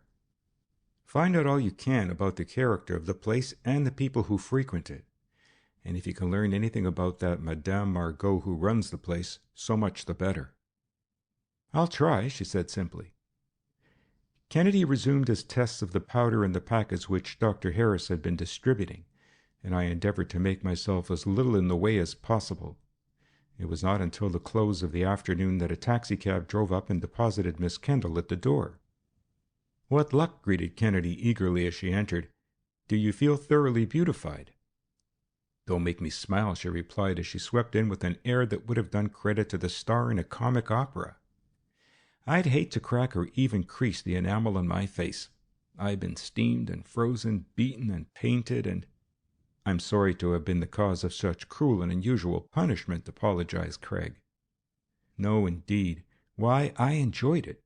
Let me tell you about the place." She leaned against the laboratory table, certainly an incongruous picture, in her new role as contrasted with the stained and dirty background of paraphernalia of medical legal investigation. I could not help feeling that if Claire Kendall ever had decided to go in for such things, Marie herself would have had to look sharp to her laurels. "As you enter the place," she began, "you feel a delightful warmth, and there is an odor of attar of roses in the air. There are thick half-inch carpets that make walking a pleasure, and dreamy, sleepy hollow rockers that make it an impossibility. It is all very fascinating. There are dull green lattices, little gateways with roses, white enamel with cute little diamond panes of glass for windows, inviting bowers of artificial flowers and dim yellow lights. It makes you feel like a sybarite just to see it. It's a cosmetic Arcadia for that fundamental feminine longing for beauty. Well, first there are the little dressing rooms, each with a bed, a dresser and mirror, and everything in such good taste. After you leave them, you go to a white, steamy room, and there they bake you. It's a long process of gentle showers, hot and cold, after that, and massage. I thought it was through, but it seems that I had only just started. There was a battery of white manicure tables, and then the hairdressers and the artists who lay on these complexions. What do you think of mine? I can't begin to tell all the secrets of the curls and puffs and reinforcements, hygienic rolls, transformations, fluffy puffers and all that, or of the complexions.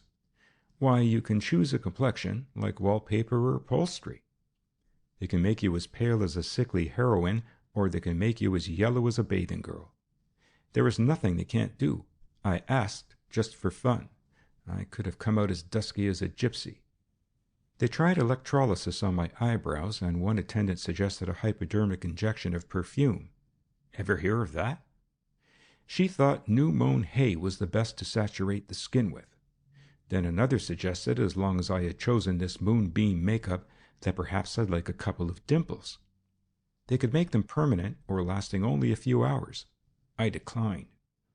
But there is nothing so wild that they haven't either thought of themselves or imported from Paris or somewhere else. I heard them discussing someone who wanted odd eyes, made by pouring in certain liquids. They don't seem to care how they affect sight, hearing, skin, or health. It is decoration run mad. How about the people there? Asked Kennedy. Oh, I must tell you about that. There is so much to tell I hardly know where to begin, or stop. I saw some flashy people. You know, one customer attracts their friends, and so on. There is every class there, from the demi-monde up to actresses and really truly society. And they have things for all prices, from the comparatively cheap to the most extravagant.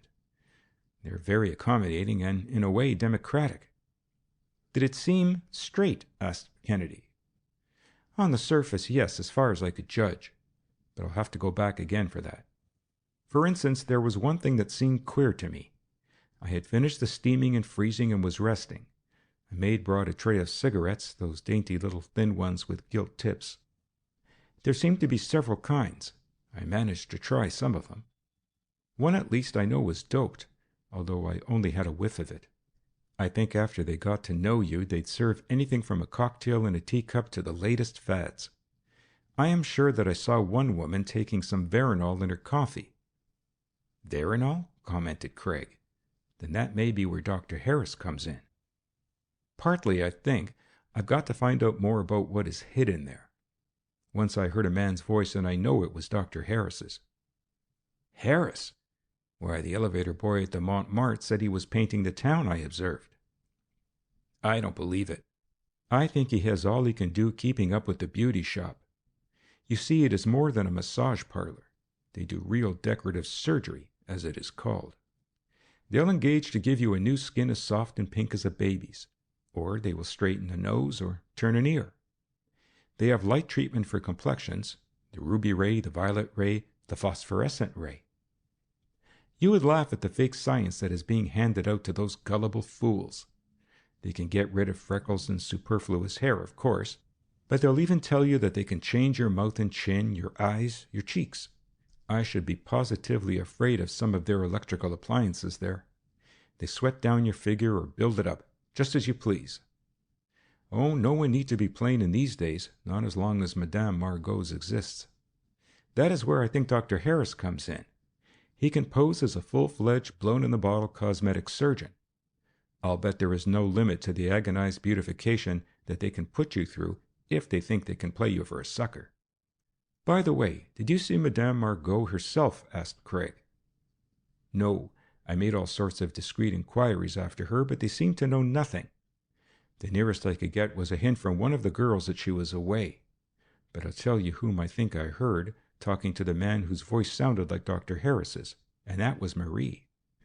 Of course I couldn't see, but in the part of the shop that looks like a fake hospital I heard two voices, and I would wager that Marie is going through some of this beautification herself. Of course she is. You remember how artificial she looked? Did you see anyone else? Oh, yes. You know the place is 2 doors from the Montmartre. Well, I think they have some connection with that place between them and the Montmartre. Anyhow, it looks as if they did, for after I had been there a little while, a girl came in, apparently from nowhere. She was the girl we saw paying money to Ike the Dropper, you remember, the one none of us recognized. There's something in that next house, and she seems to have charge of it. Well, you have done a good day's work, complimented Kennedy. I feel that I have made a start anyhow, she admitted. There was a lot yet to be learned of Margot's. You remember it was early in the day that I was there. I want to go back sometime in the afternoon or evening.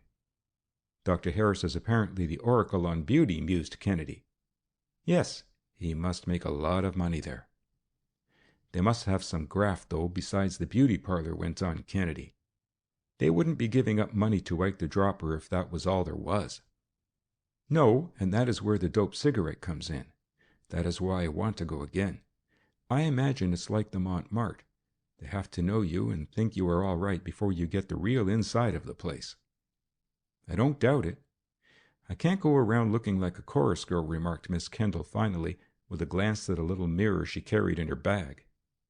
I'm afraid you'll have to excuse me until I get rid of this beautification. The telephone rang sharply. As Kennedy answered, we gathered that it was Carton. A few minutes of conversation, mostly on Carton's part, followed. Kennedy hung up the receiver with an exclamation of vexation. I'm afraid I did wrong to start anything with the portrait Parle yet, he said. Why, this thing we are investigating has so many queer turns that you hardly know whom to trust. What do you mean? I don't know who could have given the thing away, but Carton says it wasn't an hour after the inquiries began about Marie that it became known in the underworld that she was being looked for in this way. Oh, they are clever, those grafters. They have all sorts of ways of keeping in touch. I suppose they remember they had one experience with the portrait Parle, and it has made them as wary as a burglar is over fingerprints. Carton tells me that Marie has disappeared. I could swear I heard her or someone at Margot's, said Claire. And Harris has disappeared. Of course you thought you overheard him too, but you may have been mistaken. Why? As near as Carton can find out, said Kennedy quickly, Marie is Madame Margot herself. End of chapter 14.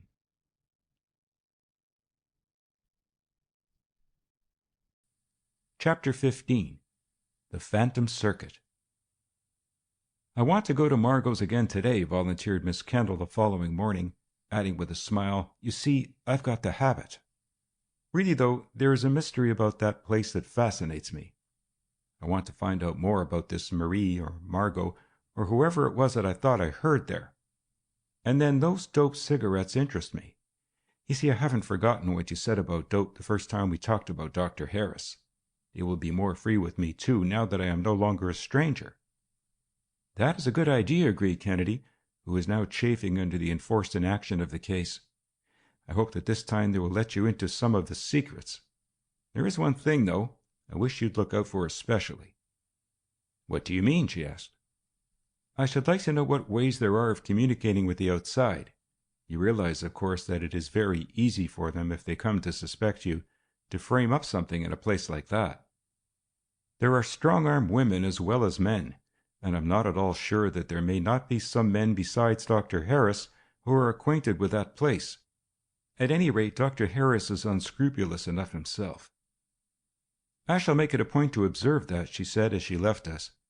I hope I'll have something to tell you when I come back. Walter, remarked Craig as the door closed, that is one of the gamest girls I ever knew. I looked across at him inquiringly.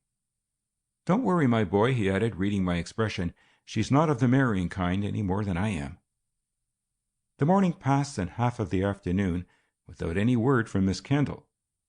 Kennedy was plainly becoming uneasy when a hurried footstep in the hall was followed by a more hurried opening of the door. Let me sit down just a minute to collect myself, panted Miss Kendall, pressing her hands to her temples where the blue veins stood out and literally throbbed. I'm all in. Why, what is the matter? Asked Kennedy, placing a chair and switching on an electric fan, while he quickly found a bottle of restorative salts, which was always handy for emergencies in the laboratory. Oh, such a time as I've had. Wait, let me see whether I can recollect it in order. A few minutes later she resumed. I went in as before. There seemed to be quite a change in the way they treated me. I must have made a good impression the first time. The second visit seemed to have opened the way for everything. Evidently, they think I am all right. Well, I went through much of the same thing as I did before, only I tried to make it not quite so elaborate, down to the point where several of us were sitting in loose robes in the lounging room. That was the part, that interested me before. The maid came in with cigarettes, and I smoked one of the doped ones. They watch everything that you do so closely there, and the moment I smoked one, they offered me another. I don't know what was in them, but I fancy there must be just a trace of opium. They made me feel exhilarated, then just a bit drowsy. I managed to make away with the second without inhaling much of the smoke, for my head was in a whirl by this time. It wasn't so much that I was afraid I couldn't take care of myself as it was that I was afraid that it would blunt the keenness of my observation and I might miss something. Besides the cigarettes, was there anything else? Asked Craig. Yes, indeed. I didn't see anyone there I recognized, but I heard some of them talk. One was taking a little veronal. Another said something about heroin. It was high tone hitting the pipe, if you call it that. A Turkish bath, followed by massage, and then a safe complement of anything you wanted, taken leisurely by these aristocratic dope fiends. There was one woman there who I am sure was snuffing cocaine. She had a little gold and enameled box like a snuff box beside her, from which she would take from time to time a pinch of some white crystals and inhale it vigorously, now and then taking a little sip of a liqueur that was brought into her. That's the way, observed Kennedy. There are always a considerable number of inhuman beings who are willing to make capital out of the weaknesses of others. This illicit sale of cocaine is one example. Such conditions have existed with the opium products a long time. Now it seems to be the coke fiend. I was glad I did just as I did, resumed Claire, because it wasn't long before I saw that the thing to do was to feign drowsiness. A maid came over to me, and in a most plausible and insinuating way hinted that perhaps I might feel like resting, and that if the noise in the beauty parlor annoyed me, they had the entire next house, the one next to the Montmartre, which had been fitted up as a dormitory. You didn't go? Cut in Craig immediately. I did not. I pleaded an engagement. Why, the place is a regular dope joint. Exactly. I suspected as much as you went along. Everything seems to have moved uptown lately, to have been veneered over to meet the fastidious second decade of the 20th century. But underneath it all are the same old vices. I'm glad you didn't attempt to go into the next house. Anyhow, now we are certain about the character of the place. Did you notice anything about the means of communication with the outside? The telephones, for instance. Miss Kendall was evidently feeling much better now. Oh, yes, she answered. I took particular care to observe that. They have a telephone, but there is a girl who attends to it, although they don't really need one. She listens to everything. Then, too, in the other house, you remember I spoke about the girl whom we saw paying Ike the dropper. It seems that she has a similar position at the telephone over there. So they have two telephones, repeated Craig. Yes. Good. There are always likely to be some desperate characters in places like that. If we ever have anyone to go into that dope joint, we must have some way of keeping in touch and protecting the person. Miss Kendall had gone home for a few hours of rest after her exciting experience. Craig was idly tapping with his fingers on the broad arm of his chair. Suddenly he jumped up. I'm going up there to look that joint over from the outside, he announced. We walked past the front of it without seeing anything in particular, then turned the corner and were on the avenue. Kennedy paused and looked at a cheap apartment house on which was a sign, Flats to Let. I think I'll get the janitor to show me one of them, he said. One was on the first floor in the rear. Kennedy did not seem to be very much interested in the rent. A glance out of the window sufficed to show him that he could see the back of the Montmartre and some of the houses. It took only a minute to hire it, at least conditionally, and a bill to the janitor gave us a key. What are you going to do? We can't do anything just yet, but it will be dark by the time I get over to the laboratory and back, and then we can do something. That night we started prowling over the back fences down the street. Fortunately, it was a very black night, and Craig was careful not to use even the electric bullseye which he had brought over from the laboratory, together with some wire and telephone instruments. As we crouched in the shadow of one of the fences, he remarked, "Just as I expected. The telephone wires run along the tops of the fences. Here's where they run into 72. That's the beauty parlor. These run into 70. That's the dope joint. Then comes the Montmartre itself, reaching all the way back as far as the lot extends." We had come up close to the backs of the houses by this time. The shades were all drawn and the blinds were closed in both of them, so that we had really nothing to fear provided we kept quiet. Besides, the backyards look unkempt, as if no one cared much about them. Kennedy flashed the electric bullseye momentarily on the wires. They branched off from the back fence down the party fence to the houses, both sets on one fence. "Good!" he exclaimed. "It is better than I hoped. The two sets go on up to the first floor together, then separate. One set goes into the beauty parlor, the other into the dope joint." Craig had quietly climbed up on a shed over the basements of both the houses. He was working quickly with all the dexterity of a lineman. To 2 of the 4 wires he attached one other. Then to 2 others he attached another, all the connections being made at exactly corresponding points.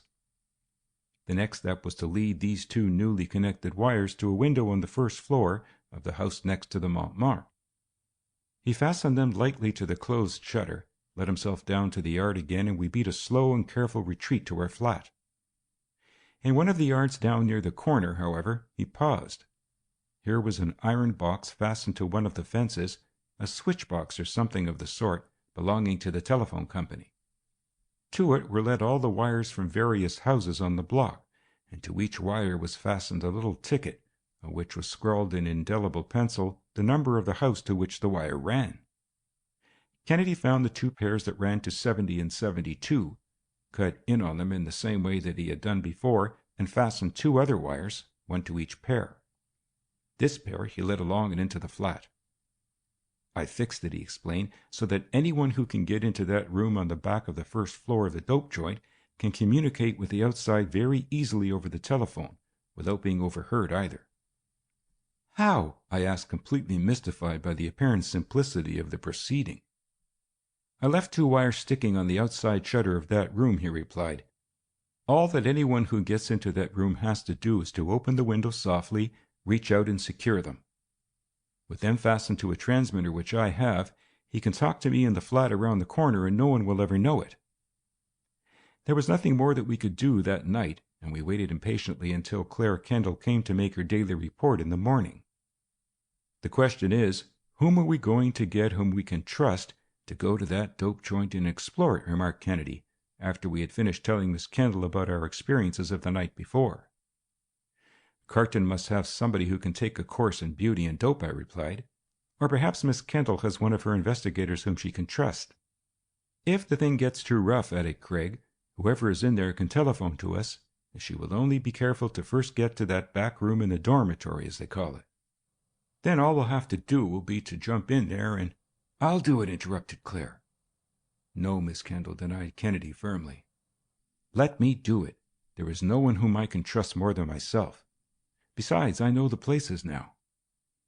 She said it with an air of quiet determination, as if she had been thinking it over ever since she returned from her visit of the day before. Kennedy and Miss Kendall faced each other for a moment. It was evident that it was against just this that he had been trying to provide. On her part, it was equally evident that she had made up her mind. "Miss Kendall," said Kennedy, meeting her calm eye, "you are the most nervy detective, barring none, that it has ever been my pleasure to meet. I yield under protest." I must say that it was with a great deal of misgiving that I saw Claire enter Margot's. We had gone as far as the corner with her, and watched her go in, and then hurried into the unfurnished apartment which Craig had rented on the avenue. As we sat on the rickety chairs which we had borrowed from the janitor under pretense of wanting to reach something, the minutes that passed seemed like hours. I wondered what had happened to the plucky girl and her devotion to the cause in which she had enlisted, and several times I could see from the expression of Craig's face that he more and more regretted that he had given in to her and had allowed her to go, instead of adhering to his original plan. From what she had told us about the 2 places, I tried to imagine what she was doing, but each time I ended by having an increased feeling of apprehension. Kennedy sat grimly silent with the receiver of the telephone glued to his ear, straining his hearing to catch even the faintest sound. At last his face brightened. "She's there all right," he exclaimed to me. "Managed to make them think in the beauty parlor that she was a dope fiend and pretty far gone. Insisted that she must have the back room on the first floor because she was afraid of fire. She kept the door open so that she would not miss anything, but it was a long time before she got a chance to reach out of the window and get the wires and connect them with the instruments I gave her. But it's all right now." "Yes, Miss Kendall, right here, listening to everything you get a chance to say. Only be careful. There is no use spoiling the game by trying to talk to me until you have all that you think you can obtain in the way of evidence. Don't let them think you have any means of communication with the outside, or they'll go to any length to silence you. We'll be here all the time, and the moment you think there is any danger, call us."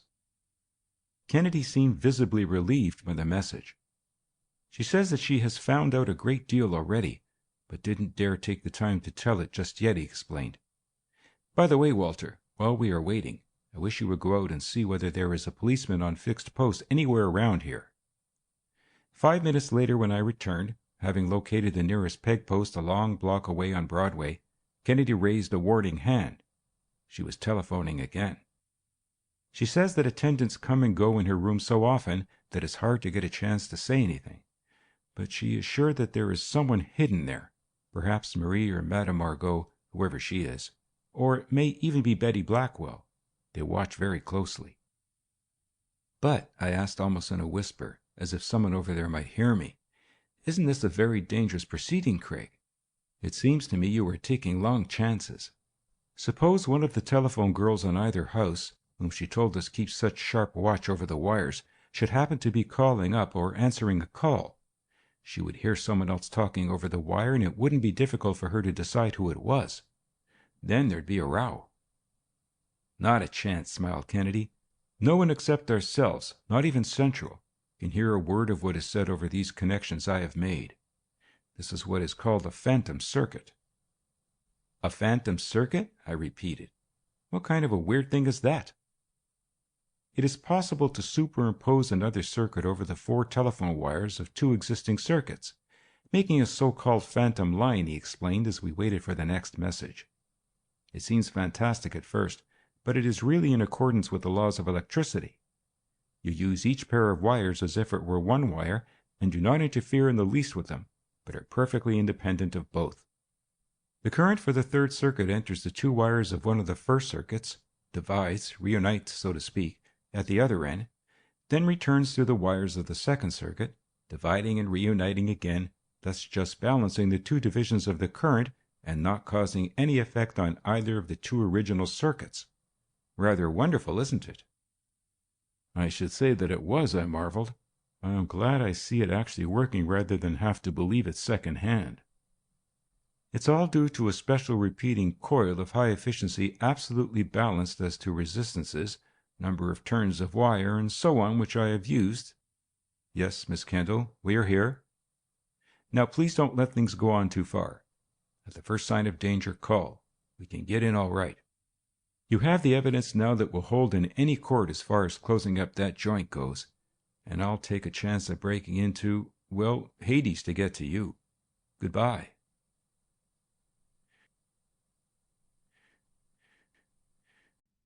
Chapter 16.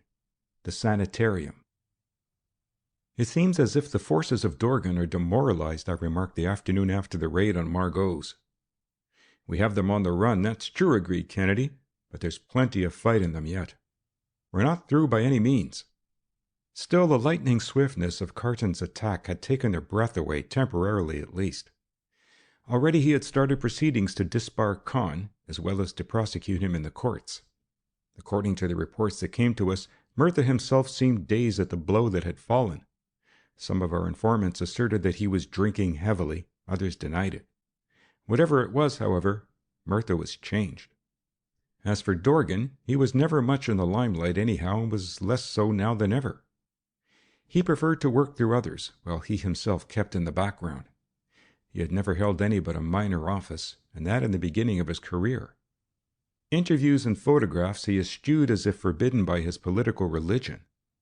Since the discovery of the detectaphone in his suite at Gaston's, he had had his rooms thoroughly overhauled, lest by any chance there might be another of the magic little instruments concealed in the very walls, and having satisfied himself that there was not, he instituted a watch of private detectives to prevent a repetition of the unfortunate incident. Whoever it was who had obtained the black book was keeping very quiet about it, and I imagined that it was being held up as a sort of sword of Damocles, dangling over his head until such time as its possessor chose to strike the fatal blow. Of course, we did not and could not know what was going on behind the scenes with the silent boss, what drama was being enacted between Dorgan and the Wall Street group, headed by Langhorne. Langhorne himself was inscrutable. I had heard that Dorgan had once in an unguarded moment expressed a derogatory opinion of the social leanings of Langhorne. But that was in the days before Dorgan had acquired a country place on Long Island and a taste for golf and expensive motors. Now, in his way, Dorgan was quite as fastidious as any of those he had once affected to despise. It amused Langhorne, but it had not furthered his ambitions of being taken into the inner circle of Dorgan's confidence. Hence I inferred this bitter internecine strife within the organization itself. Whatever was brewing inside the organization, I felt that we should soon know, for this was the day on which Justice Pomeroy had announced he would sentence Dopey Jack. It was a very different sort of crowd that overflowed the courtroom that morning from that which had so boldly flocked to the trial as if it were to make a Roman holiday of justice. The very tone was different. There was a tense look on many a face, as if the owner were asking himself the question, "What are we coming to? If this can happen to Dopey Jack, what might not happen to me?" Even the lawyers were changed. Conn, as a result of the proceedings that Carton had instituted, had yielded the case to another, perhaps no better than himself, but wiser after the fact. Instead of demanding anything as a sort of prescriptive right, the new attorney actually adopted the unheard-of measure of appealing to the clemency of the court. The shades of all the previous bosses and gangsters must have turned in disgust at the unwanted sight. But certain it was that no one could see the relaxation of a muscle on the face of Justice Pomeroy as the lawyer proceeded with his specious plea. He heard Carton also in the same impassive manner, as in a few brief and pointed sentences he ripped apart the sophistries of his opponent. The spectators fairly held their breath as the prisoner now stood before the tribune of justice.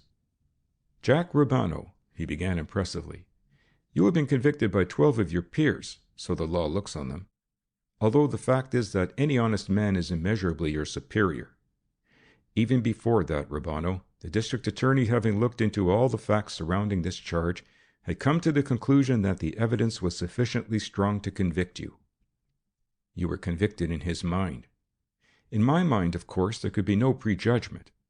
But now that a jury has found you guilty, I may say that you have a record that is more than enough to disgrace a man twice your age. True, you have never been punished, but this is not the time or place for me to criticize my colleagues on the bench for letting you off. Others of your associates have served terms in prison for things no whit worse than you have done repeatedly. I shall be glad to meet some of them at this bar in the near future." The justice paused, then extended a long, lean, accusatory finger out from the rostrum at the gangster. "Rubano," he concluded, "your crime is particularly heinous, debauching the very foundations of the state, the elections. I sentence you to not less than 3 nor more than 5 years in state's prison at hard labor." There was an audible gasp in the big courtroom as the judge snapped shut his square jaw bulldog fashion. It was as though he had snapped the backbone of the system. The prisoner was hurried from the room before there was a chance for a demonstration. It was unnecessary, however. It seemed as if all the jaunty bravado of the underworld was gone out of it. Slowly the crowd filed out, whispering. Dopey Jack, Murtha's right-hand man, had been sentenced to state's prison. Outside the courtroom, Carton received an ovation. As quickly as he could, he escaped from the newspaper men, and Kennedy was the first to grasp his hand. But the most pleasing congratulation came from Miss Ashton, who had dropped in with 2 or 3 friends from the Reform League. "I'm so glad, Mr. Carton, for your sake," she added very prettily, with just a trace of heightened color in her cheeks and eyes that showed her sincere pleasure at the outcome of the case. "And then, too," she went on, "it may have some bearing on the case of that girl who has disappeared. So far, no one seems to have been able to find a trace of her. She just seems to have dropped out as if she had been spirited away. We must find her, returned Carton, thanking her for her good wishes in a manner which he had done to none of the rest of us, and in fact forgetful now that any of us were about. I shall start right in on Dopey Jack to see if I can get anything out of him, although I don't think he is one that will prove a squealer in any way. I hope we can have something to report soon. Others were pressing around him, and Miss Ashton moved away, although I thought his handshakes were perhaps a little less cordial after she had gone. I turned once to survey the crowd, and down the gallery, near a pillar, I saw Langhorne, his eyes turned fixedly in our direction, and a deep scowl on his face. Evidently he had no relish for the proceedings, at least that part in which Carton had just figured, whatever his personal feelings may have been toward the culprit. A moment later he saw me looking at him, turned abruptly and walked toward the stone staircase that led down to the main floor. But I could not get that scowl out of my mind as I watched his tall, erect figure stalking away. Neither Mirtha nor, of course, Dorgan were there, though I knew that they had many emissaries present who would report to them every detail of what had happened, down perhaps to the congratulations of Miss Ashton. Somehow I could not get out of my head a feeling that she would afford them in some way a point of attack on Carton, and that the unscrupulous organization would stop at nothing in order to save its own life and ruin his. Carton had not only his work at the district attorney's office to direct, but some things to clear up at the Reform League headquarters, as well as a campaign speech to make. "I am afraid I shan't be able to see much of you today," he apologized to Kennedy. "But you're going to Miss Ashton's suffrage evening and dance, aren't you?" "I should like to go," temporized Kennedy. Carton glanced about to see whether there was anyone in earshot. "I think you had better go," he added. "She has secured a promise from Langhorne to be there, as well as several of the organization leaders. It is a thoroughly non-partisan affair, and she can get them all together. You know the organization is being educated. When people of the prominence of the Ashtons take up suffrage and make special requests to have certain persons come to a thing like that, they can hardly refuse. In fact, no one commits himself to anything by being present, whereas absence might mean hostility. And there are lots of the women in the organization that believe in suffrage now. Yes, we'd better go. It will be a chance to observe some people we want to watch." "We'll go," agreed Kennedy. "Can't we all go together?" "Surely," replied Carton, gratified, I could see, by having succeeded in swelling the crowd that would be present and thus adding to the success of Miss Ashton's affair. "Drop into the office here and I'll be ready. Goodbye, and thanks for your aid, both of you." We left the criminal courts building with the crowd that was slowly dispersing, still talking over the unexpected and unprecedented end of the trial. As we paused on the broad flight of steps that led down to the street on this side, Kennedy jogged my elbow, and following his eyes, I saw a woman, apparently alone, just stepping into a town car at the curb. There was something familiar about her, but her face was turned from me, and I could not quite place her. "Mrs. Ogilvy," Kennedy remarked. "I didn't see her in the courtroom. She must have been there, though, or perhaps outside in the corridor." Evidently, she felt some interest in the outcome of the case. He had caught just a glimpse of her face, and now that he pronounced her name, I recognized her, though I should not have otherwise. The car drove off with the rattle of the changing gears into high speed, before we had a chance to determine whether it was otherwise empty or not. "Why was she here?" I asked. Kennedy shook his head, but did not venture a reply to the question that was in his own mind. I felt that it must have something to do with your fears regarding the Black Book. Had she too surmised that Mirtha had employed his henchman, Dopey Jack, to recover the book from Langhorne? Had she feared that Dopey Jack might in some moment of heat, for revenge, drop some hint of the robbery, whether it had been really successful or not? It was my turn to call Kennedy's attention to something now, for standing sideways as I was, I could see the angles of the building back of him. "Don't turn yet," I cautioned. "But just around the corner back of you, Langhorne is standing. Evidently he has been watching Mrs. Ogilvy too."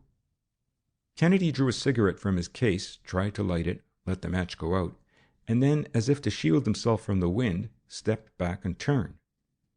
Langhorne, however, had seen us, and an instant later had disappeared. Without a word further, Kennedy led the way around the corner to the subway, and we started uptown, I knew this time for the laboratory. He made no comment on the case, but I knew he had in mind some plan or other for the next move, and that it would probably involve something at the suffrage meeting at Miss Ashton's that evening.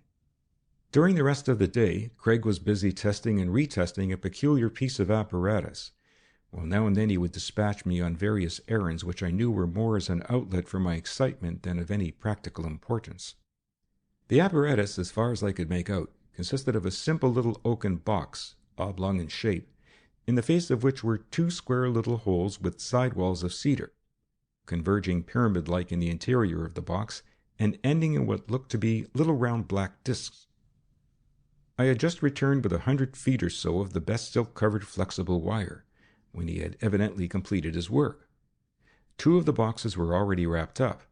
I started to show him the wire, but after a glance he accepted it as exactly what he had wanted and made it into a smaller package, which he handed to me. "I think we might be journeying down to Carton's office," he added, looking impatiently at his watch. It was still early, and we did not hurry. Carton, however, was waiting for us anxiously. "I've called you at the laboratory, in the apartment, all over," he cried. "Where have you been?" "Just on the way down," returned Kennedy. "Why, what has happened?" "Then you haven't heard it?" asked Carton excitedly, without waiting for Craig's answer. "Mirtha has been committed to a sanitarium." Kennedy and I stared at him. "Pat Mirtha?" ejaculated Craig. "In a sanitarium?" "Exactly. Paresis, they say, absolutely irresponsible." Coming as it did as a climax to the quick and unexpected succession of events of the past few days, it was no wonder that it seemed impossible. What did it mean? Was it merely a sham? Or was it a result of his excesses?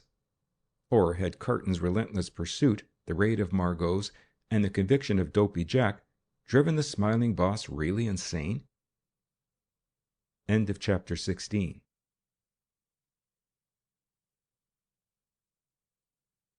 Chapter 17.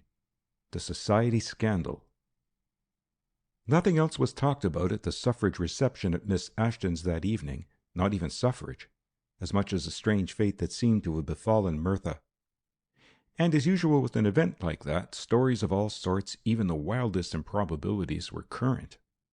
Some even went so far as to insinuate that Dorgan had purposely quickened the pace of life for Mirtha by the dinners at Gastron's in order to get him out of the way, fearing that with his power within the organization, Mirtha might become a serious rival to himself. Whether there was any truth in the rumor or not, it was certain that Dorgan was of the stamp that could brook no rivals. In fact, that had been at the bottom of the warfare between himself and Langhorne. Certain also was it that the dinners and conferences at the now famous suite of the Silent Boss were reputed to have been often verging on, if not actually crossing, the line of the scandalous. Miss Ashton's guests assembled in force, coming from all classes of society, all parties and politics, and all religions. Her object had been to show that, although she was personally working with the Reform League, suffrage itself was a broad general issue. The 200 or 300 guests of the evening surely demonstrated it, and testified to the popularity of Miss Ashton personally as well. She had planned to hold the meeting in the big drawing-room of the Ashton mansion, but the audience overflowed into the library and other rooms. As the people assembled, it was interesting to see how, for the moment at least, they threw off the bitterness of the political campaign and met each other on what might be called neutral ground.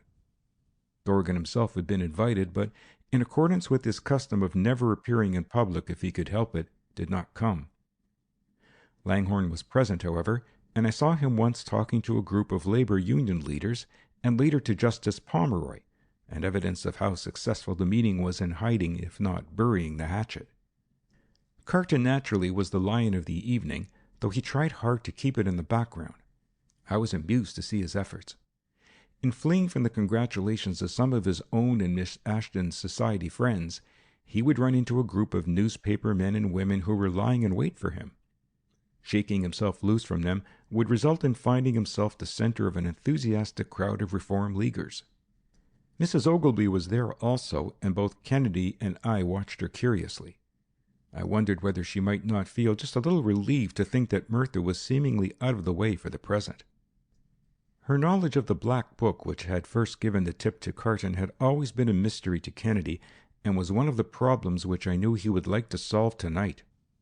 She was keenly observant of Carton, which led us to suppose that she had not yet got out of her mind the idea that somehow it was he who had been responsible for the detectaphone record which so many of those present were struggling to obtain.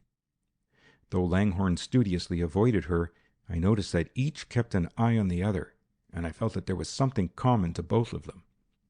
It was with an unexpressed air of relief to several members of the party that Miss Ashton at last rapped for order, and after a short, pithy, pointed speech of introduction, presented the several speakers of the evening.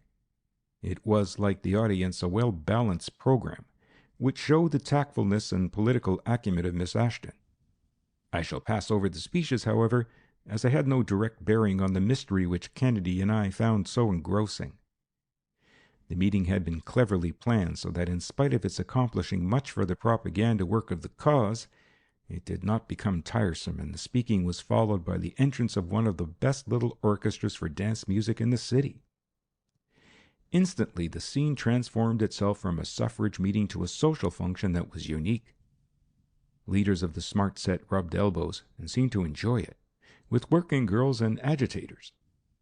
Conservative and radical, millionaire and muckraker succumbed to the spell of the Ashton hospitality and the lure of the new dances. It was a novel experience for all, a leveling up of society, as contrasted to some of the leveling down that we had recently seen. Kennedy and I, having no mood as things stood for the festivities, drew aside and watched the kaleidoscope whirl of the dancers. Across from us was a wide doorway that opened into a spacious conservatory, a nook of tropical and temperate beauty. Several couples had wandered in there to rest, and as the orchestra struck up something new that seemed to have the punch to its timeful measures, they gradually rejoined the dancers. It had evidently suggested an idea to Kennedy, for a moment later he led me toward the coat room and uncovered the package which he had brought, consisting of the 2 oaken boxes I had seen him adjusting in the laboratory. We managed to reach the conservatory and found in a corner a veritable bower with a wide rustic seat under some palms. Quickly, Kennedy deposited in the shadow of one of them an oaken box, sticking into it the plugs on the ends of the wires that I had brought. It was an easy matter here in the dim half-light to conceal the wire behind the plants, and a moment later he tossed the end through a swinging window in the glass and closed the window. Casually we edged our way out among the dancers and around to the room into which he had thrown the wire. It was a breakfast room, I think, but at any rate we could not remain there, for it was quite easy to see into it through the crystal walls of the conservatory. There was, however, what seemed to be a little pantry at the other end, and to this Kennedy deftly led the wires and then plugged them in on the other oaken box. He turned a lever. Instantly from the wizard-like little box issued forth the strains of the dance music of the orchestra and the rhythmic shuffle of feet. Now and then a merry laugh or a snatch of gay conversation floated into us. Though we were effectually cut off from both sight and hearing in the pantry, it was as though we had been sitting on the rustic bench in the conservatory. "What is it?" I asked in amazement, gazing at the wonderful little instrument before us. "A vocaphone," he explained, moving the switch and cutting off the sound instantly, an improved detectaphone, something that can be used both in practical, business, professional, and home affairs as a loud-speaking telephone, and as I expect to use it here for special cases of detective work. Do you remember the detectaphone instruments which we have used?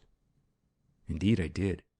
It had helped us out of several tight situations, and seemed now to have been used to get the organization into a very tight political place. Well, the vocaphone, went on Kennedy, does even more than the detectaphone. You see, it talks right out. Those little apertures in the face act like megaphone horns, increasing the volume of sound.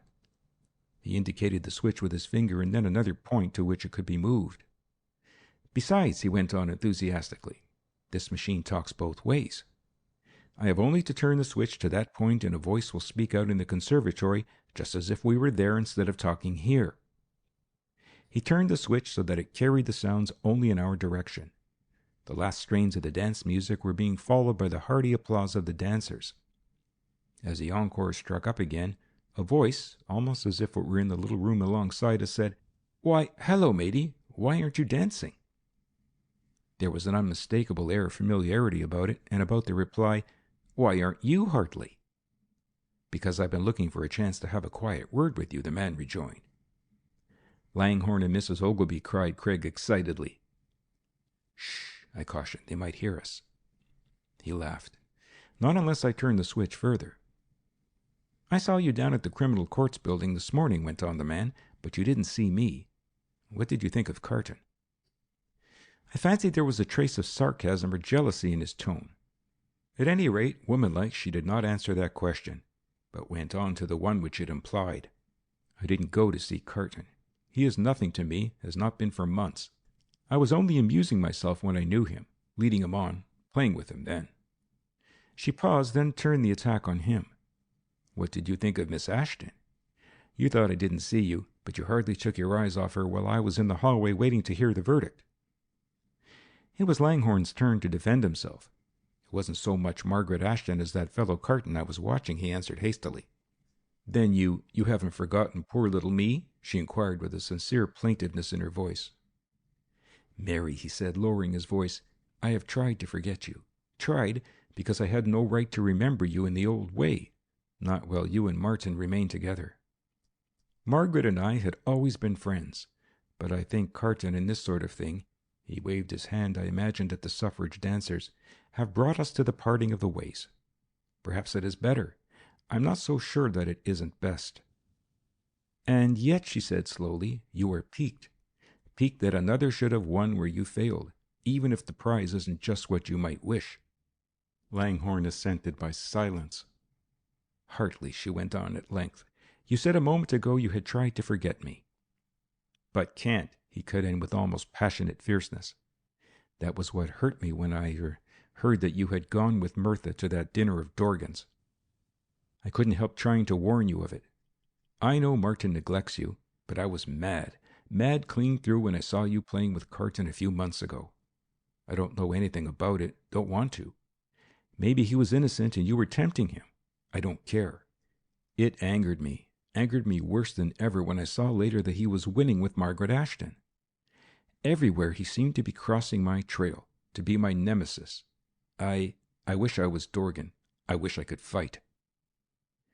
Langhorne checked himself before he said too much. As it was, I saw that it had been he who had told Mrs. Ogilvy that the black book existed. He had not told her that he had made it, if in fact he had, and she had let the thing out, never thinking Langhorne had been the eavesdropper, but supposing it must be Carton. Why did you go to that dinner with Mirtha?" he asked finally, with a trace of reproach in his tone. "Why? Why not?" she answered defiantly. "What do I care about Martin? Why should I not have my freedom too? I went because it was wild, unconventional, perhaps wrong. I felt that way.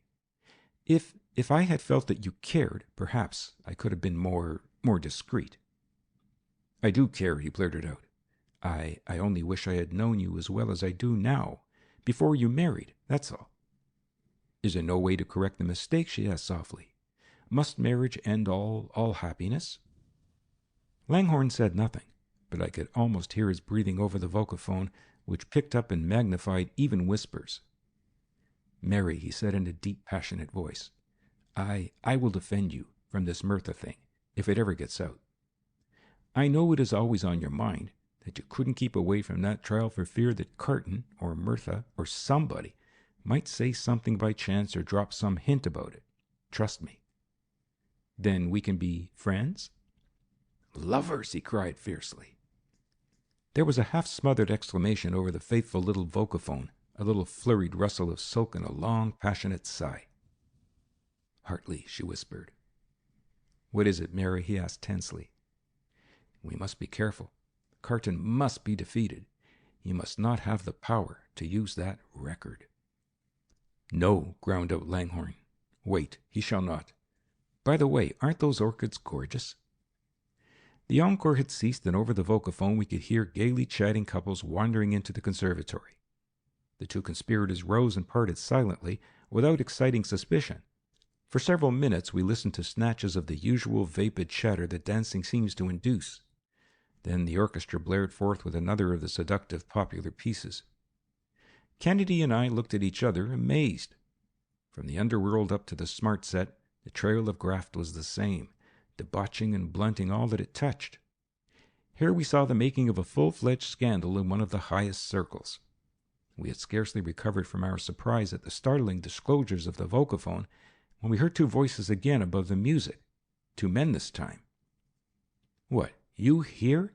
inquired a voice which we recognized immediately as that of Langhorne.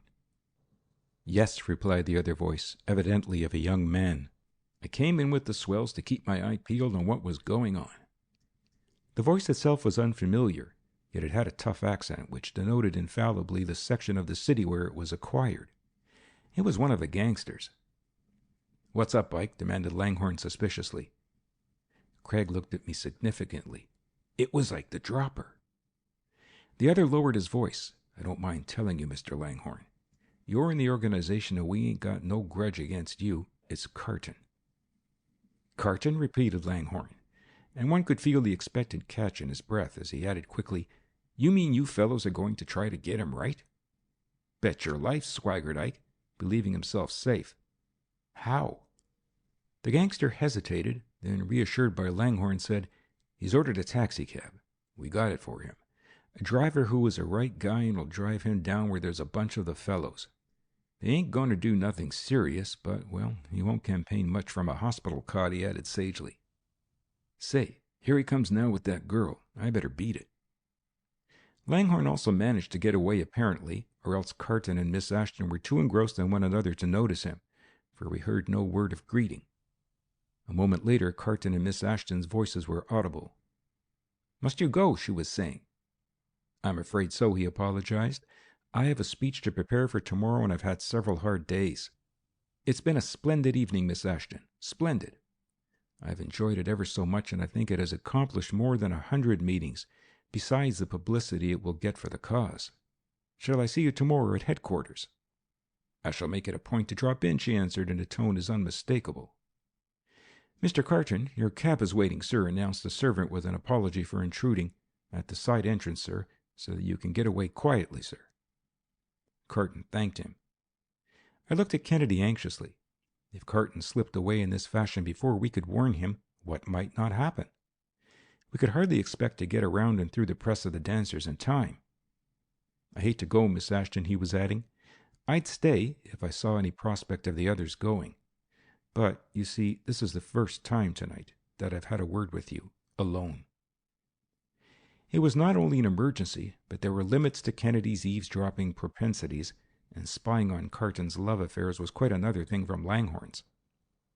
Quickly, Craig turned the lever all the way over. "Carton, Miss Ashton, this is Kennedy," he called. "Back of the big palm you'll find a vocaphone. Don't take that cab. They are going to stick you up. Wait, I'll explain all in a moment." End of chapter 17.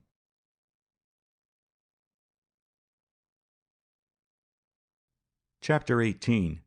The Wall Street Wolf. It was a startled couple that we found when we reached the conservatory. As we made our hasty explanation, Carton overwhelmed us with thanks for the prompt and effective manner in which Kennedy had saved him from the machinations of the defeated gangsters. Miss Ashton, who would have kept her nerves under control throughout any emergency, actually turned pale as she learned of the danger that had been so narrowly averted. I am sure that her feelings, which she made no effort to conceal, must have been such as to reassure Carton if he had still any doubt on that score. The delay in his coming out, however, had been just enough to arouse suspicion, and by the time that we reached the side entrance of the house, both Ike and the Nighthawk taxicab, which had evidently been drafted into service, had disappeared, leaving no clue. The result of the discovery over the vocaphone was that none of us left Miss Ashton's until much later than we had expected. Langhorne apparently had gone shortly after he left the conservatory the last time, and Mrs. Ogilvy had preceded him.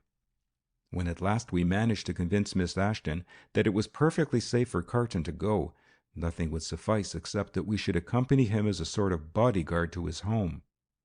We did so without encountering any adventure more thrilling than seeing an argument between a policeman and a late reveler. "I can't thank you fellows too much," complimented Carton as we left him.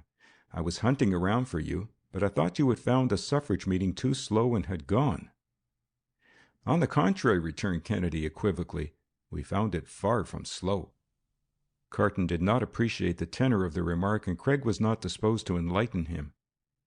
"What do you suppose Mrs. Ogilvy meant in her references to Carton?" mused Kennedy when we reached our own apartment. "I can't say," I replied, "unless before he came to really know Miss Ashton they were intimate." Kennedy shook his head. "Why will men in a public capacity get mixed up with women of the adventurous type like that, even innocently?" he ruminated. "Mark my words, she or someone else will make trouble for him before we get through." It was a thought that had lately been in my own mind, for we had several hints of that nature. Kennedy said no more, but he had started my mind on a train of speculative thought. I could not imagine that a woman of Mrs. Ogilvy's type could ever have really appealed to Carton, but that did not preclude the possibility that some unscrupulous person might make use of the intimacy for base purposes. Then, too, there was the threat that I had heard agreed on by both Langhorne and herself over the vocaphone. What would be the next step of the organization now in its sworn warfare on Carton, I could not imagine. But we did not have long to wait. Early the following forenoon, an urgent message came to Kennedy from Carton to meet him at his office. "Kennedy," he said, "I don't know how to thank you for the many times you have pulled me through, and I'm almost ashamed to keep on calling you." "It's a big fight," hastened Craig. "You have opponents who know the game in its every crooked turn. If I can be only a small cog on a wheel that crushes them, I shall be only too glad. Your face tells me that something particularly unpleasant has happened." "It has," admitted Carton, smoothing out some of the wrinkles at the mere sight of Craig. He paused a moment, as if he were himself in doubt as to just what the trouble was. "Someone has been impersonating me over the telephone," he began. "All day long there have been reports coming into my office asking me whether it was true that I had agreed to accept the offer of Dorgan that Murtha made, that is, practically to let up on the organization if they would let up on me." "Yes," prompted Kennedy, "but impersonation, what do you mean by that?" "Why, early today, someone called me up, said he was Dorgan, and asked if I would have any objection to meeting him. I said I would meet him, only it would do no good. Then, apparently, the same person called up Dorgan and said he was myself, asking if he had any objection to meeting me. Dorgan said he'd see. Whoever it was, he almost succeeded in bringing about the fool thing, would have done it, if I hadn't got wise to the fact that there was something funny about it. I called up Dorgan. He said he'd meet me as long as I had approached him first. I said I hadn't. We swore a little and called the fake meeting off, but it was too late. It got into the papers. Now, you'd think it wouldn't make any difference to either of us. It doesn't to him. People will think he tried to slip one over on me. But it does make a difference to me. People will think I'm trying to sell out." Carton showed plainly his vexation at the affair. "The old scheme!" exclaimed Kennedy. "That's the plan that has been used by a man down in Wall Street that they call the Wolf. He is a star impersonator. Will call up two sworn enemies and put over something on them that double-crosses both." "Wall Street," mused Carton. "That reminds me of another batch of rumors that have been flying around. They were that I had made a deal with Langhorne by which I agreed to support him in his fight to get something in the contracts of the new city planning scheme in return for his support of the part of the organization he could swing to me in the election. Another lie. It might have been Langhorne himself playing the wolf, I suggested." Kennedy had reached for the telephone book. "Also, it might have been Kahn," he added. "I see he has an office in Wall Street, too. He has been the legal beneficiary of several shady transactions down there." "Oh," put in Carton, "it might have been any of them. They're all capable of it from Dorgan down. If Murtha was only out, I'd be inclined to suspect him." He tossed over a typewritten sheet of paper. "That's the statement I gave out to the press," he explained. It read, "My attention has been called to the alleged activities of some person or persons who, through telephone calls and underground methods, are seeking to undermine confidence in my integrity. A more despicable method of attempting to arouse distrust I cannot imagine. It is criminal, and if anyone can assist me in placing the responsibility where it belongs, I shall be glad to prosecute to the limit." "That's all right," assented Kennedy, "but I don't think it will have any effect. You see, this sort of thing is too easy for anyone to be scared off from. All he has to do is to go to a pay station and call up there. You couldn't very well trace that." He stopped abruptly, and his face puckered with thought. "There ought to be some way, though," I murmured, without knowing just what the way might be, "to tell whether it is Dorgan and the organization crowd, or Langhorne and his pool, or Kahn and the other shysters." "There is a way," cried Kennedy at last. "You fellows wait here while I make a flying trip up to the laboratory. If anyone calls us, just put him off. Tell him to call up later." Carton continued to direct the work of his office, of which there had been no interruptions even during the stress of the campaign. Now and then the telephone rang, and each time Carton would motion to me and say, "You take it, Jameson. If it seems perfectly regular, then pass it over to me." Several routine calls came in this way, followed by one from Miss Ashton, which Carton prolonged much beyond the mere time needed to discuss a phase of the Reform League campaign. He had scarcely hung up the receiver when the bell tinkled insistently, as though Central had had an urgent call which the last conversation had held up. I took down the receiver, and almost before I could answer the inquiry, a voice began, "This is the editor of the Wall Street Record, Mr. Carton. Have you heard anything of the rumors about Hartley Langhorne and his pool being insolvent? The street has been flooded with stories." "One moment," I managed to interrupt. "This is not Mr. Carton, although this is his office." "No, he's out." "Yes, he'll certainly be back in half an hour. Ring up then." I repeated the scrap of gossip that had filtered through to me, which Carton received in quite as much perplexity as I had. "Seems as if everybody was getting knocked," he commented. "That may be a blind, though," I suggested. He nodded. I think we both realized how helpless we were when Kennedy was away. In fact, we made even our guesses with a sort of lack of confidence. It was therefore with a sense of relief that we welcomed him a few minutes later as he hurried into the office, almost breathless from his trip uptown and back. "Has anyone called up?" he inquired unceremoniously, unwrapping a small parcel which he carried. I told him as briefly as I could what had happened. He nodded, without making any audible comment, but in a manner that seemed to show no surprise. "I want to get this thing installed before anyone else calls," he explained, setting to work immediately. "What is it?" I asked, regarding the affair, which included something that looked like a phonograph cylinder. "An invention that has just been perfected," he replied without delaying his preparations, "by which it is possible for messages to be sent over the telephone and automatically registered, even in the absence of anyone at the receiving end. Up to the present, it has been practicable to take phonograph records only by the direct action of the human voice upon the diaphragm of the instrument. Not long ago there was submitted to the French Academy of Sciences an apparatus by which the receiver of the telephone can be put into communication with the phonograph, and a perfect record obtained of the voice of the speaker at the other end of the wire, his message being reproduced at will by merely pressing a button."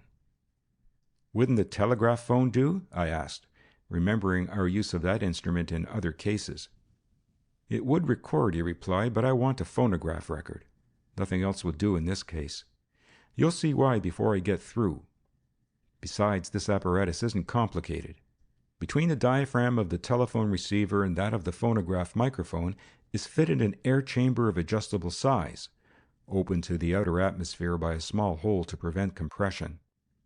I think," he added with a smile, "it will afford a pretty good means of collecting souvenirs of friends by preserving the sound of their voices through the telephone." For several minutes we waited. "I don't think I ever heard of such effrontery, such open, bare-faced chicanery," fumed Carton impatiently. "We'll catch the fellow yet," replied Kennedy confidently, "and I think we'll find him a bad lot." End of chapter 18.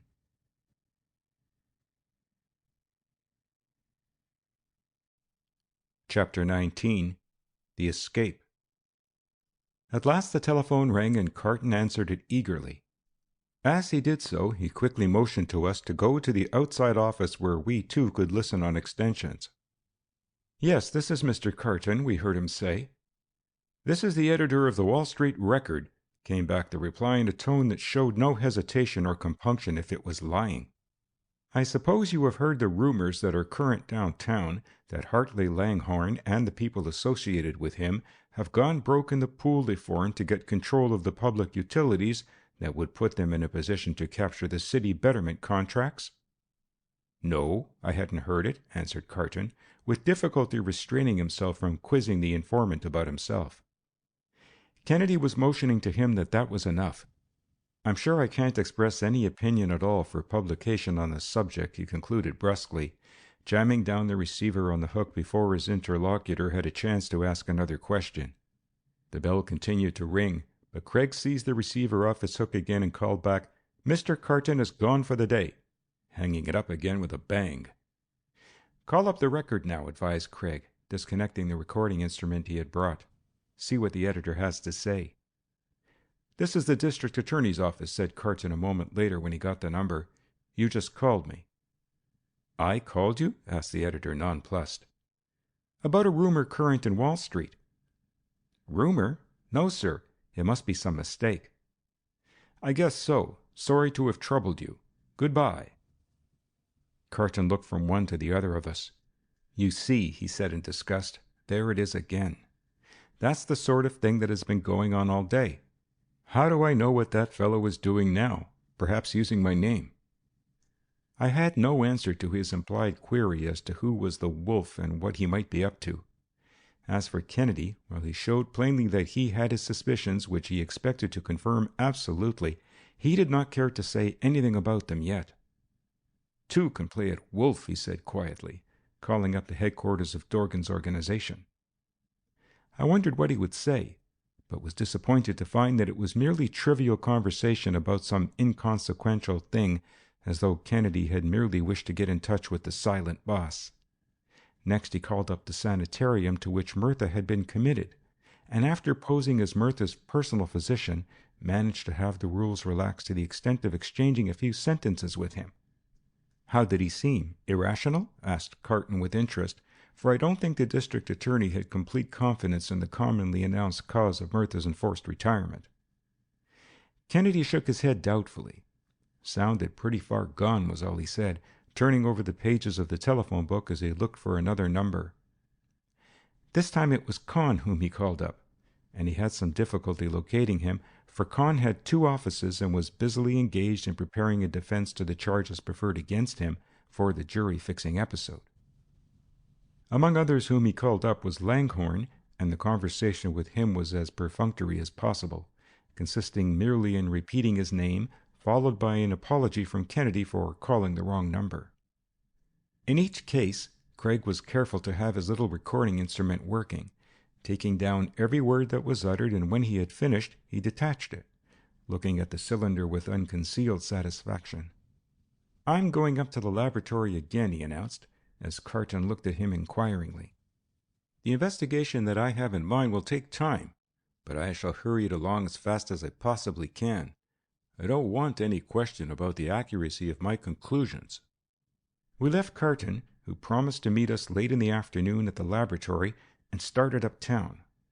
Instead, however, of going up directly, Craig telephoned first to Claire Kendall to shadow Mrs. Ogilvy. The rest of the day he spent making microphotographs of the phonograph cylinder and studying them very attentively under his high-powered lens. Toward the close of the afternoon, the first report of Miss Kendall, who had been trailing Mrs. Ogilvy, came in. We were not surprised to learn that she had met Langhorne in the Futurist tea-room in the middle of the afternoon, and that they had talked long and earnestly. What did surprise us, though, was her suspicion that she had crossed the trail of someone else who was shadowing Mrs. Ogilvy.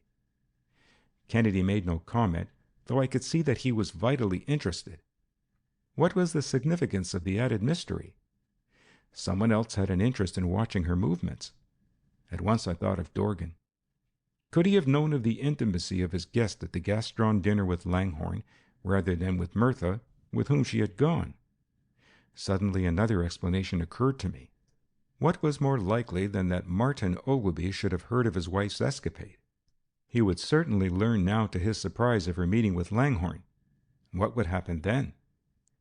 Kennedy had about finished with his microphotographic work and was checking it over to satisfy himself of the results when Carton, as he had promised, dropped in on us. "What are you doing now?" he asked curiously, looking at the prints and paraphernalia scattered about. "By the way, I've been inquiring into the commitment of Mirtha to that sanitarium for the insane. On the surface it all seems perfectly regular. It appears that, unknown even to many of his most intimate friends, he has been suffering from a complication of diseases, the result of his high life, and they have at last affected his brain, as they were bound to do in time. Still, I don't like his next friends in the case. One is his personal physician. I don't know much about him. But Dorgan is one of the others."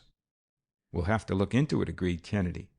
"Meanwhile, would you like to know who your wolf is that has been spreading rumors about broadcast?" "I would indeed," exclaimed Carton eagerly. "You were right about the statement I issued. It had no more effect than so many unspoken words. The fellow has kept right on.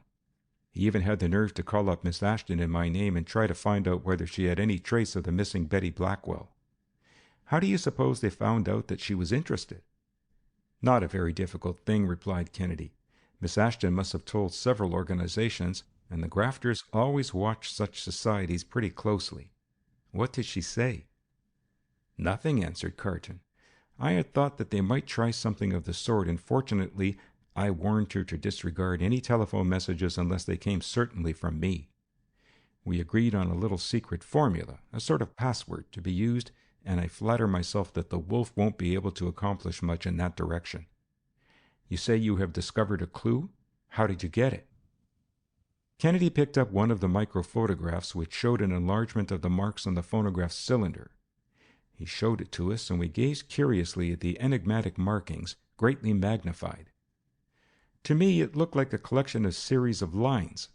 By close scrutiny I was able to make out that the lines were wavy and more or less continuous, being made up of collections of finer lines, lines within lines, as it were. An analysis of their composition showed that the center of larger lines was composed of 3 continuous series of markings which looked, under the lens, for all the world like the impressions of an endless straight series of molar teeth. Flanking these 3 tooth-like impressions were other lines, varying in width and in number, I should say about 4, both above and below the tooth-like impressions. When highly magnified, one could distinguish roughly parallel parts of what at even a low magnification looked like a single line. "I have been studying voice analysis lately," explained Kennedy, "particularly with reference to the singing voice. Mr. Edison has made thousands and thousands of studies of voices to determine which are scientifically perfect for singing. That side of it did not interest me particularly. I have been seeking to use the discovery rather for detective purposes." He paused and with a fine needle traced out some of the lines on the photographs before us. "That," he went on, "is a highly magnified photograph of a minute section of the phonographic record of the voice that called you up, Carton, as editor of the Wall Street Record. The upper and lower lines, with long regular waves, are formed by a voice with no overtones. Those 3 broader lines in the middle, with rhythmic ripples, show the overtones." Carton and I followed, fascinated by the minuteness of his investigation and knowledge. "You see," he explained, "when a voice or a passage of music sounds, or is sung before a phonograph, its modulations received upon the diaphragm are written by the needle point upon the surface of the cylinder or disc in a series of fine waving or zigzag lines of infinitely varying depth and breadth. Close familiarity with such records for about 40 years has taught Mr. Edison the precise meaning of each slightest variation in the lines. I have taken up and elaborated his idea. By examining them under the microscope, one can analyze each tone with mathematical accuracy and can almost hear it, just as a musician reading the score of a song can almost hear the notes." "Wonderful!" ejaculated Carton. "And you mean to say that in that way you can actually identify a voice?" Kennedy nodded. "By examining the records in the laboratory, looking them over under a microscope, yes.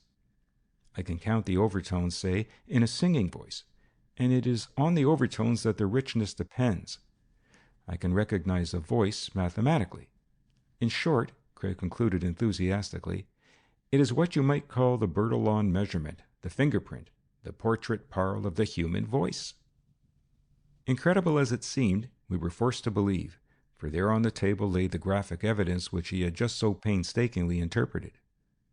"Who was it?" asked Carton breathlessly. Kennedy picked up another microphotograph. "That is the record I took of one of the calls I made, merely for the purpose of obtaining samples of voices to compare with this of the impersonator. The two agree in every essential detail, and none of the others could be confounded by an expert who studied them. Your wolf was your old friend Con." "Fighting back at me by his usual underhand methods," exclaimed Carton in profound disgust.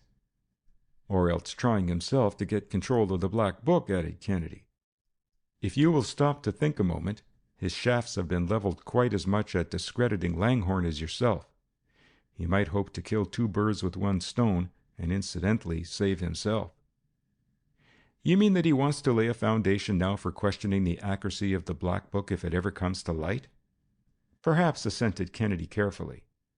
"Surely we should take some steps to protect ourselves from his impostures," hastened Carton.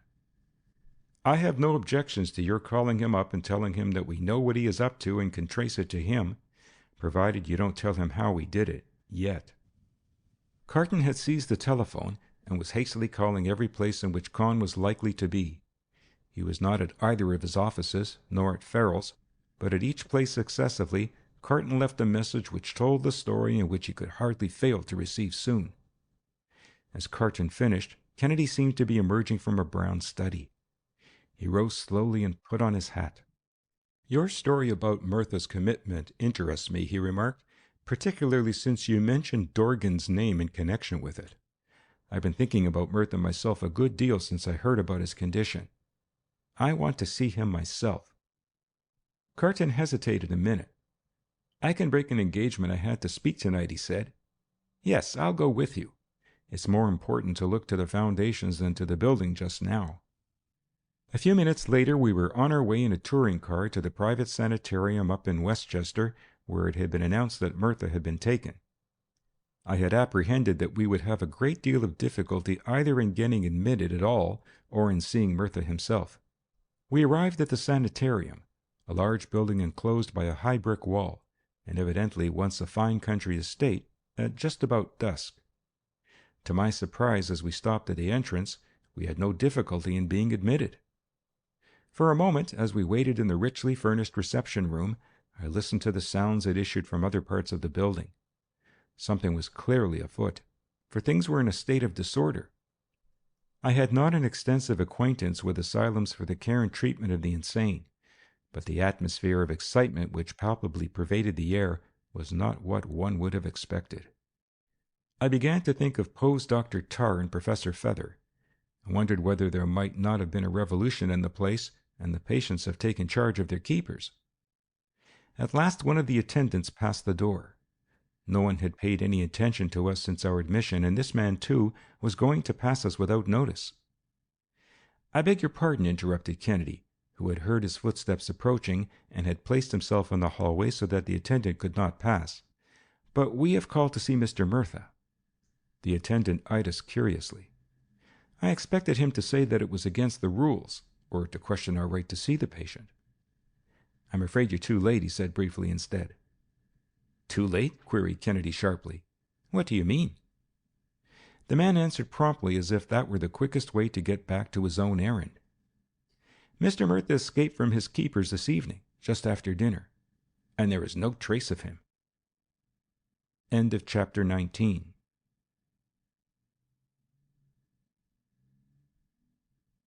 Chapter 20. The Metric Photograph. Mirtha's escape from the sanitarium had again thrown our calculations into chaos. We rode back to the city in silence, and even Kennedy had no explanation to offer. Even at a late hour that night, although a widespread alarm had been sent out for him, no trace of the missing man could be found. The next morning's papers, of course, were full of the strange disappearance, but gave no hint of his discovery. In fact, all day the search was continued by the authorities, but without result. On the face of it, it seemed incredible that a man who was so well known, especially to the thousands of police and others in the official and political life of the city, could remain at large unrecognized. Still, I recalled other cases where prominent men had disappeared. The facts in Murtha's case spoke for themselves. Comparatively little occurred during the day, although the political campaign which had begun with the primaries many weeks before was now drawing nearer its close, and the campaigners were getting ready for the final spurt to the finish. With Kennedy's unmasking of the unprincipled activities of Conn, that worthy changed his tactics, or at least dropped out of our sight. Mrs. Ogilvy lunched with Langhorne, and I began to suspect that the shadow that had been placed on her could not have been engaged by Martin Ogilvy, for he was not the kind who would take reports of the sort complacently. Someone else must be interested. As for the black book itself, I wondered more as time went on that no one made use of it. Even though we gained no hint from Langhorne after the peculiar robbery of his safe, it was impossible to tell whether or not he still retained the dictaphone record. On the other hand, if Dorgan had obtained it by using the services of someone in the criminal hierarchy that Murtha had built up, it would not have been likely that we would have heard anything about it. We were in the position of men fighting several adversaries in the dark, without knowing exactly whom we fought. We had just finished dinner that night, Kennedy and I, and as had been the case in most of the waking hours of the previous 24, had been speculating on the possible solution of the mysterious dropping out of sight of Murtha. The evening papers had contained nothing that the morning papers had not already published, and Kennedy had tossed the last of an armful into the scrap basket when the buzzer on the door of our apartment sounded. A young man stood there as I opened the door, and handed me a note as he touched his hat. "A message for Professor Kennedy from Mr. Carton, sir," he announced. I recognized him as Carton's valet as he stood impatiently waiting for Craig to read the letter. "It's all right. There's no answer. I'll see him immediately," nodded Kennedy, tossing the hasty scrawl over to me as the valet disappeared.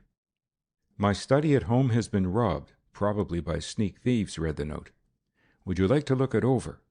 I can't find anything missing except a bundle of old and valueless photographs. Carton." "Looks as if someone thought Carton might have got that black book from Langhorne," I commented, following the line on which I had been thinking at the time. "And the taking of the photographs was merely a blind after not finding it?" Kennedy queried. I cannot say much impressed by my theory. "Perhaps," I acquiesced weakly, as we went out. Instead of turning in the direction of Carton's immediately, Kennedy walked across the campus toward the chemistry building. At the laboratory, we loaded ourselves with a large and heavy oblong case containing a camera and a tripod. The Cartons lived in an old section of the city which still retained something of its aristocratic air, having been passed by, as it were, like an eddy in the stream of business that swirled uptown, engulfing everything. It was an old 4-story brownstone house which had been occupied by his father and grandfather before him, and now was the home of Carton, his mother, and his sister. "I'm glad to see you," Carton met us at the door. "This isn't quite as classy a robbery as Langhorne's, but it's just as mysterious. Must have happened while the family were at dinner. That's why I said it was a robbery by a sneak thief." He was leading the way to his study, which was in an extension of the house in the rear. "I hope you've left things as they were," ventured Craig. "I did," assured Carton. "I know your penchant for such things, and almost the first thought I had was that you'd prefer it that way. So I shut the door and sent William after you. By the way, what have you done with him?" "Nothing," returned Craig. "Isn't he back yet?" "No. Oh, well, I don't need him right away." "And nothing was taken except some old photographs?" asked Craig, looking intently at Carton's face. "That is all I can find missing," he returned frankly. Kennedy's examination of the looted study was minute, taking in the window through which the thief had apparently entered, the cabinet he had forced, and the situation in general. Finally, he set up his camera with most particular care, and took several flashlight pictures of the window, the cabinet, the doors, including the study, from every angle. Outside, he examined the extension and back of the house carefully, noting possible ways of getting from the side street across the fences into the Carton yard. With Carton, we returned to Craig's splendidly equipped photographic studio, and while Carton and I made the best of our time by discussing various phases of the case, Kennedy employed the interval in developing his plates. He had 10 or a dozen prints, all of exactly the same size, mounted on stiff cardboard in a space with scales and figures on all 4 margins. Carton and I puzzled over them. "Those are metric photographs, such as Bertillon of Paris used to take," Craig explained. "By means of the scales and tables and other methods that have been worked out, we can determine from those pictures distances and many other things almost as well as if we were on the spot ourselves. Bertillon cleared up many crimes with this help, such as the mystery of the shooting in the Hotel Quai d'Orsay and other cases. The metric photograph, I believe, will in time rank with other devices in the study of crime." He was going over the photographs carefully. "For instance," he continued, "in order to solve the riddle of a crime, the detective's first task is to study the scene topographically. Plans and elevations of a room or house are made. The position of each object is painstakingly noted. In addition, the all-seeing eye of the camera is called into requisition. The plundered room is photographed, as in this case. I might have done it by placing a foot rule on a table and taking that in the picture, but a more scientific and accurate method has been devised by Bertillon. His camera lens is always used at a fixed height from the ground, and forms its image on the plate at an exact focus. The print made from the negative is mounted on a card in a space of definite size, along the edges of which a metric scale is printed. In the way he has worked it out, the distance between any 2 points in the picture can be determined. With a topographical plan and a metric photograph, one can study a crime, as a general studies the map of a strange country. There were several peculiar things that I observed at your house, Carton, and I have here an indelible record of the scene of the crime. Preserved in this way, it cannot be questioned. You are sure that the only thing missing is the photographs?" Carton nodded. "I never kept anything valuable lying around." "Well," resumed Kennedy, "the photographs were in this cabinet. There are other cabinets, but none of them seems to have been disturbed. Therefore, the thief must have known just what he was after. The marks made in breaking the lock were not those of a jimmy, but of a screwdriver. No amazing command of the resources of science is needed so far. All that is necessary is a little scientific common sense." Carton glanced at me, and I smiled, for it always seemed so easy when Craig did it, and so impossible when we tried to go it alone. "Now, how did the robber get in?" he continued, thoroughly engrossed in his study. "All the windows were supposedly locked. I saw that a pane had been partly cut from this window at the side, and the pieces were there to show it. But consider the outside a moment. To reach that window, even a tall man must have stood on a ladder or something. There were no marks of a ladder or even of any person in the soft soil of the garden under the window. What is more, that window was cut from the inside. The marks of the diamond which cut it plainly show that. Scientific common sense again." "Then it must have been someone in the house, or at least familiar with it," I exclaimed. Kennedy shook his head affirmatively. I had been wondering who it could be. Certainly this was not the work of Dopey Jack, even if the far cleverer attempt on Langhorne's safe had been. But it might have been one of his gang. I had not got as far as trying to reason out the why of the crime. "Call up your house, Carton," asked Craig. "See if William, your valet, has returned." Carton did so, and a moment later turned to us with a look of perplexity on his face. "No," he reported. "He hasn't come back yet. I can't imagine where he is." "He won't come back," asserted Kennedy positively. "It was an inside job, and he did it." Carton gasped astonishment. "At any rate," pursued Kennedy, "one thing we have which the police greatly neglect, a record. We have made some progress in reconstructing the crime, as Bertillon used to call it." "Strange that he should take only photographs," I mused. "What were they?" asked Kennedy, and again I saw that he was looking intently at Carton's face. "Nothing much," returned Carton unhesitatingly, "just some personal photographs, of no real value except to me.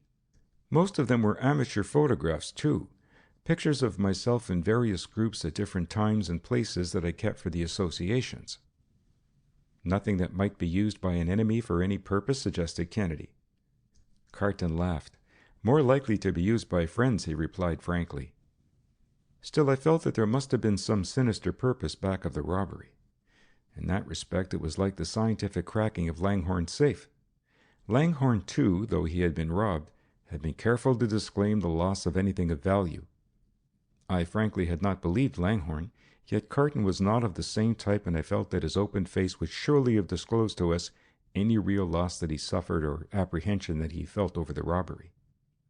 I was forced to give it up, and I think Kennedy, too, had decided not to worry over the crossing of any bridges until at least we knew that there were bridges to be crossed. Carton was worried more by the discovery that one he had trusted, even as a valet, had proved unfaithful.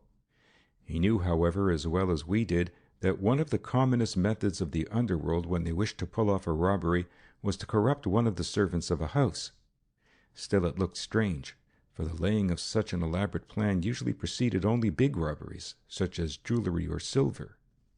For myself, I was forced back on my theory that someone had concluded that Carton had the black book, had concocted this elaborate scheme to get what was really of more value than much jewelry, and had found out that Carton did not have the precious detectaphone record after all. I knew that there were those who would have gone to any length to get it. A general alarm was given, through the police, for the apprehension of William, but we had small hope that anything would result from it, for at that time Carton's enemies controlled the police, and I am not sure but that they would have been just a little more dilatory in apprehending one who had done Carton an injury than if it had been someone else. It was too soon that night, of course, to expect to learn anything anyhow. It was quite late, but it had been a confining day for Kennedy, who had spent the hours while not working on Carton's case in some of the ceaseless and recondite investigations of his own to which he was always turning his restless mind. "Suppose we walk a little way downtown with Carton," he suggested. I was not averse, and by the time we arrived in the white light belt of Broadway, the theaters were letting out. Above the gaiety of the crowds one could hear the shrill cry of some belated newsboys, calling an extra special, the only superlative left to one of the more enterprising papers whose every issue was an extra. Kennedy bought one with the laughing remark, "Perhaps it's about your robbery, Carton." It was only a second before the smile on his face changed to a look of extreme gravity. We crowded about him. In red ink across the head of the paper were the words, "Body of Mirtha, missing, found in morgue." Down in a lower corner, in a little box into which late news could be dropped, also in red ink, was the brief account. This morning the body of an unknown man was found in the Bronx near the Westchester Railroad tracks. He had been run over and badly mutilated. After lying all day in the local morgue, it was transferred, still unidentified, to the city morgue downtown. Early this evening, one of the night attendants recognized the unidentified body as that of Mirtha, the smiling boss, whose escape day before yesterday from an asylum in Westchester had remained a mystery until now. "Well, what do you think of that?" ejaculated Carton. "Mirtha dead, and I thought the whole thing was a job they were putting up on me." Kennedy crooked his finger at a cabby who was alertly violating the new ordinance and soliciting fares away from a public cab stand. "The morgue, quick," he ordered, not even noticing the flabbergasted look on the Jehu's face, who was not accustomed to carrying people thither from the primrose path of Broadway quite so rapidly. End of chapter 20.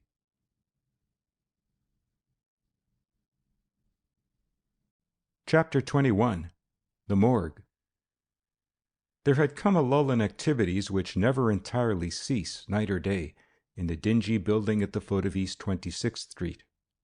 Across the street in the municipal lodging house the city's homeless were housed for the night. Even ever-wakeful Bellevue Hospital nearby was comparatively quiet. The last dead boat, which carries the city's unclaimed corpses away for burial, had long ago left when we arrived. The anxious callers who pass all day through the portals of the mortuary chamber, seeking lost friends and relatives, had disappeared. Except for the night-keeper and one or two assistants, the morgue was empty save for the overcrowded dead. Years before, as a cub reporter on the Star, I had had the gruesome assignment once of the morgue. It was the same old place after all these years, and it gave me the same creepy sensations now as it did then. Even the taxicab driver seemed glad to set down his fares and speed away.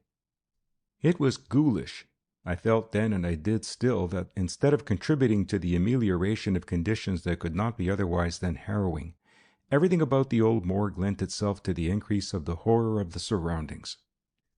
As Kennedy, Carton, and I entered, we found that the principal chamber in the place was circular. Its walls were lined with the ends of caskets, which, fitting close into drawer-like apertures, were constantly enveloped in the refrigerated air. It seemed, even at that hour, that if these receptacles were even adequate to contain all of the daily tenants of the morgue, much of the anguish and distress inseparable from such a place might be spared those who of necessity might visit the place seeking their dead. As it was, even for those bound by no blood ties to the unfortunates who found their way to the city morgue, the room was a veritable chamber of horror. We stood in horrified amazement at what we saw. On the floor, which should be kept clear, lay the overflow of the day's intake. Bodies for which there was no room in the cooling boxes, others which were yet awaiting claimants, and still more awaiting transfer to the public burying ground, lay about in their rough coffins, many of them brutally exposed. It seemed, too, that if ever there was a time when conditions might have been expected to have halfway adjusted themselves to the pressure which by day brought out all too clearly the hopeless inadequacy of the facilities provided by the city to perform one of its most important and inevitable functions, it was at that early morning hour of our visit. Presumably preparation had been completed for the busy day about to open by setting all into some semblance of respectful order, but such was not the case. It was impossible. In one group, I recall, which an attendant said had been awaiting his removal for a couple of days, the rough board coffins, painted the uniform brown of the city's institutions, lay open, without so much as face coverings over the dead. They lay as they had been sent in from various hospitals. Most of them were bereft of all the decencies usual with the dead, in striking contrast, however, with the bodies from Bellevue, which were all closely swathed in bandages and shrouds. One body, that of a Negro, which had been sent into the morgue from a Harlem hospital, lay just as it came, utterly bare, exposing to public view all the gruesome marks of the autopsy. I wondered whether anything like that might be found to be the fate of the once jovial and popular Murtha when we found him. I almost forgot our mission in the horror of the place, for nearby was an even more heart-rending sight. Piled in several heaps much higher than a man's head, and carelessly as cordwood, were the tiny coffins holding the babies which the authorities are called on by the poor of the city to bury in large numbers, far too poor to meet the cost of the cheapest decent burial. Atop the stack of regulation coffins were the nondescript receptacles made use of by the very poor, the most pathetic a tiny box from the corner grocery. The bodies, some dozens of them, lay like so much merchandise, awaiting shipment. "What a barbarity!" I heard Craig mutter, for even he, though now and then forced to visit the place when one of his cases took him there, especially when it was concerned with an autopsy, had never become hardened to it. Often I had heard him denounce the primitive appointments, especially in the autopsy rooms. The archaic attempts to utilize the morgue for scientific investigation were the occasion for practices that shocked even the initiated. For the lack of suitable depositories for the products of autopsies, these objects were plainly visible in rude profusion when a door was opened to draw out a body for inspection. About and around the slabs whereon the human bodies lay, in bottles and in plates, this material, which had no place except in the cabinets of a laboratory, was inhumanely displayed in profusion, close to corpses for which a morgue is expected to provide some degree of reverential care.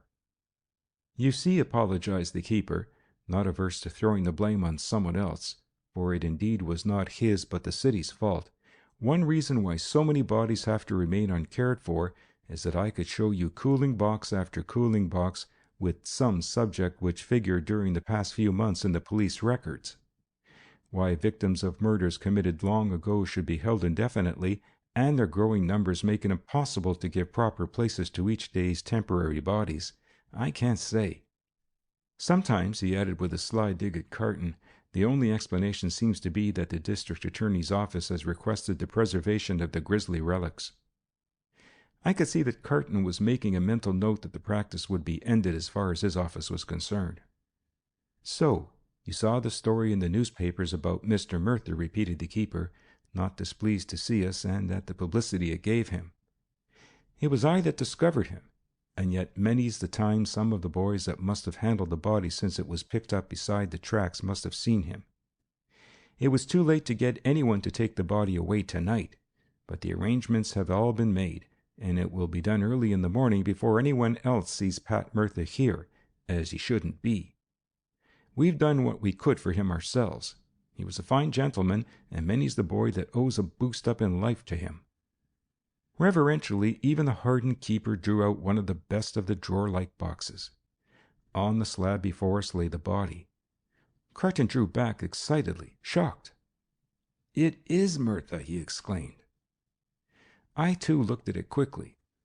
The name as Carton pronounced it in such a place had, to me at least, an unpleasant likeness to murder. Kennedy had bent down and was examining the mutilated body minutely. How do you suppose such a thing is possible, that he could lie about the city, even here until the night keeper came on, unknown? Asked Carton, aghast. I don't know, I said, but I imagine that in connection with the actual inadequacy of the equipment one would find reflected the same makeshift character and attitude and actions of those who handle the city's dead. It used to be the case, at least, that the facilities for keeping records were often almost totally neglected, and not through the fault of the morgue keepers entirely. But I understand it is better now. This is terrible, repeated Carton, averting his face. Really, Jameson, it makes me feel like a hound for even thinking that Murtha might have been putting up a game on me. Poor old Murtha. I should have preferred to remember him as the smiling boss, as everyone always called him. I called to mind the last time we had seen Murtha, in Carton's office as the bearer of an offer which had made Carton almost beside himself with anger at the thought of the insult that he would compromise with the organization. What a contrast this, with the Murtha who in turn had been trembling with passion at Carton's refusal. And yet I could not but reflect on the strangeness of it all, the fact that the organization of which Murtha was a part had by its neglect and failure to care for the human side of government when there was graft to be collected, brought about the very conditions which had made possible such neglect of the district leader's body, as it had been bandied back and forth, unwittingly by many who owed their very positions to the organization. I could not help but think that if he had served humanity with one half the zeal which he had served graft, this could not have happened. The more I contemplated the case, the more tragic did it seem to me. I longed for the assignment of writing the story for the Star, the chance I would have had in the old days to bring in a story that would have got me a nod of approval from my superior. I determined as soon as possible to get the Star in the wire and try to express some of the thoughts that were surging through my brain in the face of this awful and unexpected occurrence. There he lay, alone, uncared for except by such rude hands as those of the morgue attendants. I could not help reflecting on the strange vicissitudes of human life and death, which leveled all distinctions between men of high and low degree. Murtha had almost literally sprung from the streets. His career had been one possible only in the social and political conditions of his times, and now he had only by the narrowest chance escaped a burial in a pauper's grave at the hands of the city which he had helped Dorgan to debauch. Carton, too, I could see was overwhelmed. For the moment he did not even think of how this blow to the system might affect his own chances. It was only the pitiful wreck of a human being before us that he saw. I was not an expert on study of wounds such as was Kennedy, who was examining Murtha's body with minute care, now and then muttering under his breath at the rough and careless handling it had received in its various transfers about the city. But there were some terrible wounds and disfigurements on the body, which added even more to the horror of the case. One thing I felt was fortunate. Murtha had had no family. There had been plenty of scandal about him, but as far as I knew, there was no one except his old cronies in the organization to be shocked by his loss. No living tragedy left in the wake of this. How do you suppose it happened? I asked the night keeper. He shook his head doubtfully. No one knows, of course, he replied slowly. But I think the big fellow got worse up there in that asylum. He wasn't used to anything but having his own way, you know. They say he must have waited his chance after the dinner hour, when things were quiet, and then slipped out while no one was looking. He may have been crazy, but you can bet your life Pat Murtha was the smartest crazy man they ever had up there. They couldn't hold him."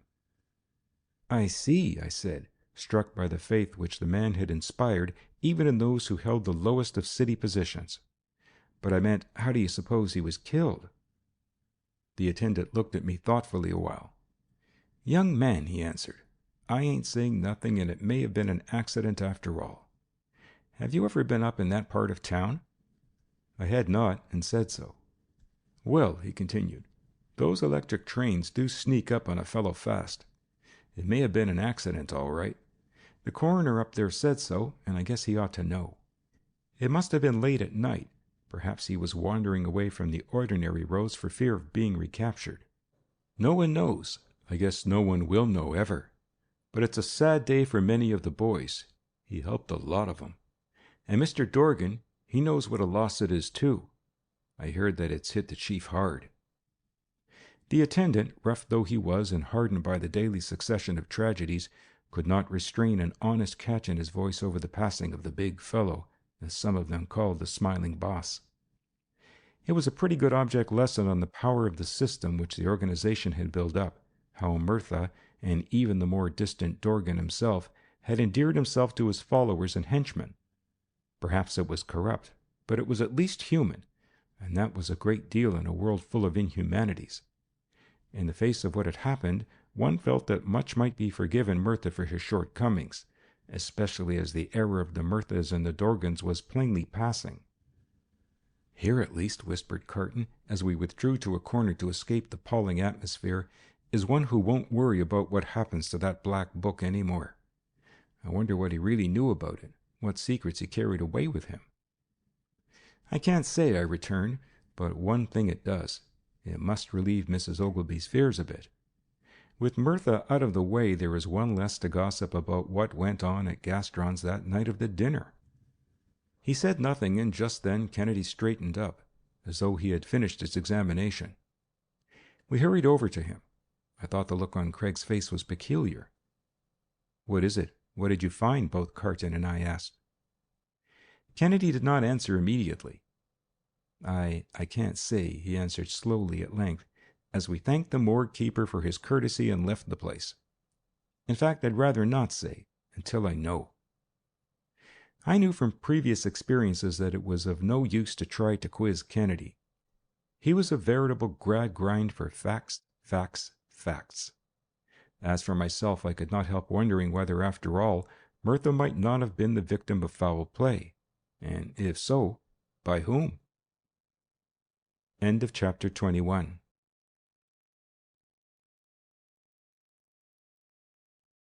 Chapter 22.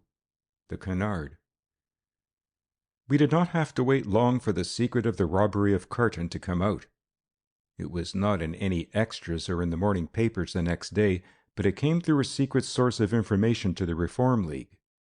A clerk in the employ of the organization who was really a detective employed by the Reform League, groaned Carton, as he told us the story himself the next morning at his office, has just given us the information that they have prepared a long and circumstantial story about me, about my intimacy with Mrs. Ogilvy and Murtha and some others. The story of the robbery of my study is in the papers this morning. Tomorrow they plan to publish some photographs, alleged to have been stolen. Photographs, Mrs. Ogilvy, repeated Kennedy. Real ones? No, exclaimed Carton quickly. Of course not. Fakes. Don't you see the scheme? First they lay a foundation in the robbery, knowing that the public is satisfied with sensations, and that they will be sure to believe that the robbery was put up by some muckrakers to obtain material for an expose. I wasn't worried last night. I knew I had nothing to conceal. Then what of it? I asked naively. A good deal of it, returned Carton excitedly. The story is to be, as I understand it, that the fake pictures were among those stolen from me, and that in a roundabout way they came into the possession of someone in the organization without their knowing who the thief was. Of course, they don't know who took them, and the original plates or films are destroyed, but they've concocted some means of putting a date on them early in the spring. What are they that they should take such pains with them? Persisted Kennedy, looking fixedly at Carton. Carton met his look without flinching. They are supposed to be photographs of myself, he repeated. One purports to represent me in a group composed of Mrs. Ogilvy, Mirtha, another woman who I do not even know, and myself. I am standing between Mirtha and Mrs. Ogilvy, and we look very familiar. Another is a picture of the same four riding in a car, owned by Mirtha. Oh, there are several of them of that sort. He paused as a dozen unspoken questions framed themselves in my mind. I don't hesitate to admit, he added, that a few months ago I knew Mrs. Ogilvy, socially. But there was nothing to it. I never knew Mirtha well, and the other woman I never saw.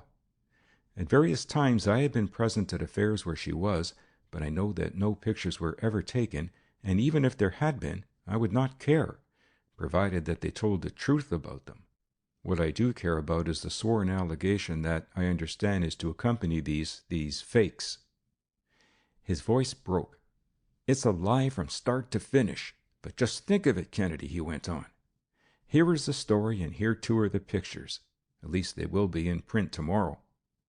Now, you know, nothing could hurt the reform ticket worse than to have a scandal like this raised at this time. There may be just enough people to believe that there is some basis for the suspicion to turn the tide against me. If it were earlier in the campaign, I might accept the issue, fight it out to a finish, and in the turn of events I should have really the best sort of campaign material. But it is too late now to expose such a knavish trick on the Saturday before election. Can't we buy them off? I ventured, perplexed beyond measure at this new and unprecedented turn of events. No, I won't, persisted Carton, shutting his square jaw doggedly. I won't be held up, even if that is possible. Miss Ashton on the wire, announced a boy from the outer office. The look on Carton's face was a study. I saw directly what was the trouble, far more important to him than a mere election. Tell her I'm out. We'll be back soon, he muttered, for the first time hesitating to speak to her. You see, he continued blackly, I'll fight if it takes my last dollar, but I won't allow myself to be blackmailed out of a cent. No, not a cent, he thundered, a heightened look of determination fixing the lines on his face as he brought his fist down with a rattling bang on the desk. Kennedy was saying nothing. He was letting Carton ease his mind of the load which had been suddenly thrust upon it. Carton was now excitingly pacing the floor. They believe plainly, he continued, growing more excited as he paced up and down, that the pictures will of course be accepted by the public as among those stolen from me, and in that I suppose they are right. The public will swallow it. If I say I'll prosecute, they'll laugh and tell me to go ahead, that they didn't steal the pictures. Our informant tells us that 100 copies have been made of each, and that they have them ready to drop into the mail to the leading 100 papers, not only of this city but of the state, in time for them to appear Sunday. They think that no amount of denying on our part can destroy the effect. That's it, I persisted. The only way is to buy them off. But Jameson, argued Carton, I repeat, they are false. It is a plot of Dorgan's, the last fight of a boss driven into a corner for his life. And it is meaner than if he had attempted to forge a letter. Pictures appeal to the eye much more than letters. That's what makes the thing so dangerous. Dorgan knows how to make the best use of such a whirlback on the eve of an election, and even if I not only deny but prove that they are fake, I am afraid the harm will be done. I can't reach all the voters in time. 10 see such a charge to 1 who sees the denial. He looked from one to the other of us helplessly. If we had a week or two, it might be all right. But I can't make any move today without making a fool of myself. Nothing until they are published, as the last big thing of the campaign. Monday and Tuesday morning do not give me time to reply in the papers and hammer it in. Even if they were out now, it would not give me time to make of it an asset instead of a liability. And then, too, it means that I am diverted by this thing, that I let up in the final efforts that we have so carefully planned to cap the campaign. That in itself is as much as Dorgan wants anyway. Kennedy had been so far little more than an interested listener, but now he asked pointedly, You have copies of the pictures? No, but I've been promised them this morning. Mused Kennedy, turning the crisis over in his mind. We've had alleged stolen and forged letters before, but alleged stolen and forged photographs are new. I'm not surprised that you were alarmed, Carton, nor that Walter suggests buying them off. But I agree with you, Carton. It's best to fight, to admit nothing, as you would imply by any other method. Then you think you can trace down the forger of those pictures before it is too late, urged Carton, leaning forward almost like a prisoner in the dock to catch the words of the foreman of the jury. I haven't said I can do that yet, measured Craig with provoking slowness. Say, Kennedy, you're not going to desert me, reproached Carton. Kennedy laughed as he put his hand on Carton's shoulder. I've been afraid of something like this, he said, ever since I began to realize that you had once been foolish enough to become even slightly acquainted with that adventurous Mrs. Ogilvy. My advice is to fight, not to get in wrong by trying to dicker, for that might amount to a confession and suit Dorgan's purpose just as well. Photographs, he added sententiously, are like statistics. They don't lie unless the people who make them do. But it's hard to tell what a liar can accomplish with either in an election. I don't know that I'd desert you if the pictures were true. I'd be sure that there was some other explanation. I knew it, responded Carton heartily. Your hand on that, Kennedy. Say, I think I've shaken hands with half the male population of this city since I was nominated, but this means more than any of them. Spare no reasonable expense and get the goods, no matter whom it hits higher up, Langhorne, anybody. And for God's sake, get it in time. There's more than an election that hangs on it. Carton looked Kennedy squarely in the eye again, and we all understood what it was he meant that was at stake. It might be possible, after all, to gloss over almost anything and win the election. But none of us dared to think what it might mean if Miss Ashton not only suspected that Carton had been fraternizing with the bosses, but also that there had been, or by some possibility could be, anything really in common between him and Mrs. Ogilvy. That, after all, I saw was the real question. How would Miss Ashton take it? Could she ever forgive him if it were possible for Langhorne to turn the tables and point with scorn at the man who had once been his rival for her hand? What might be the effect on her of any disillusionment, of any ridicule that Langhorne might artfully heap up? As we left Carton, I shared with Kennedy his eagerness to get at the truth now and win the fight, the two fights. I want to see Miss Ashton first, remarked Kennedy when we were outside. Personally, I thought that it was a risky business, but felt that Kennedy must know best. When we arrived at the Reform League headquarters, the clerks and girls had already set to work, and the office was a hive of industry in the rush of winding up the campaign. Typewriters were clicking, clippings were being snipped out of a huge stack of newspapers and pasted into large scrapbooks. Circulars were being folded and made ready to mail for the final appeal. Carton's office there had been in the center of the suite. On one side were the cashier and bookkeeper, the clerical force and the speaker's bureau, where spellbinders of all degrees were getting instructions, final tours were being laid out, and reports received of meetings already held. On the other side was the press bureau, with its large and active force, in charge of Miss Ashton. As we entered, we saw Miss Ashton very busy over something. Her back was toward us, but the moment she turned at hearing us, we could see that something was the matter. Kennedy wasted no time in coming to the point of his visit. We had scarcely seated ourselves beside her desk when he leaned over and said in a low voice, "Miss Ashton, I think I can trust you. I have called to see you about a matter of vital importance to Mr. Carton." She did not betray even by a fleeting look on her proud face what the true state of her feelings was. "I don't know whether you know, but an attempt is being made to slander Mr. Carton," went on Kennedy. Still she said nothing, though it was evident that she was thinking much. "I suppose in a large force like this that it is not impossible that your political enemies may have aspired to," observed Kennedy, glancing about at the score or more clerks busily engaged in getting out the literature. "I have sometimes thought that myself," she murmured, "but of course I don't know. There isn't anything for them to discover in this office, though."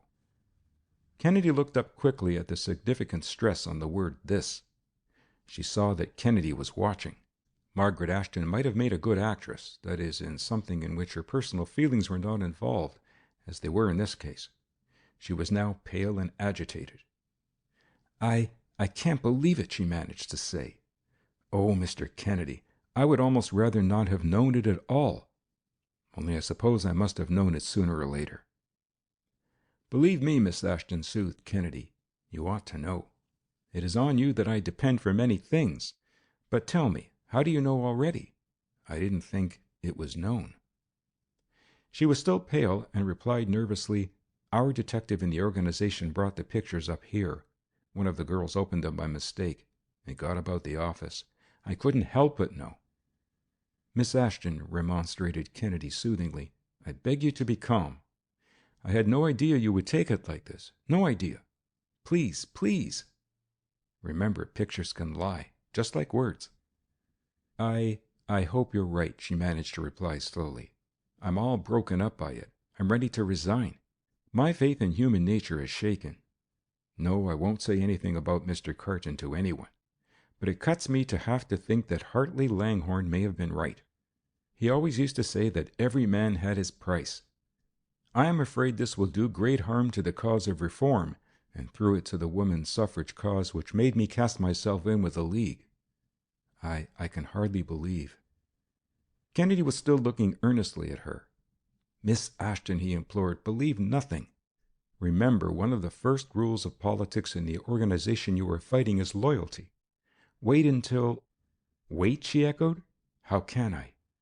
I hate Mr. Carton for even knowing—" She paused just in time to substitute Mr. Murtha for Mrs. Ogilvy. "Such men as Mr. Murtha, secretly." She bit her lip at thus betraying her feelings, but what she had seen had evidently affected her deeply. It was as though the feet of her idol had turned to clay. "Just think it over," urged Kennedy. "Don't be too harsh. Don't do anything rash. Suspend judgment. You won't regret it." Kennedy was apparently doing some rapid thinking. "Let me have the photographs," he asked at length. "They are in Mr. Carton's office," she answered, as if she would not soil her hands by touching the filthy things. We excused ourselves and went into Carton's office. There they were wrapped up, and across the package was written by one of the clerks, "Opened by mistake." Kennedy opened the package again. Sure enough, there were the photographs, as plain as they could be, the group including Carton, Mrs. Ogilvy, Murtha, and another woman, standing on the porch of a gabled building in the sunshine, again the four speeding in a touring car, of which the number could be read faintly, and other less interesting snapshots. As I looked at them, I said nothing, but I must admit that the whole thing began to assume a suspicious look in my mind, in connection with various hints I had heard dropped by organization men about probing into the past, and other insinuations.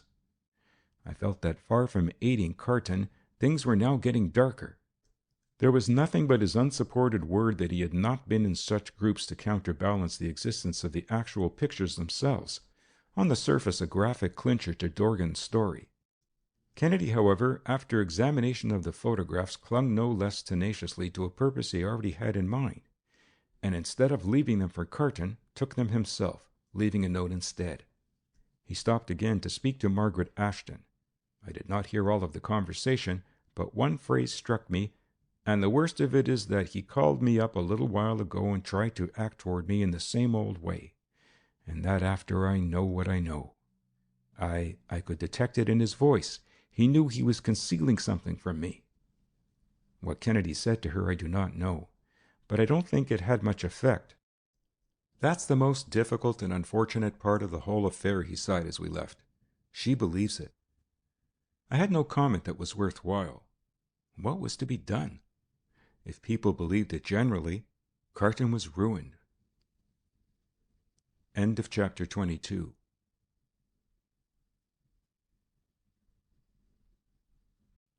Chapter 23. The Confession. Dorgan was putting up a bold fight at any rate. Everyone, and most of all his opponents who had once thought they had him on the run, was forced to admit that.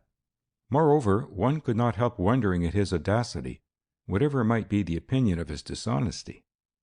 But I was quite as much struck by the nerve of Carton. In the face of gathering misfortunes, many a man of less stern mettle might have gone to pieces. Not so with the fighting district attorney. It seemed to spur him on to greater efforts.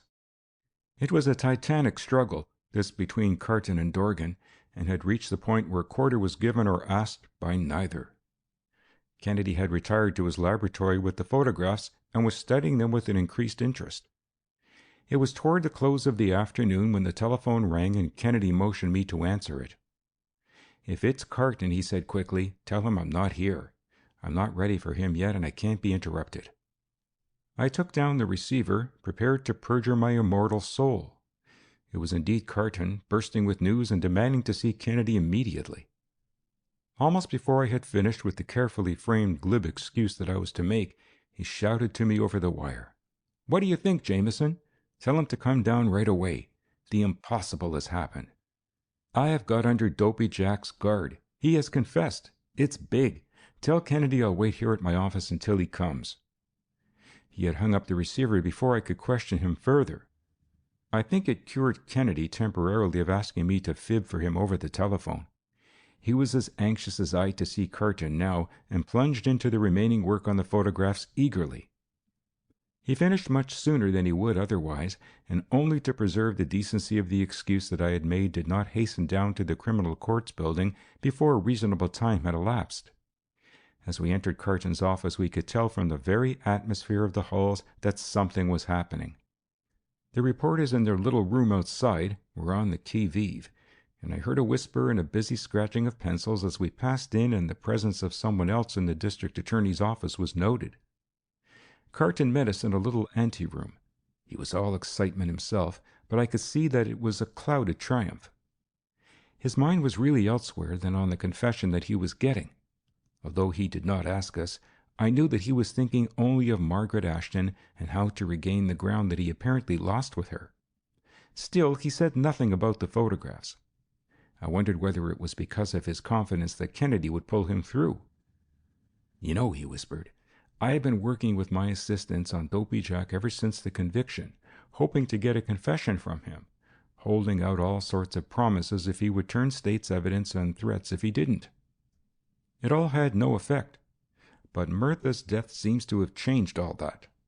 I don't know why, whether he thinks it was due to foul play or not, for he won't say anything about that and evidently doesn't know, but it seems to have changed him."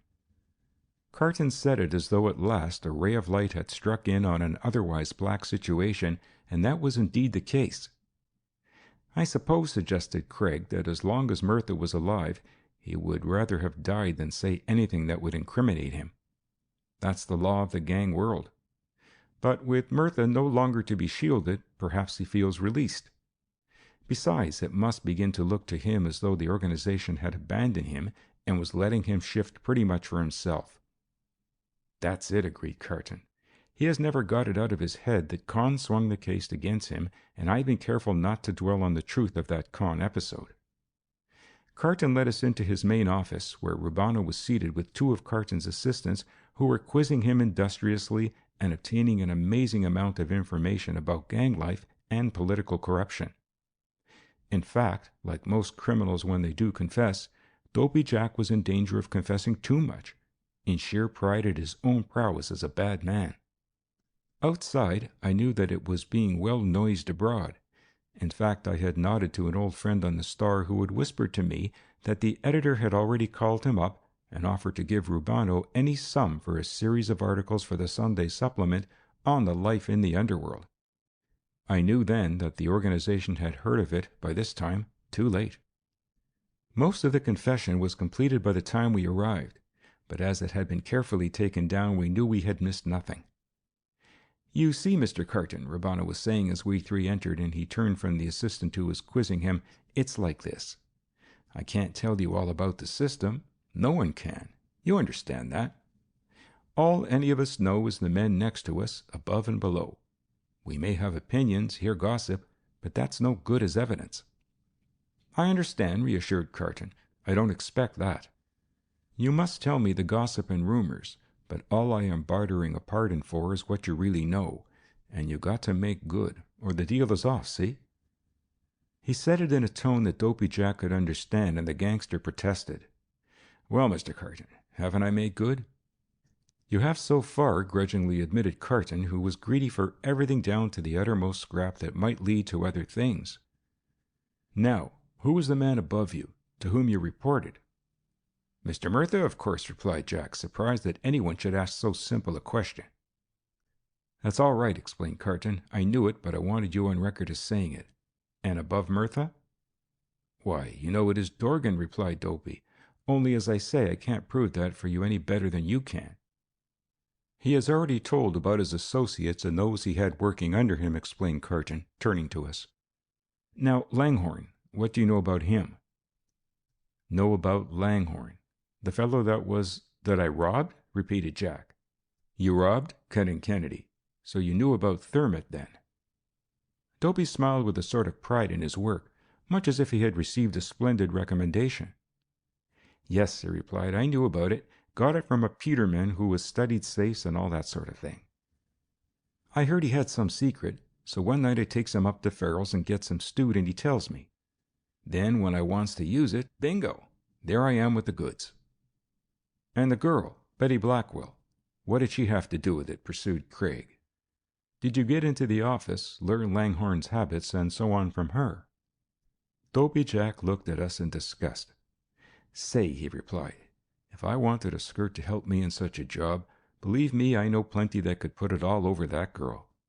Nah, I did it all myself. I picked the lock, burnt the safe with that powder the guy give me, and took out something in soft leather, a lot of typewriting. We were all on our feet in unrestrained excitement. It was the Black Book at last. Yes, prompted Carton. And what then? What did you do with it? Gave it to Mr. Mirtha, of course, came back the matter-of-fact answer of the young tough. What did he do with it? Demanded Carton. Dopey Jack shook his head dubiously. It ain't no use trying to kid you, Mr. Carton. If I told you a fake, you'd find it out. I'd tell you what he did if I knew, but I don't. On the level. He just took it. Maybe he burnt it. I don't know. I did my work. Unprincipled as the young man was, I could not help the feeling that in this case he was telling only the truth as he knew it. We looked at each other aghast. What if Mirtha had got it and had destroyed it before his death? That was an end of the dreams we had built on its capture. On the other hand, if he had hidden it, there was a small likelihood now of finding it. The only chance, as far as I could see, was that he had passed it along to someone else, and of that Dopey Jack obviously knew nothing. Still, his information was quite valuable enough. He had given us the first definite information we had received of it. Carton, his assistants, and Kennedy now vigorously proceeded in a sort of kid-glove third degree, without getting any further than convincing themselves that Rubano genuinely did not know. But the stenographer, reiterated Carton, returning to the line of attack which he had temporarily abandoned. Something became of her. She disappeared, and even her family haven't a trace of her, nor any other institutions in the city. We've got something on you there, Rubano. Jack laughed. Mr. Carton, he answered easily, the police put me through the mill on that without finding anything, and I don't believe you have anything. But just to show you that I'm on the square with you, I don't mind telling you that I got her away. It was dramatic, the offhand way in which the gangster told of this mystery that had perplexed us. Got her away? How? Where? Demanded Carton fiercely. Mr. Mirtha gave me some money, a wad. I don't know who gave it to him, but it wasn't his money. It was to pay her to stay away till this all blew over. Oh, they made it worth her while. So I dolled up and saw her, and she fell for it. A pretty good-sized wad, he repeated, as though he wished some of it had stuck to his own hands. We fairly gasped at the ease and simplicity with which the fellow bandied facts that had been beyond our discovery for days. Here was another link in our chain. We could not prove it, but in all probability it was Dorgan who furnished the money. Even if the Black Book were lost, it was possible that in the retentive memory of this girl there might be much that would take its place. She had seen a chance for providing for the future of herself and her family. All she had to do was to take it and keep quiet. You know where she is, then, shot out Kennedy suddenly. No, not now, returned Dopey. She was told to meet me at the Little Montmartre. She did. I don't think she knew what kind of place it was, or she wouldn't have come. He paused as though he had something on his mind. Go on, urged Kennedy. Tell all. You must tell all. I was just thinking, he hesitated. I remember I saw Ike the Dropper and Marie Margot there that day, too, with Martin Ogleby. Martin Ogleby? Interrupted Carton in surprise. Yes, Martin Ogleby. He hangs about the Montmartre and the Futurist, all those joints. Say, I've been thinking a heap since this case of mine came up. I wonder whether it was all on the level with me. I gave them money, but was that a stall? Perhaps they tried to get back. Perhaps she played into their hands. I saw her watching the sports there, and believe me, there are some swell lookers. Oh well, I don't know. All I know is my part. I don't know anything that happened after that. I can't tell you what I don't know, can I, Mr. Carton? Not very well, smiled the prosecutor, but you can tell us anything you suspect. I don't know what I suspect. I was only a part of the machine. Only after I read that she disappeared, I began to think there might have been some funny business. I don't know. Eager as we were, we could only accept this unsatisfactory explanation of the whereabouts of Betty. After all, I was only a part, reiterated Jack. You better ask Ike, that's all. Just then the telephone buzzed. Carton was busy, and Kennedy, who happened to be nearest, answered it. I fancied that there was a puzzled expression on his face as he placed his hand over the transmitter and said to Carton, "Here, it's for you. Take it. By the way, where's that thing I left down here for recording voices?" "Here in my desk, but you took the cylinder with you." "Haven't you got another? Don't you ever use them for dictating letters?" Carton nodded and sent his stenographer to get a new one. "Just a minute, please," cut in Kennedy. "Mr. Carton will be here in a few moments now." Carton took the telephone and placed his hand over it until, with a nod from Kennedy as he affixed the machine, he answered. "Yes, this is the district attorney," we heard him answer.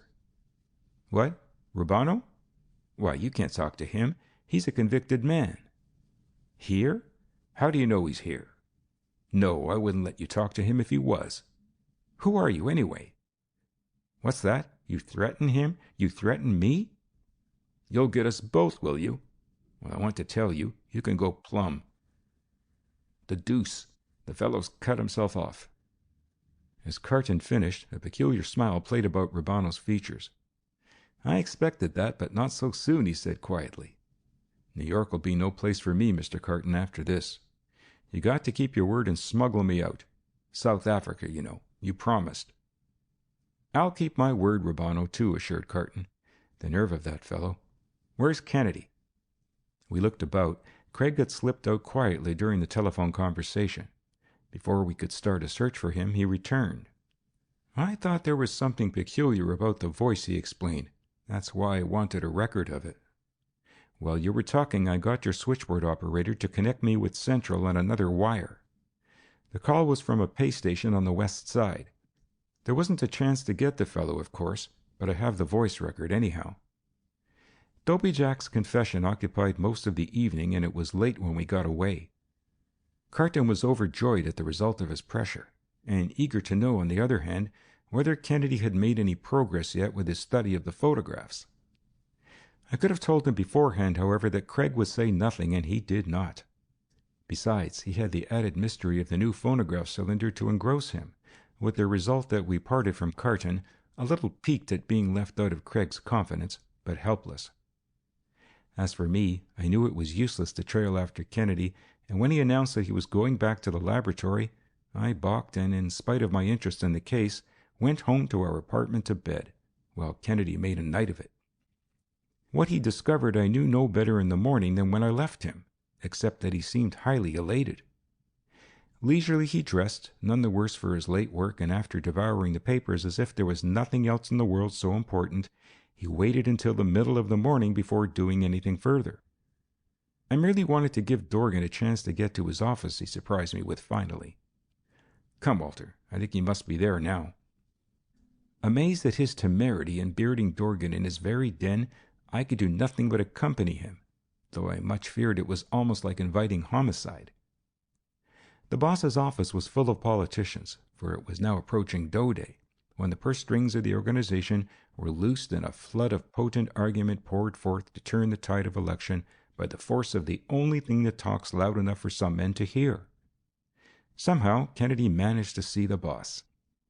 "Mr. Dorgan," began Kennedy quietly, when we were seated alone in the little sanctum of the boss, "you will pardon me if I seem to be a little slow in coming to the business that has brought me here this morning. First of all, I may say that you probably share the idea that ever since the days of daguerreotypography has been regarded as the one infallible means of portraying faithfully any object, scene, or action.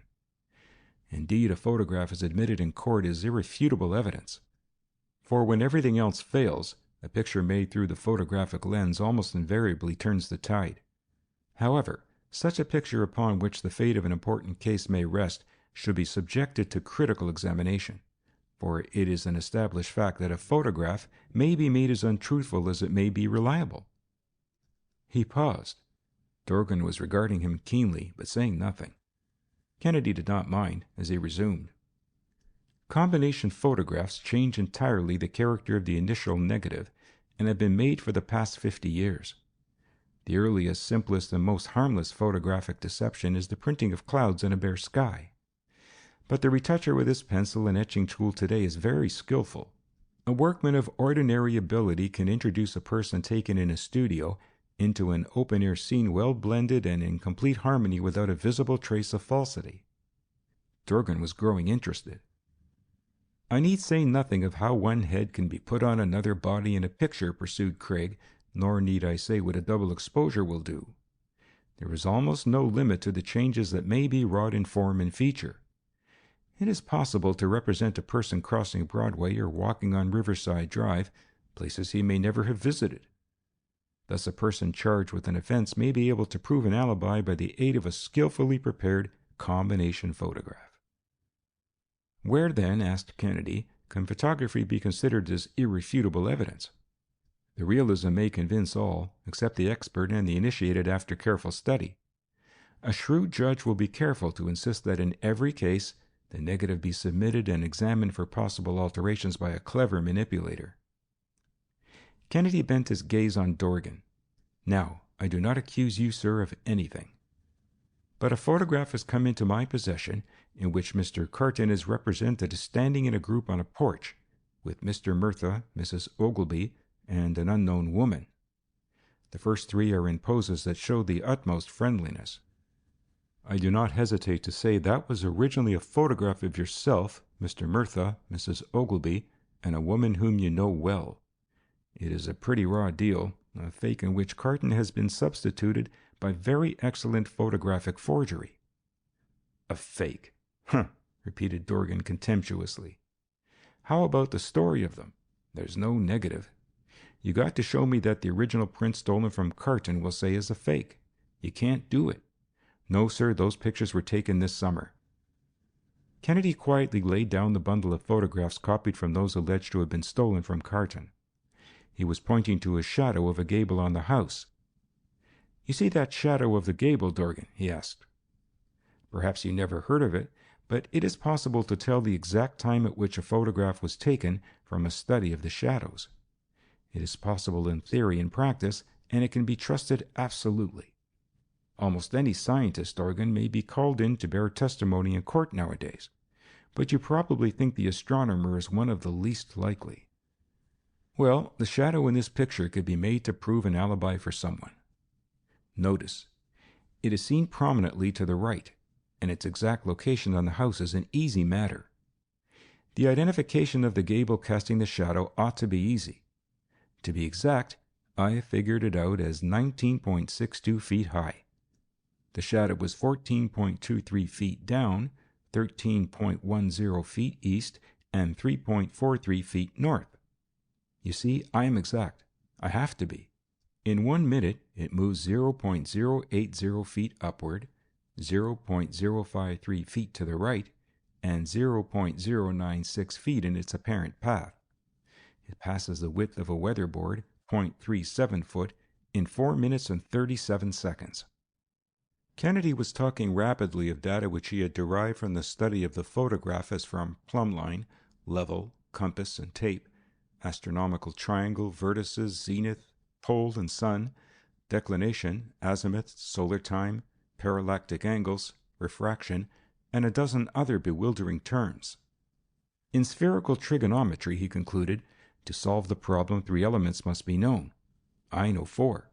Therefore, I can take each of the known, treat it as unknown, and have 4 ways to check my result. I find that the time might have been either 3 o'clock, 21 minutes and 12 seconds in the afternoon, or 3:21:31, or 3:21:29, or 3:21:33. The average is 3:21:26, and there can be no apparent error except for a few seconds. I tell you that to show you how close I can come. The important thing, however, is that the date must have been one of 2 days, either May 22nd or July 22nd. Between these 2 dates we must decide on evidence other than the shadow. It must have been in May, as the immature condition of the foliage shows. But even if it had been in July, that would be far from the date you allege. Why, I could even tell you the year. Then, too, I could look up the weather records and tell something from them. I can really answer, with an assurance and accuracy superior to the photographer himself, if you could produce him and he were honest, as to the real date. The original picture, aside from being doctored, was actually taken last May. Science is not fallible, but exact in this matter. Kennedy felt that he had scored a palpable hit. Dorgan was speechless. Still, Craig hurried on.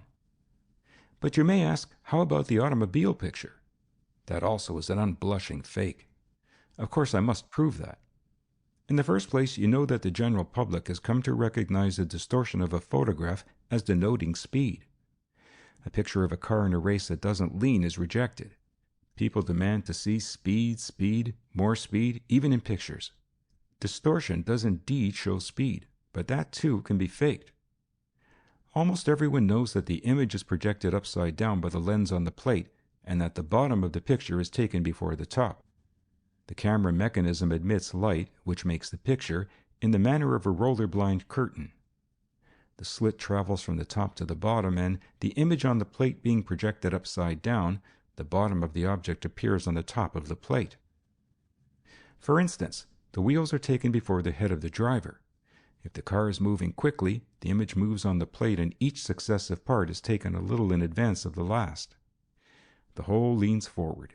By widening the slit and slowing the speed of the shutter, there is more distortion. Now, that is just what has been done.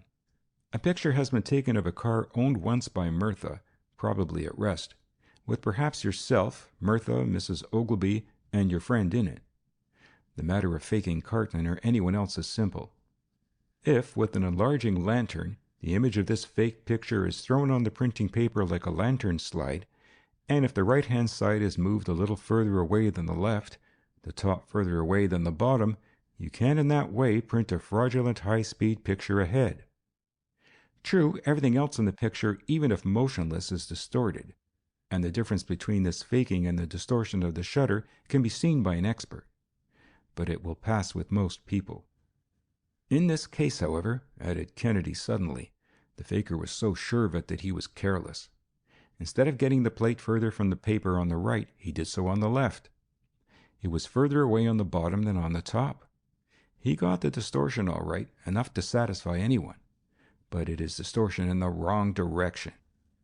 The top of the wheel, which goes fastest and ought to be most indistinct, is, in the fake, as sharp as any other part. It is a small mistake that was made, but fatal. Your picture is not of a joyride at all. It is really high speed, backwards. It is too raw, too raw. You don't think people are going to swallow all that stuff, do you? Asked Dorgan coolly, in spite of the exposures. What of it all? He asked surlily. I have nothing to do with it anyhow. Why do you come to me? Take it to the proper authorities. Shall I? Asked Kennedy quietly, leaning over and whispering a few words in Dorgan's ear. I could not hear what he said, but Dorgan appeared to be fairly staggered. When Kennedy passed out of the boss's office, there was a look of quiet satisfaction on his face which I could not fathom. Not a word could I extract from him on the subject either. I was still in the dark as to the result of his visit. End of chapter 23.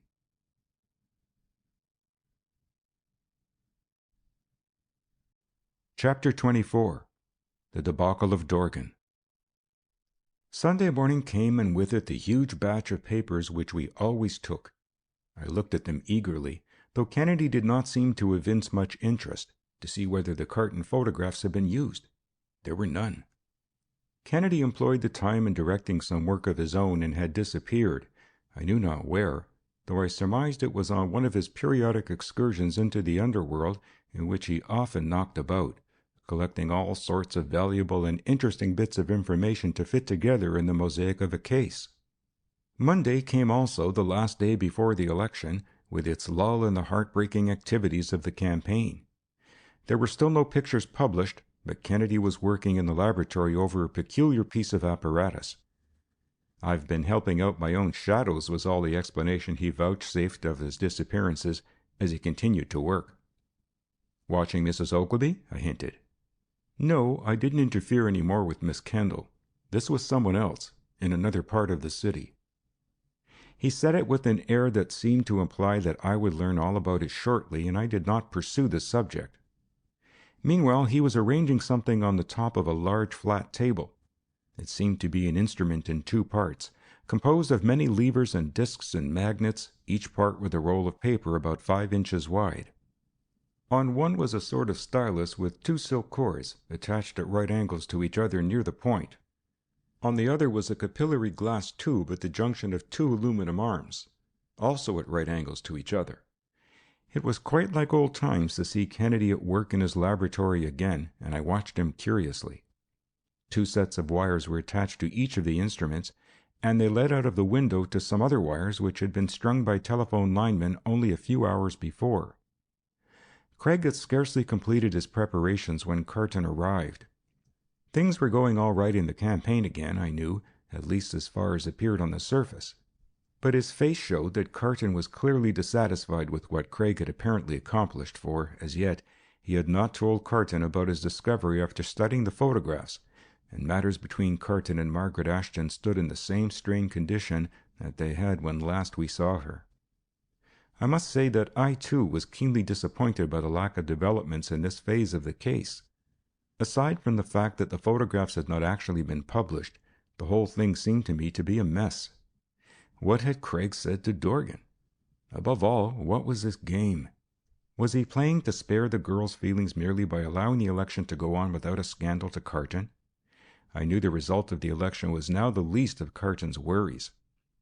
Carton did not say much, but he showed that he thought it high time for Kennedy to do something.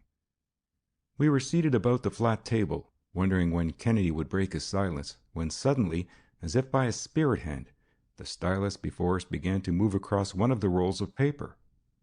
We watched it uncomprehendingly. At last I saw that it was actually writing the words. How was it working? Quickly, Craig seized the stylus on the lower part of the instrument and wrote in his characteristic scrawl, "All right, go ahead." "What is the thing?" asked Carton, momentarily forgetting his own worries at the new marvel before us. "An instrument that was invented many years ago, but has only recently been perfected for practical, everyday use. The telautograph, the long-distance writer," replied Kennedy, as we waited. "You see, with what amounts to an ordinary pencil, I have written on the paper of the transmitter. The silk cord attached to the pencil regulates the current which controls another capillary glass tube pen at the other end of the line. The receiving pen moves simultaneously with my stylus. It is the same principle as the pantograph, cut in half as it were, one half here, the other half at the other end of the line. 2 telephone wires in this case connecting the halves." "Ah, that's it. The pencil of the receiving instrument is writing again. Just a moment. Let us see what it is." I almost gasped in astonishment at the words that I saw. I looked again, for I could not believe my eyes. Still there it was. My first glance had been correct, impossible as it was. "I, Patrick Murtha," wrote the pen. "What is it?" asked Carton, awestruck. "A dead hand?" "Stop a minute," wrote Kennedy hastily. We bent over him closely. Craig had drawn from a packet several letters, which he had evidently secured in some way from the effects of Murtha. Carefully, minutely, he compared the words before us with the signatures at the bottom of the letters. "It is genuine!" he cried excitedly. "Genuine!" Carton and I echoed. What did he mean? Was this some kind of spiritism? Had Kennedy turned medium and sought a message from the other world to solve the inexplicable problems of this? It was weird, uncanny, unthinkable. We turned to him blankly for an explanation of the mystery. That wasn't Mirtha at all, whose body we saw at the morgue, he hurried to explain. That was all a frame-up. I thought as soon as I saw it that there was something queer.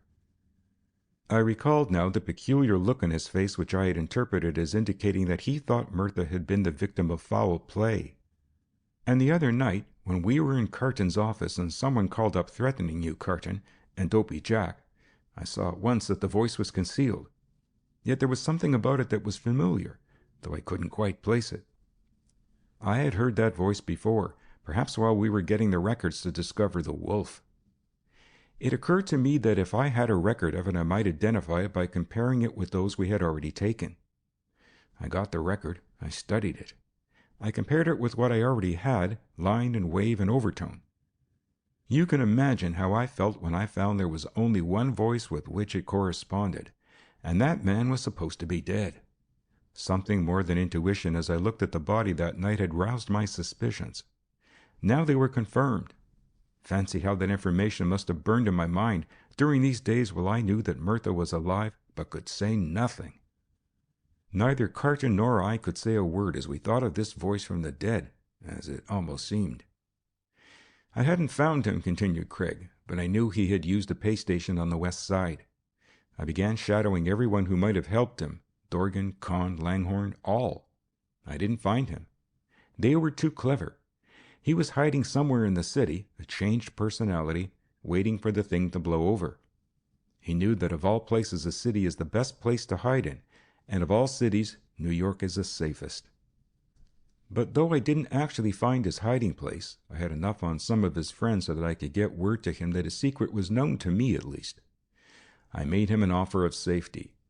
He need not come out of his hiding place, and I would agree to let him go where and when he pleased, without further pursuit from me, if he would let me install a telautograph in a neutral place which he could select in the other end in this laboratory. I myself do not know where the other place is. Only a mechanic sworn to secrecy knows, and neither Mirtha nor myself know him. If Mirtha comes across, I have given my word of honor that before the world he shall remain a dead man, free to go where he pleases and enjoy such of his fortune as he was able to fix so that he could carry it with him into his new life. Carton and I were entranced by the romance of the thing. Mirtha was alive.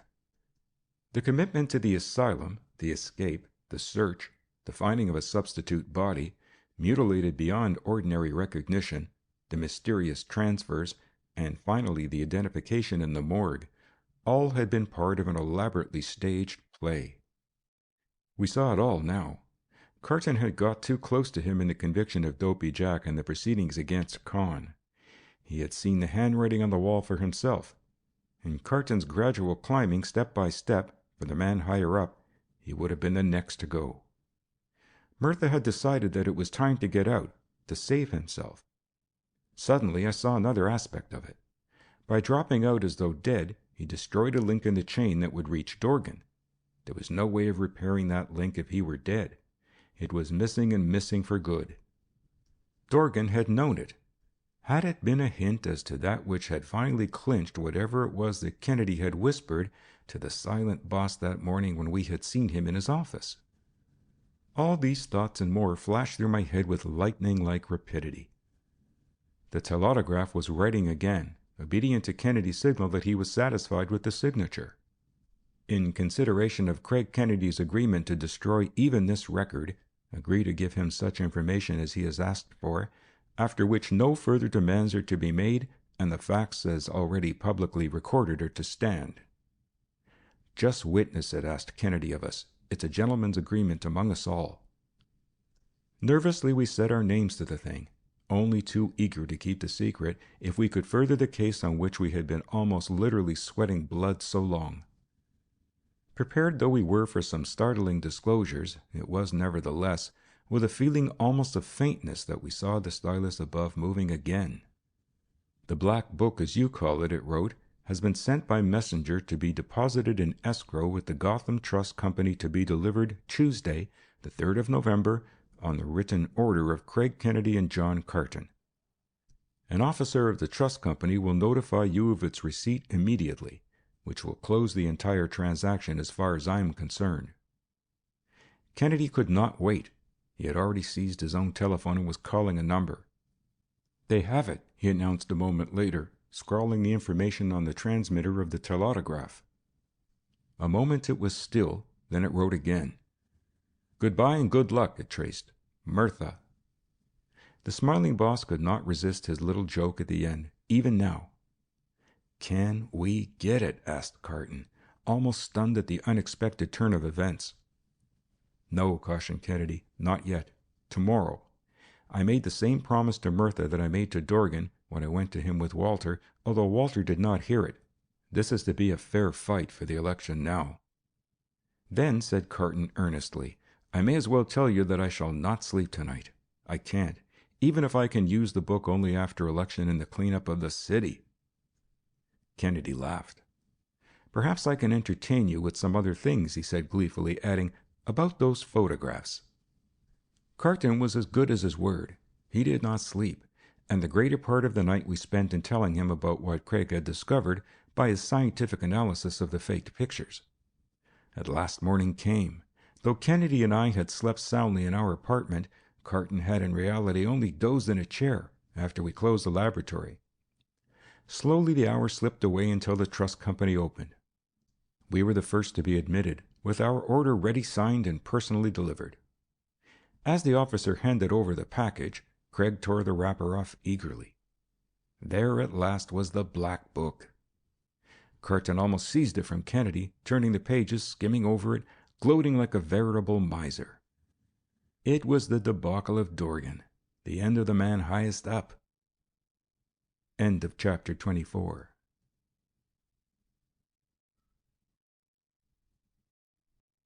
Chapter 25. The Blood Crystals. Much as we had accomplished, we had not found Betty Blackwell.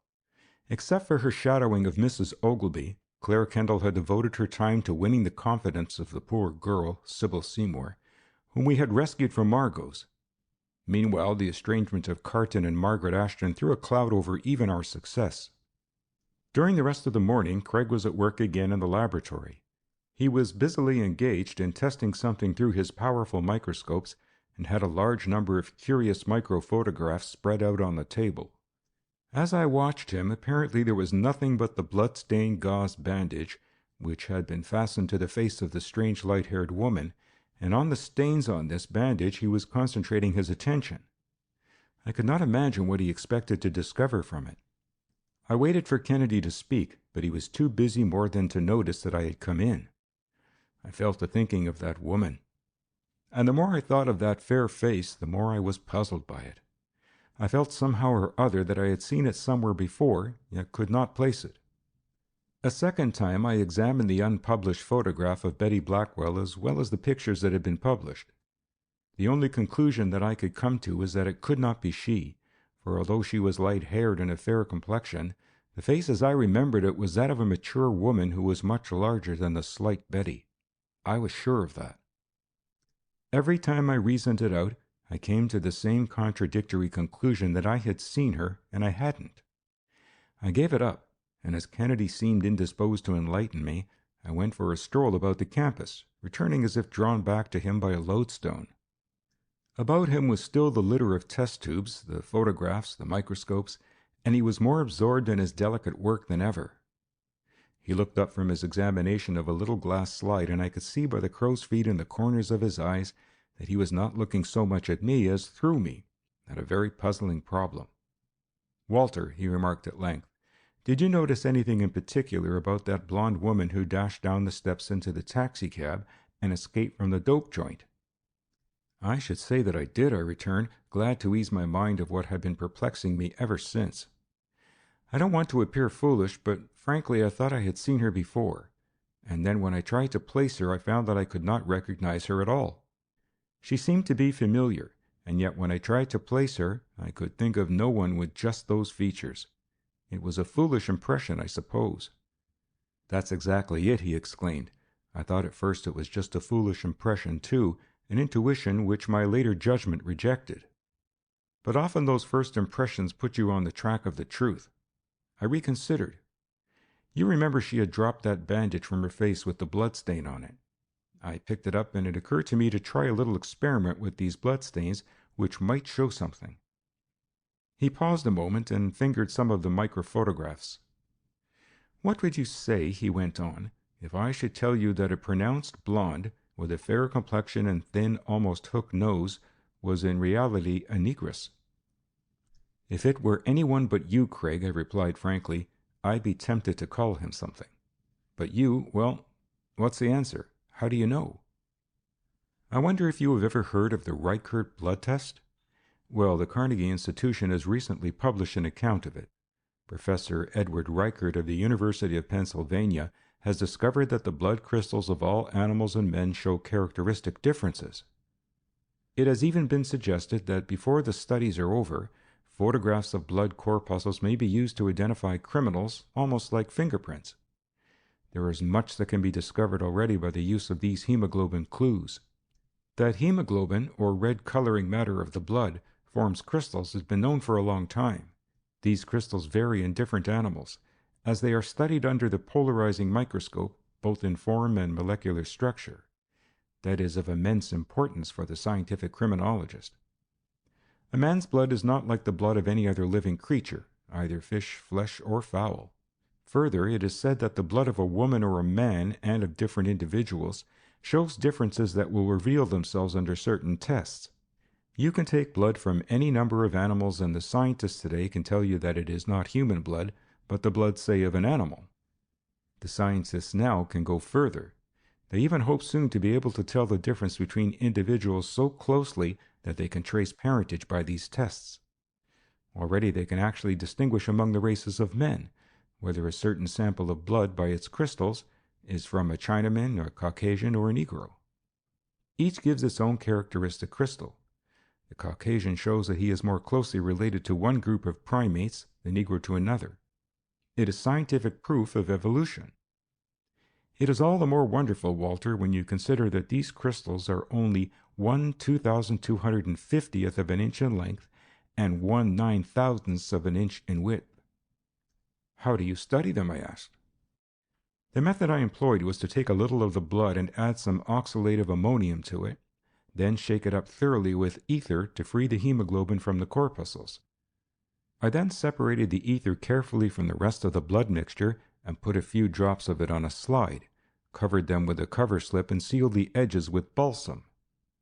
Gradually the crystals appear, and they can be studied and photographed in the usual way, not only the shapes of the crystals, but also the relation that their angles bear to each other.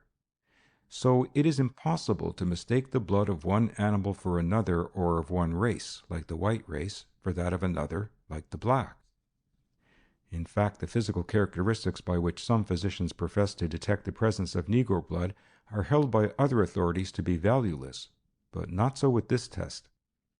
"And you have discovered in this case," I asked, "that the blood on the bandage from the face of that woman who escaped was not the blood of a pure Caucasian.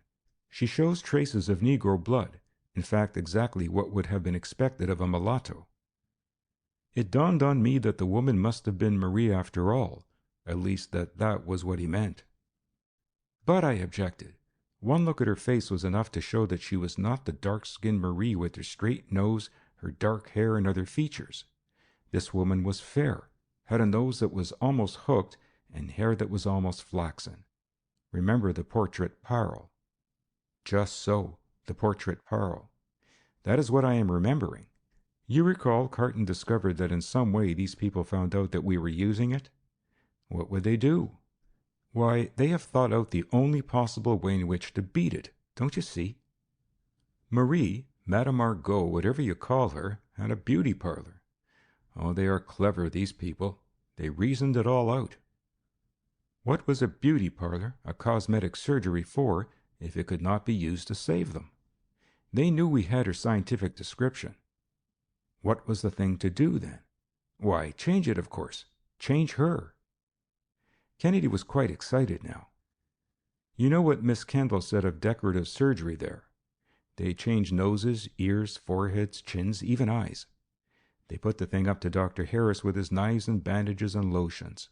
He must work quickly. It would take all his time. So he disappeared into Margot's and stayed there. Marie also stayed there until such time as she might be able to walk out, another person entirely. Harris must have had charge of her features. The attendants in Margot's had charge of her complexion and hair. Those were the things in which they specialized. Don't you see it all now? She could retire a few days into the dope joint next door, and she would emerge literally a new woman ready to face us, even with Bertillon's portrait parle against her. It was amazing how quickly Kennedy pieced the facts together into an explanation. Yes, he concluded triumphantly, that blonde woman was our dark-skinned mulatto made over, Marie. But they can't escape the power of science, even by using science themselves. She might change her identity to our eyes, but she could not before the Riker test on the microscope. No, the Ethiopian could not change her skin before the eye of science.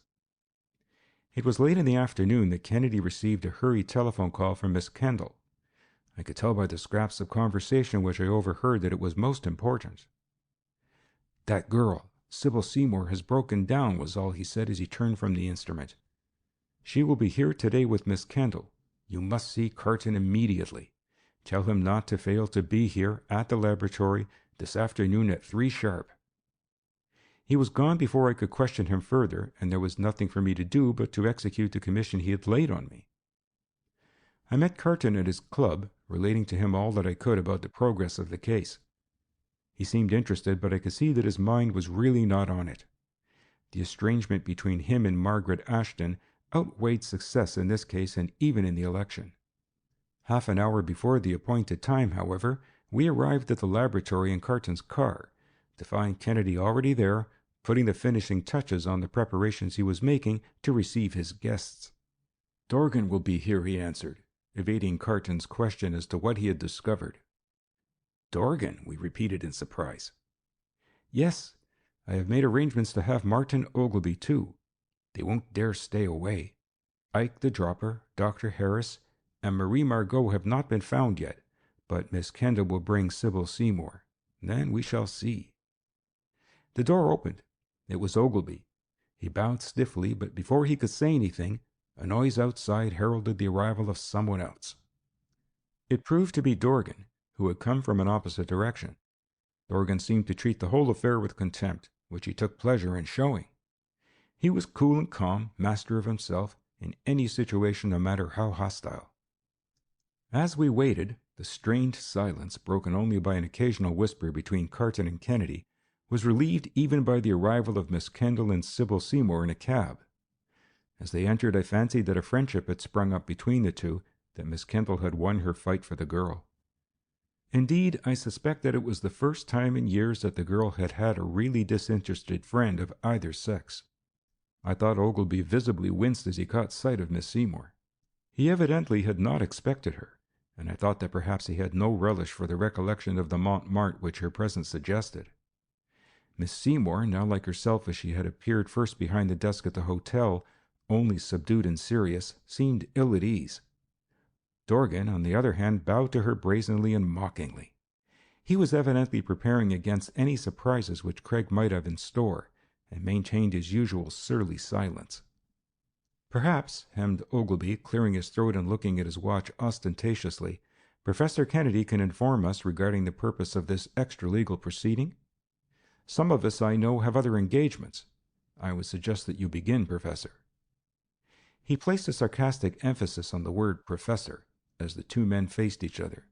Craig tall, clean-cut, earnest; Ogilvy polished, smooth, keen. "Very well," replied Craig with that steel-trap snap of his jaws which I knew boded ill for someone. "It is not necessary for me to repeat what has happened at the Montmartre and the beauty parlor adjoining it," began Kennedy deliberately. "One thing, however, I want to say. Twice now I have seen Dr. Harris handing out packets of drugs. Once to Ike the Dropper, agent for the police and a corrupt politician, and once to a mulatto woman, almost white, who conducted the beauty parlor and dope joint which I have mentioned, a friend and associate of Ike the Dropper, and a constant go-between from Ike to the corrupt person higher up. This woman, whom I have just mentioned, we have been seeking by use of Bertillon's new system of the portrait parle. She has escaped, for the time, by a very clever ruse, by changing her face in the beauty parlor. She is Madame Margot herself." Not a word was breathed by any of the little audience as they hung on Kennedy's words. Why was it necessary to get Betty Blackwell out of the way, he asked suddenly. Then, without waiting for an answer, you know, and District Attorney Carton knows. Someone was afraid of Carton and his crusade. Someone wanted to destroy the value of that black book, which I now have. The only safety lay in removing the person whose evidence would be required in court to establish it, Betty Blackwell. And the manner? What more natural than to use the dope fiends and the degenerates of the Montmartre gang? That's silly, interrupted Ogilvy contemptuously. Silly? You can say that? You, the tool of that monster? It was a woman's voice that interrupted. I turned. Sybil Seymour, her face blazing with resentment, had risen and was facing Ogilvy squarely. You lie, exclaimed the silent boss, forgetting both his silence and his superciliousness. The situation was tense as the girl faced him. Go on, Sybil, urged Claire. Be careful, woman, cried Dorgan roughly. Sybil Seymour turned quickly to her new assailant. You are the man for whom we were all coined into dollars, she scorned. Dorgan, politician, man higher up. You reap the profits through your dirty agent, Ike the Dropper, and those over him. Even the police you controlled. Dr. Harris, Marie Margot, all your tools. And the worst of them all is this man Martin Ogilvy. Dorgan's face was livid. For once in his life he was speechless rather than silent, as the girl poured out the inside gossip of the Montmartre which Kennedy had now stamped with the earmarks of legal proof. She had turned from Dorgan, as if from an unclean animal, and was now facing Ogilvy. As for you, Martin Ogilvy, they call you a clubman and society leader. Do you want to know what club I think you really belong to? You who have involved one girl after another in the meshes of this devilish system? You belong to the abduction club. That is what I would call it, you libertine. End of chapter 25.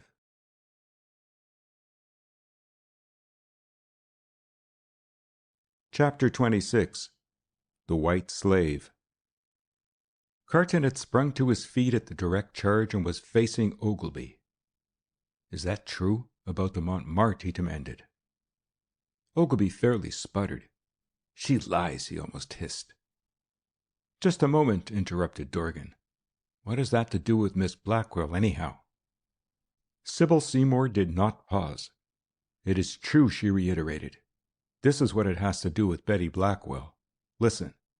He is the man who led me on, who would have done the same to Betty Blackwell. I yielded, but she fought.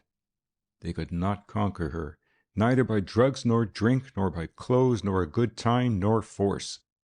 I saw it all in the Montmartre and the beauty parlor. All. Lies! All lies! Hissed Ogilvy, beside himself with anger. No, no, cried Sybil. I do not lie. Mr. Carton and this good woman, Miss Kendall, who is working for him, are the first people I have seen since you, Martin Ogilvy, brought me to the Montmartre, who have ever given me a chance to become again what I was before you and your friends got me. Have a care, young woman, interrupted Dorgan, recovering himself as she proceeded. There are laws and— I don't care a rap about laws such as yours. As for the gangs, that was what you were going to say. I'd snap my fingers in the face of Ike the Dropper himself if he were here. You could kill me, but I would tell the truth. Let me tell you my case, she continued, turning an appeal to the rest of us. The case of a poor girl in a small city near New York who liked a good time, liked pretty clothes, a ride in an automobile, theaters, excitement, bright lights, nightlife. I liked them. He knew that. He led me on, made me like him. And when I began to show the strain of the pace, we all show it more than the men, he cast me aside like a squeezed-out lemon. Sybil Seymour was talking rapidly, but she was not hysterical. Already you know Betty Blackwell's story, part of it, she hurried on. Miss Kendall has told me how she was bribed to disappear. But beyond that, what? For a moment she paused. No one said a word. Here at last was the one person who held the key to the mystery. She did disappear. She kept her word. At last she had money, the one thing she had longed for. At last she was able to gratify those desires to play the fashionable lady which her family always felt. What more natural, then, than while she must be kept in hiding, to make one visit to the beauty parlor to which so many society women went, Margot's. It was there that she went on the day that she disappeared. We were hanging breathlessly now on the words of the girl as she untangled the sordid story. "And then," prompted Kennedy. "Then came into play another arm of the system," she replied. "They tried to make sure that she would disappear. They tried the same arts on her that they had on me, this man and the gang about him. He played on her love of beauty, and Madame Margot helped him. He used the Montmartre and the futurist to fascinate her, but still she was not his. She let herself drift along, perhaps because she knew that her family was every bit the equal socially of his own. Madame Margot tried drugs, first the dope cigarette, then drugs that had to be forced on her. She kept her in that joint for days by force, and there where I went for relief day after day from my own bitter thoughts I saw her, in that hell which Miss Kendall now by her evidence will close forever. Still she would not yield. I saw it all. Maybe you will say I was jealous because I had lost him. I was not. I hated him. You do not know how close hate can be to love in the heart of a woman. I could not help it. I had to write a letter that might save her. Miss Kendall has told me about the typewritten letters, how you, Professor Kennedy, traced them to the Montmartre. I wrote them, I admit, for these people. I wrote that stuff about drugs for Dr. Harris, and I wrote the first letter of all to the district attorney. I wrote it for myself and signed it as I am, God forgive me, an outcast." The poor girl, overwrought by the strain of the confession that laid bare her very soul, sank back in her chair and cried, as Miss Kendall gently tried to soothe her. Dorgan and Ogilvy listened sullenly. Never in their lives had they dreamed of such a situation as this. There was no air of triumph about Kennedy now over the confession, which with the aid of Miss Kendall he had staged so effectively. Rather it was a spirit of earnestness, of retribution, justice. "You know all this?" he inquired gently of the girl. "I saw it," she said simply, raising her bowed head. Dorgan had been doing some quick thinking. He leaned over and whispered quickly to Ogilvy. "Why was she not discovered, then, when these detectives broke into the private house? An act which they themselves will have to answer for when the time comes," demanded Ogilvy. It seemed as if the mere sound of his voice roused the girl. "Because it was dangerous to keep her there any longer," she replied. "I heard the talk about the hotel, the rumor that someone was using this new French detective scheme. I heard them blame the district attorney, who was clever enough to have others working on the case whom you did not know. While you were watching his officers, Mr. Kennedy and Miss Kendall were gathering evidence almost under your very eyes. But you were panic-stricken. You and your agents wanted to remove the danger of discovery. Dr. Harris and Marie Margot had a plan which you grasped at eagerly. There was Ike the Dropper, that scoundrel who lives on women. Between them you would spirit her away. You were glad to have them do it, little realizing that, with every step, they had you involved deeper and worse. You forgot everything, all honor and manhood in your panic. You were ready to consent, to urge any course that would relieve you, and you have taken the course that involves you worse than any other." "Who will believe a story like that?" demanded Ogilvy. "What are you, according to your own confession? Am I to be charged with everything this gang, as you call it, does? You are their agent, perhaps working for this blackmailing crew. But I tell you, I will fight. I will not be blackened by—" Sybil laughed half hysterically. "Blackened?" she repeated. "You who would put this thing all off on others who worked for you, who played on your vices and passions, not because you were weak, but because you thought you were above the law.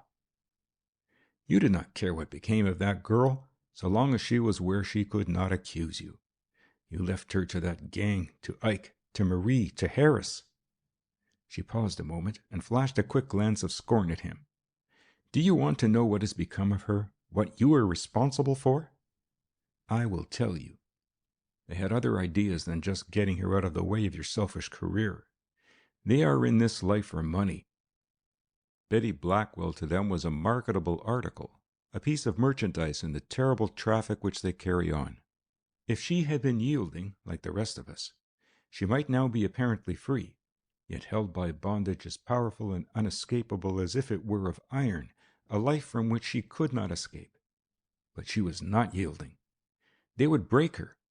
Perhaps you have tried to ease your conscience, if you have any, by the thought that it is they, not you, who have hidden her away somewhere now. You cannot escape that way. It was you who made her, who made others of us what we are. Let her rave, Ogilvy, sneered Dorgan. Yes, raving, that's it, echoed Ogilvy. But his expression belied him. There it is, she continued. You have not even an opinion of your own. You repeat even the remarks of others. They have you in their power. You have put yourself there. All very pretty, remarked Dorgan with biting sarcasm. All very cleverly thought out. So nice here. Wait until you have to tell that story in court. You know the first rule of equity. Do you go into court with clean hands? There is a day of reckoning coming to you, young woman, and to these other meddlers here, whether they are playing politics or meddling just because they are old maidish busybodies. She was facing the politician with burning cheeks. You, she scorned, belong to an age that is passing away. You cannot understand these people like Miss Kendall, like Mr. Carton, who cannot be bought and controlled like your other creatures.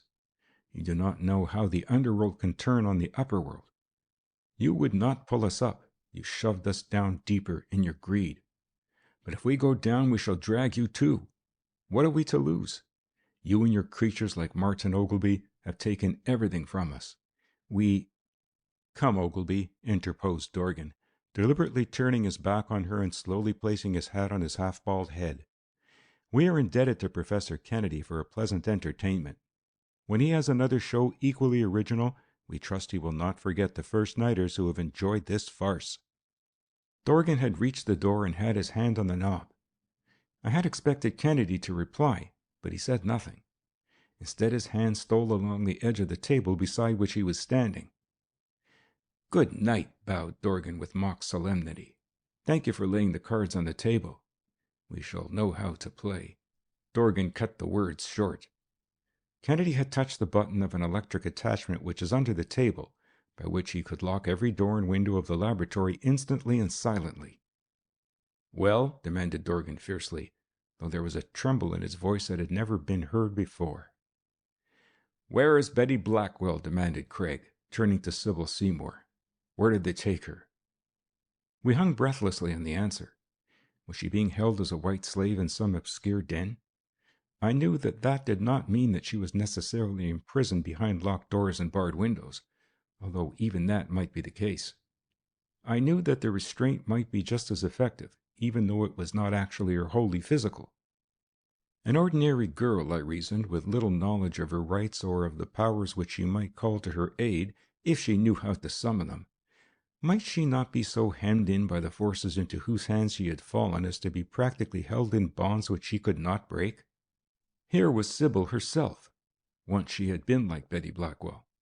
Indeed, when she seemed to have every chance to escape, she did not. She knew how she could be pursued, hounded at every turn, forced back, and her only course was to sink deeper into the life. The thought of what might be accomplished by drugs startled me. Claire bent over the poor girl reassuringly. What was it that seemed to freeze her tongue now? Was it still some vestige of the old fear under which she had been held so long? Claire strove, although we could not hear what she was saying, to calm her. At last Sybil raised her head, with a wild cry, as if she were sealing her own doom. It was Ike. He kept us all in terror. Oh, if he hears, he will kill me, she blurted out. Where did he take her? Asked Claire. She had broken down the girl's last fear. To that place on the west side, that black and tan joint, where Marie Margot came from before the gang took her in. Carton, called Kennedy. You and Walter will take Miss Kendall and Miss Seymour. Let me see. Dorgan, Ogilvy, and myself will ride in the taxicab. Carton was toying ostentatiously with a police whistle as Dorgan hesitated, then entered the cab. I think at the joint, as we pulled up with a rush after our wild ride downtown, they must have thought that a party of revelers had dropped in to see the sights. It was perhaps just as well that they did, for there was no alarm at first. As we entered the black and tan joint, I took another long look at its forbidding exterior. Below it was a saloon and dance hall. Above it was a hotel. It was weather-beaten, dirty and unsightly without, except for the entrance. Unsanitary, ramshackle within, except for the tawdry decorations. At every window were awnings and all were down, although it was on the shady side of the street in the daytime and it was now getting late. That was the mute signpost to the initiated of the character of the place. Instead of turning downstairs where we had gone on our other visit, Kennedy led the way up through a door that read, Hotel Entrance, Office. A clerk at a desk in a little alcove on the second floor mechanically pushed out a register at us, then, seeming to sense trouble, pulled it back quickly and with his foot gave a sharp kick at the door of a little safe, locking the combination. I'm looking for someone, was all Kennedy said. This is the district attorney. We'll go through. Yes, you will. It was Ike the Dropper. He had heard the commotion and, seeing ladies, came to the conclusion that it was not a police plainclothes raid, but some new game of the reformers. He stopped short in amazement at the sight of Dorgan and Ogilvy. Well, I'll be. Carton, Walter, shouted Kennedy. Take care of him. Watch out for a knife or gun. He's soft, though. Carton, the whistle. Our struggle with the redoubtable Ike was short and quickly over. Sullen and with torn clothes and bleeding face, we held him until the police arrived and turned him over to the law. At a room on the same floor, Craig knocked. Come in, answered a woman's voice. He pushed open the door. There was the woman who had fled so precipitately from the dope joint. Evidently she did not recognize us. You are under arrest, announced Kennedy. The blonde woman laughed mockingly. Under arrest? For what? You are Marie Margot.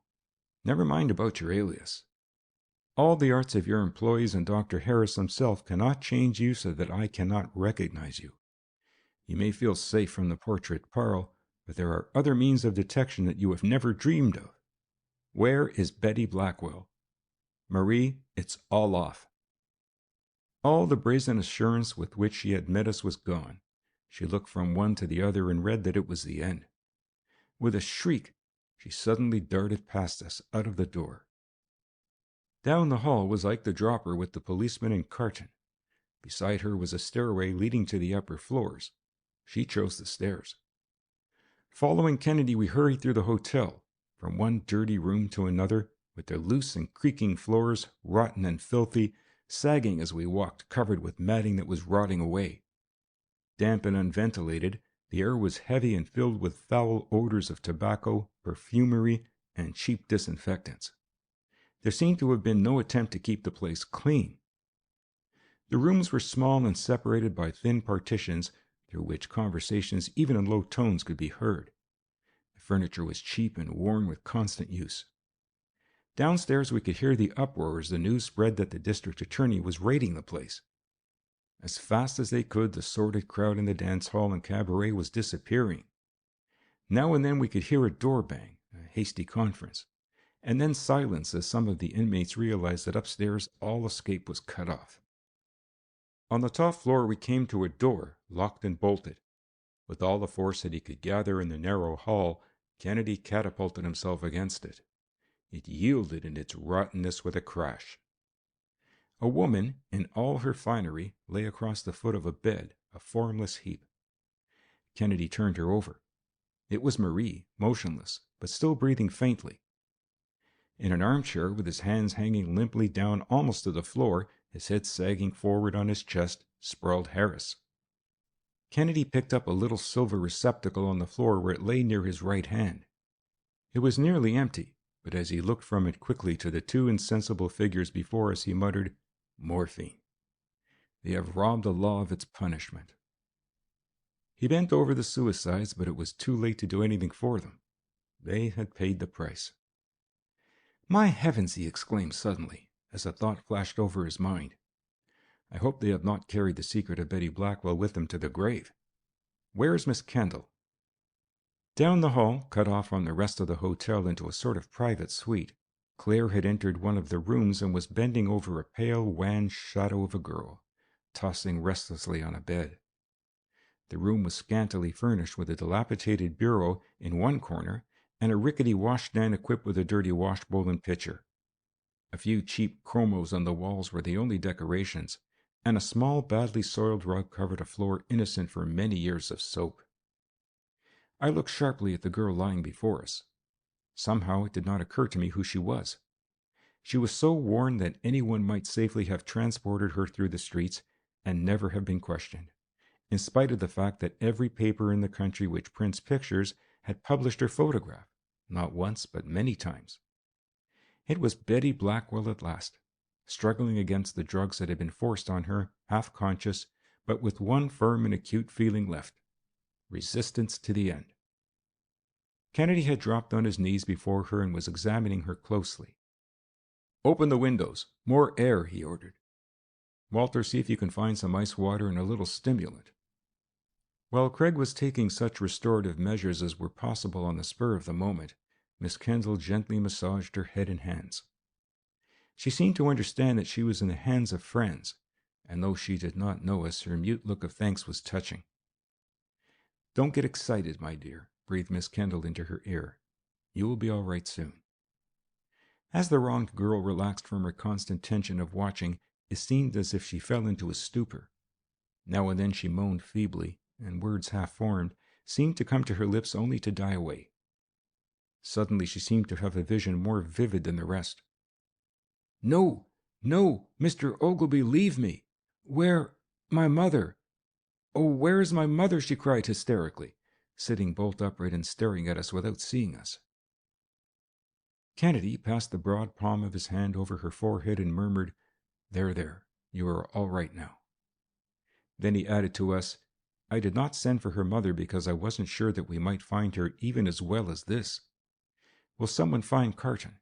Get the address and send a messenger for Mrs. Blackwell." Sybil was on her knees by the bedside of the girl, holding Betty's hand in both her own. "You poor, poor girl," she cried softly. "It is dreadful." She had sunk her head into the worn and dirty covers of the bed. Kennedy reached over and took hold of her arm. "She will be all right soon," he said reassuringly. "Miss Kendall will take good care of her." As we descended the stairs, we could see Carton at the foot. A patrol wagon had been backed up to the curb in front, and the inmates of the place were being taken out, protesting violently at being detained. Further down the hall, by the office, Dorgan and Ogilvy were storming, protesting that influence would break everyone concerned, from Carton down to the innocent patrolman. Kennedy listened a moment, then turned to Claire Kendall. "I will leave Miss Blackwell in your care," he said quietly. "It is on her we must rely to prove the contents of the Black Book." Claire nodded, as with a clang, Carton drove off with his prisoners to see them safely entered on the blotter. "Our work is over," remarked Kennedy, turning again to Miss Kendall, in a tone as if he might have said more, but refrained. Looking Craig frankly in the eye, she extended her hand in that same cordial straight-arm shake with which she had first greeted us, and added, "But not the memory of this fight we have won." End of chapter 26.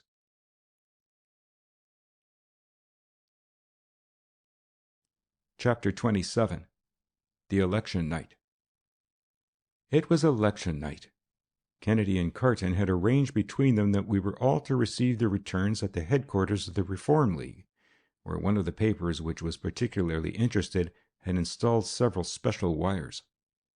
The polls had scarcely closed when Kennedy and I, who had voted early, if not often, in spite of our strenuous day, hastened up to the headquarters.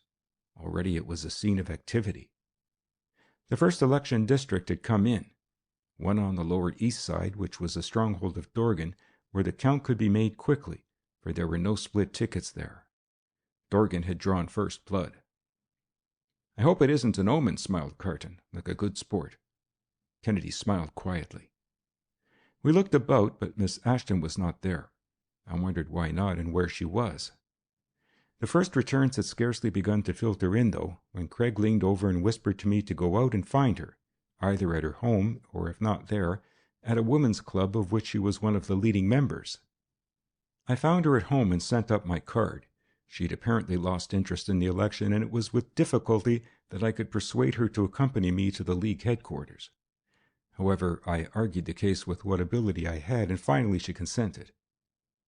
The other members of the Ashton family had monopolized the cars, and we were obliged to take a taxicab. As our driver threaded his way slowly and carefully through the thronged streets, it gave us a splendid chance to see some of the enthusiasm. I think it did Margaret Ashton good, too, to get out, instead of brooding over the events of the past few days as she had seen them.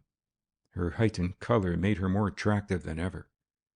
The excitement of any other night in the year paled to insignificance before this. Distracted crowds everywhere were cheering and blowing horns. Now a series of wild shouts broke forth from the dense mass of people before a newspaper bulletin board. Now came sullen groans, hisses, and catcalls, or all together with cheers as the return swung in another direction. Not even baseball could call out such a crowd as this. Enterprising newspapers had established places at which they flashed out their returns on huge sheets on every prominent corner. Some of them had bands and moving pictures and elaborate forms of entertainment for the crowds. Now and then, where the crowd was more than usually dense, we had to make a wide detour. Even the quieter streets seemed alive. On some, boys had built huge bonfires from barrels and boxes that had been saved religiously for weeks or surreptitiously purloined from the grocer or the patient householder. About the fires they kept an ever-watchful eye for the descent of their two sworn enemies, the policemen and the rival gang privateering in the name of a hostile candidate. Boys with armfuls of newspapers were everywhere, selling news that in the rapid-fire change of the statistics seemed almost archaeologically old. Lights blazed on every side. Automobiles honked and ground their gears. The lobster palaces, where for weeks Francois, Carl, and William had been taking small treasury notes for tables reserved against the occasion, were thronged. In theaters, people squirmed uneasily until the ends of acts, in order to listen to returns read from the stage before the curtain. Police were everywhere. People with horns and bells and all manner of noise-making devices, with confetti and ticklers, pushed up one side of Broadway and down on the other. At every square they congested foot and vehicle traffic as they paused ravenously to feed on the meager bulletins of news. Yet, back of all the noise and human energy, as a newspaper man, I could think only of the silent, systematic gathering and editing of the news, of the busy scenes that each journal's office presented, the haste, the excitement, the thrill and the very smell of the printer's ink. Miss Ashton, I was glad to note, as we proceeded downtown, fell more and more into the spirit of the adventure. High up in the League headquarters in the tower, when we arrived, it was almost like a newspaper office to me. A corps of clerks was tabulating returns, comparing official and semi-official reports. As first the city swung one way, then another, our hopes rose and fell. I could not help noticing, however, after a while that Miss Ashton seemed cold and ill at ease. There was such a crowd there of Leaguers and their friends that it was easily possible for her not to meet Carton. But as I circulated about in the throng, I came upon him. Carton looked worried and was paying less attention to the returns than seemed natural. It was evident that, in spite of the crowd, she had avoided him and he hesitated to seek her out. There were so many things to think of thrusting themselves into one's attention that I could follow none consistently. First I found myself wondering about Carton and Miss Ashton. Before I knew it, I was delivering a snap judgment on whether the uptown residence district returns would be large enough to overcome the hostile downtown vote. I was frankly amazed now to see how strongly the city as a whole was turning to the Reform League. A boy pushing through the crowd came upon Kennedy and myself talking to Miss Ashton. He shoved a message quickly into Craig's hand and disappeared. "For heaven's sake," he exclaimed as he tore open the envelope and read. "What do you think of that? My shadows report that Martin Ogilby has been arrested, and his confession will be enough, with the Black Book and Betty Blackwell, to indict Dorgan. Kahn has committed suicide.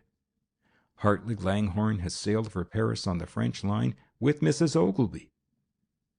"Mary Ogilby? Eloped?" repeated Miss Ashton, aghast. The very name seemed to call up unpleasant associations, and her face plainly showed it. Kennedy had said nothing to her since the day when he had pleaded with her to suspend judgment. "By the way," he said in a low voice, leaning over toward her, Have you heard that those pictures of her were faked? It was really Dorgan, and some crook photographer cut out his face and substituted Carton's.